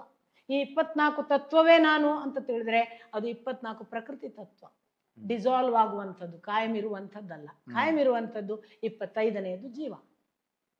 ನಾನು 25ನೇ ಜೀವವೇ ಅಲ್ಟಿಮೇಟ್ ಅಲ್ಲ, ಅವನ ಜೊತೆಗೊಬ್ಬ ಇದ್ದಾನೆ, ನಾನು ಜೀವಾತ್ಮ, ಅವನು ಪರಮಾತ್ಮ, 26ನೇಯವನಿದ್ದಾನೆ. ಸೊ ನಾನು ಎಲ್ಲವಾಗುವಾಗ ಯಾವ ಮನೆಗೆ ಹೋಗುದು ನಿಮ್ಮ ಪ್ರಶ್ನೆ. ಈಗ ಜೀವಾತ್ಮನಿದ್ದಾನೆ, ಜೀವಾತ್ಮನಿಗೆ ಅರಿವಿನ ಭಾಗವೇ ಇಲ್ಲ. ನಾನು ಜೀವಾತ್ಮ, ನನ್ನಲ್ಲಿ ಪ್ರಕೃತಿ ತತ್ವಗಳಾದ ಪಂಚಭೂತಗಳಿವೆ, ಪಂಚೇಂದ್ರಿಯ ಇವೆ, ಪಂಚಕರ್ಮೇಂದ್ರಿಯ ಇವೆ, ಪಂಚತನ್ಮಾತ್ರ ಯಾವುದೂ ಗೊತ್ತಿಲ್ಲ. ಮೂಲ ಎಲ್ಲಿಂದ ಬಂತು, ಹೇಗ್ ಬಂತು, ಏನೂ ಗೊತ್ತಿಲ್ಲ. ಅವನು ಹುಟ್ಟುತ್ತಾನೆ, ಸಾಯ್ತಾನೆ, ಹುಟ್ಟುತ್ತಾನೆ, ಸಾಯ್ತಾನೆ, ಅವನು ಮತ್ತೆ ಬರ್ತಾನೆ, ಅವನು ಮತ್ತೆ ಬರಲೇಬೇಕು.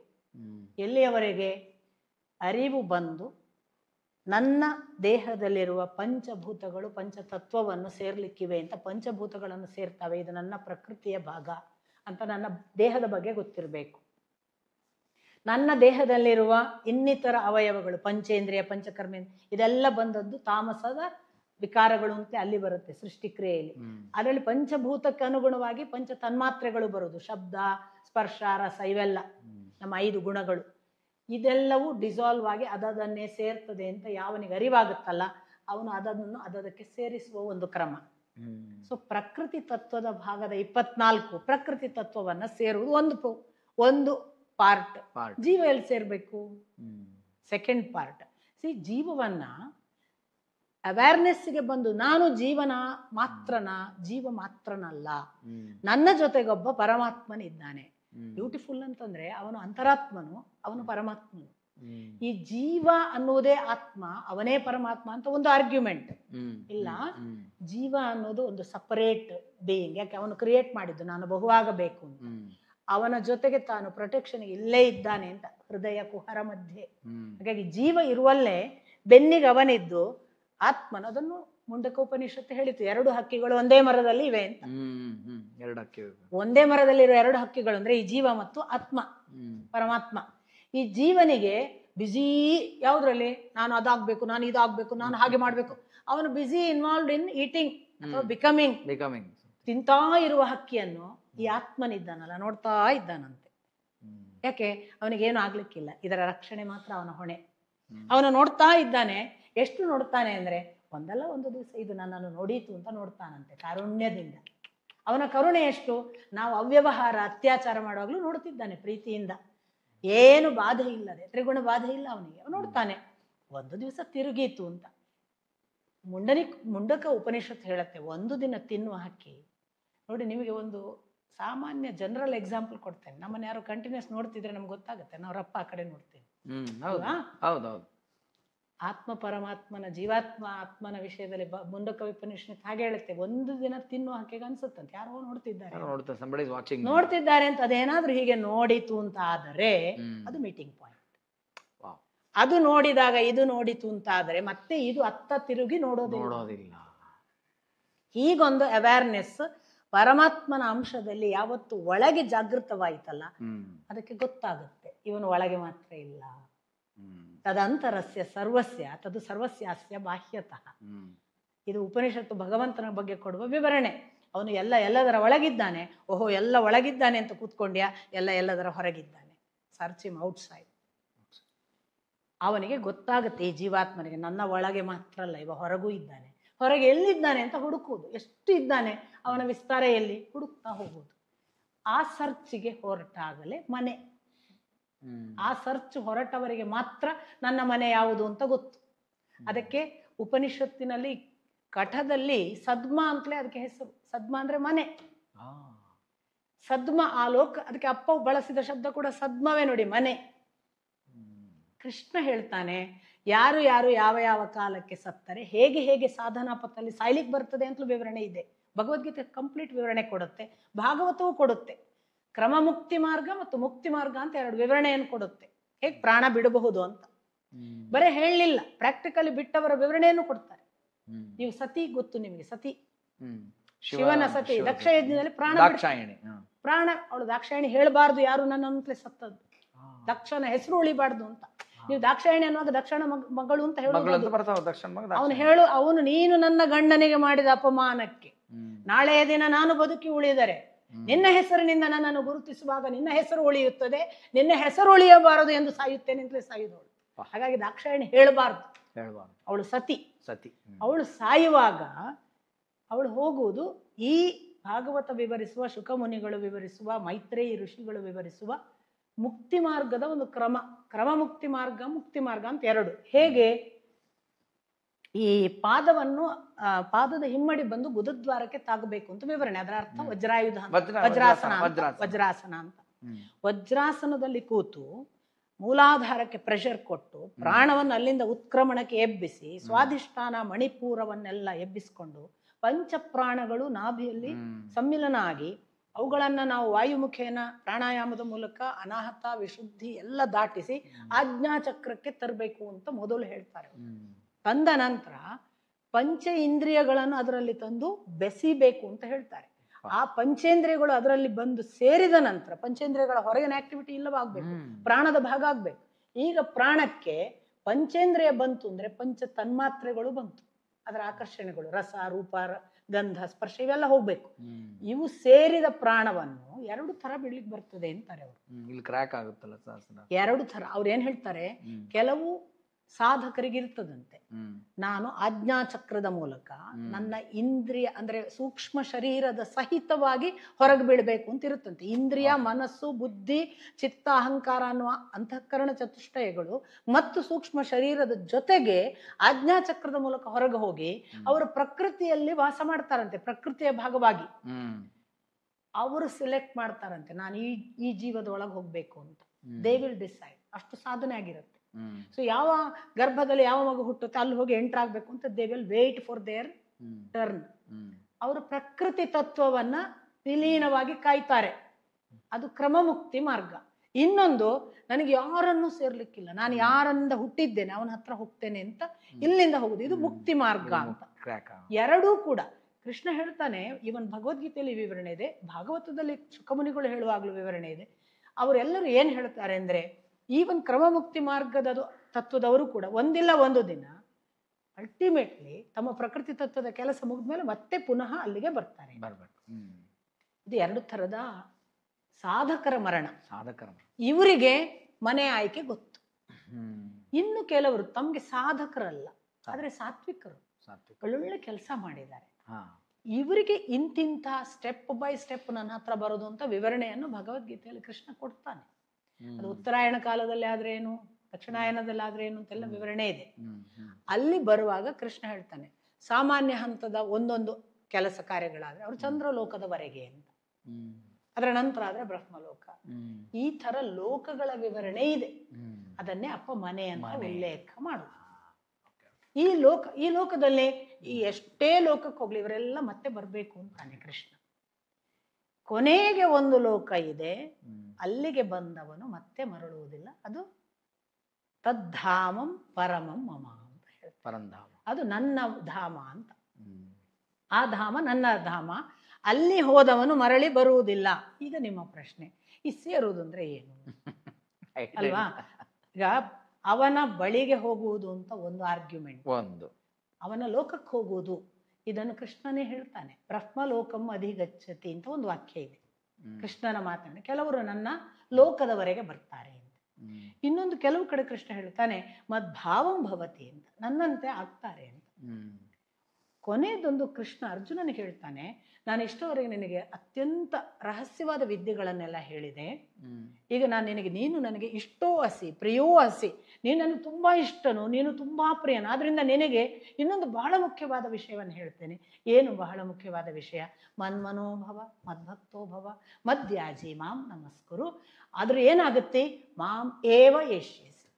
ನೀನು ಒಂದು ವೇಳೆ ಮನ್ಮನೋಭವ, ಮನಸ್ಸಿನಿಂದ ನನ್ನನ್ನೇ, ನನ್ನ ಮನಸ್ಸೇ ಆಗು. ಮದ್ಭಕ್ತೋಭವ, ನನ್ನ ಭಕ್ತನೇ ಆಗು. ಮತ್ಯಾಜಿ, ನನ್ನನ್ನೇ ಪೂಜಿಸು. ಮಾಂ ನಮಸ್ಕರು, ನನ್ನನ್ನೇ ನಮಸ್ಕಾರ ಮಾಡು. ನೀನೇನಾಗ್ತಿ ಗೊತ್ತಾ? ಮಾಂ ಏವ ಯಶ್ಯಸಿ, ನನ್ನನ್ನೇ ಸೇರುತ್ತಿ. 3 ಡಿಫ್ರೆಂಟ್ ವಿವರಗಳನ್ನು ಕೃಷ್ಣ ಕೊಡ್ತಾನೆ. ಇದೇ 3 ಸಿದ್ಧಾಂತವಾಯಿತು. ನಾವು ಎಂದೂ ಅವನ ಲೋಕದವರೆಗೆ ಮಾತ್ರ ಹೋಗಬಹುದು ಭಕ್ತರಾಗಿ ಅಂತ ಹೇಳೋದು ಮಧ್ವಾಚಾರ್ಯರ ಸಿದ್ಧಾಂತ.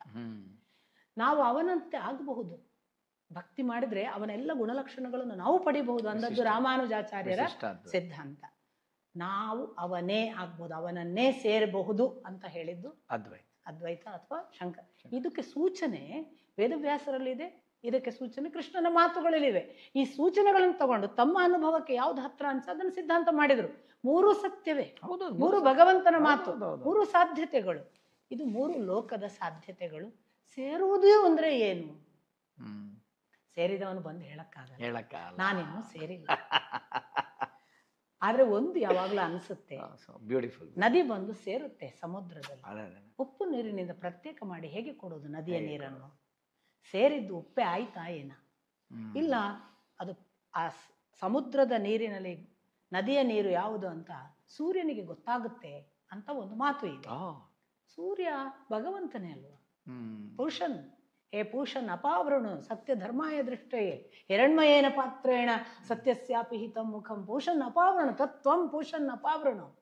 ನೀನು ಅದನ್ನು ಕಳಚು, ಆ ಹಿರಣ್ಮಯ ಪಾತ್ರೆಯ ಒಳಗಿರುವ ಬೆಳಕನ್ನು ನನಗೆ ಕಾಣುವ ಹಾಗೆ ಮಾಡು ಅಂತ ನಾವು ಸೂರ್ಯನನ್ನೇ ಪ್ರಾರ್ಥಿಸೋದು. ಅವನು ನೇರ ಭಗವಂತನ ಅಧೀನ, ಭಗವಂತನ ಪ್ರತಿನಿಧಿ.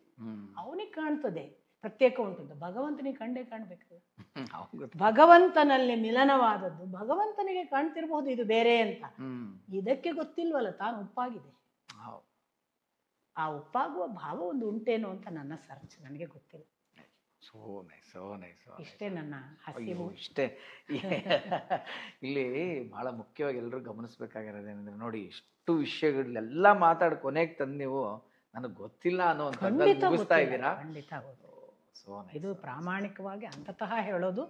ನಿಜಕ್ಕೂ ಅದೊಂದು ದಿನ ನಾನು ಪ್ರತಿ ಸಾರಿ ನನ್ನ ಕಲ್ಲಹಳ್ಳಿಯ ಜನರಿಗೆ ಹೇಳ್ತೇನೆ, ನಾನು ಒಂದು ದೊಡ್ಡ ವ್ಯಕ್ತಿಯನ್ನು ಕಂಡ್ರೆ ಅವತ್ತು ನಿಮಗೆ ತಂದು ತೋರಿಸ್ಬೇಕು ಅಂತ ಆ ವ್ಯಕ್ತಿಯನ್ನು ಕಂಡಾಗೆಲ್ಲ ಅನ್ಕೋತೀನಿ. ನಂಗೊಂದು ಅಪೇಕ್ಷೆ ಇದೆ, ಒಂದಿನ ದೇವ್ರು ಕಂಡ್ರೆ ನಿಮ್ಗೆ ದೇವ್ರನ್ನ ತಂದು ತೋರಿಸ್ಬೇಕು ಅಂತ ಹೇಳ್ತಿದ್ರೆ ಮುಂದಿನ ಮಾತು ನಿಮ್ಮ ಹತ್ರ ಹೇಳ್ತೇನೆ. ನಂಗೊಂದು ದಿನ ಆ ಅನುಭವ ಆದ್ರೆ ಬಂದು ಹೇಳಬೇಕು ಅನ್ನೋ ಅಪೇಕ್ಷೆ ಈಗಾಗ್ಲಿಕ್ಕೆ ಬರುತ್ತೆ ಅಂತ ನಾನು ಆ ಹಸಿವಿನಲ್ಲಿ ನಡೆಯಬಹುದು. Thank you so much. ನಿಮ್ಮ ಹಸಿವು ಏನೋ ಹೇಳ್ತೀವಲ್ಲ, ಒಬ್ರು ನೋಡಿ ಅದು ಬೇಕು ಇದು ಬೇಕು ಅಂತೆಲ್ಲ ಆಸೆ ಪಡ್ತೀವಿ. ನಮಗೆ ಅಧ್ಯಾತ್ಮ ಅಥವಾ ಈ ಮಾರ್ಗನ ಇಷ್ಟಪಡೋರು ಇಷ್ಟೇ ಅಂತೀನಿ. ಈ ಥರ ನೋಡಿದಾಗ ಈ ಹಸಿವು ನಮಗೆ ಬರಲಿ, ಈ ಹಸಿವು ಸದಾ ನಮ್ಮಲ್ಲಿ ಈ ತೀವ್ರತೆ ನಮ್ಮಲ್ಲಿರಲಿ. ತೀವ್ರತೆಯೇ ಎಲ್ಲದಕ್ಕೂ ಒಂದು ಮೂಲ ಅನ್ನೋ ಒಂದು ಮೆಸೇಜ್ ನಿಮ್ಮಿಂದ ನಾನು ತಿಳ್ಕೊಂಡೆ, ಪ್ರಾಯಶಃ ಎಲ್ಲರೂ ತಿಳ್ಕೊಂಡಿರ್ತಾರೆ. ಸೊ ಇದೊಂದು ಅದ್ಭುತವಾದಂಥ ಎಪಿಸೋಡ್, ಒಂದು ಗ್ರಂಥ ನೋಟ್ಸ್ ಥರ ಮಾಡಿಕೊಂಡು ನಾನೇ ಇವಾಗ ಎದುರುಗಡೆನೇ ಇಷ್ಟು ಸತಿ ಕೇಳಿದ್ರು ಪ್ರಾಯಶಃ ಒಂದ್ಸಲಿ ಮತ್ತೆ ರಿವೈಂಡ್ ಮಾಡಿಕೊಂಡು ಸ್ಲೋ ಆಗೋ ಪುನಃ ಕಲಿತಾ ಲೇಯರ್ ತಿಳ್ಕೊಬೇಕು ಅಂತ ಹೇಳಕ್ಕೆ ಇಷ್ಟಪಡ್ತಾ ಥ್ಯಾಂಕ್ ಯು ಸೋ ಮಚ್ ಅಮ್ಮ.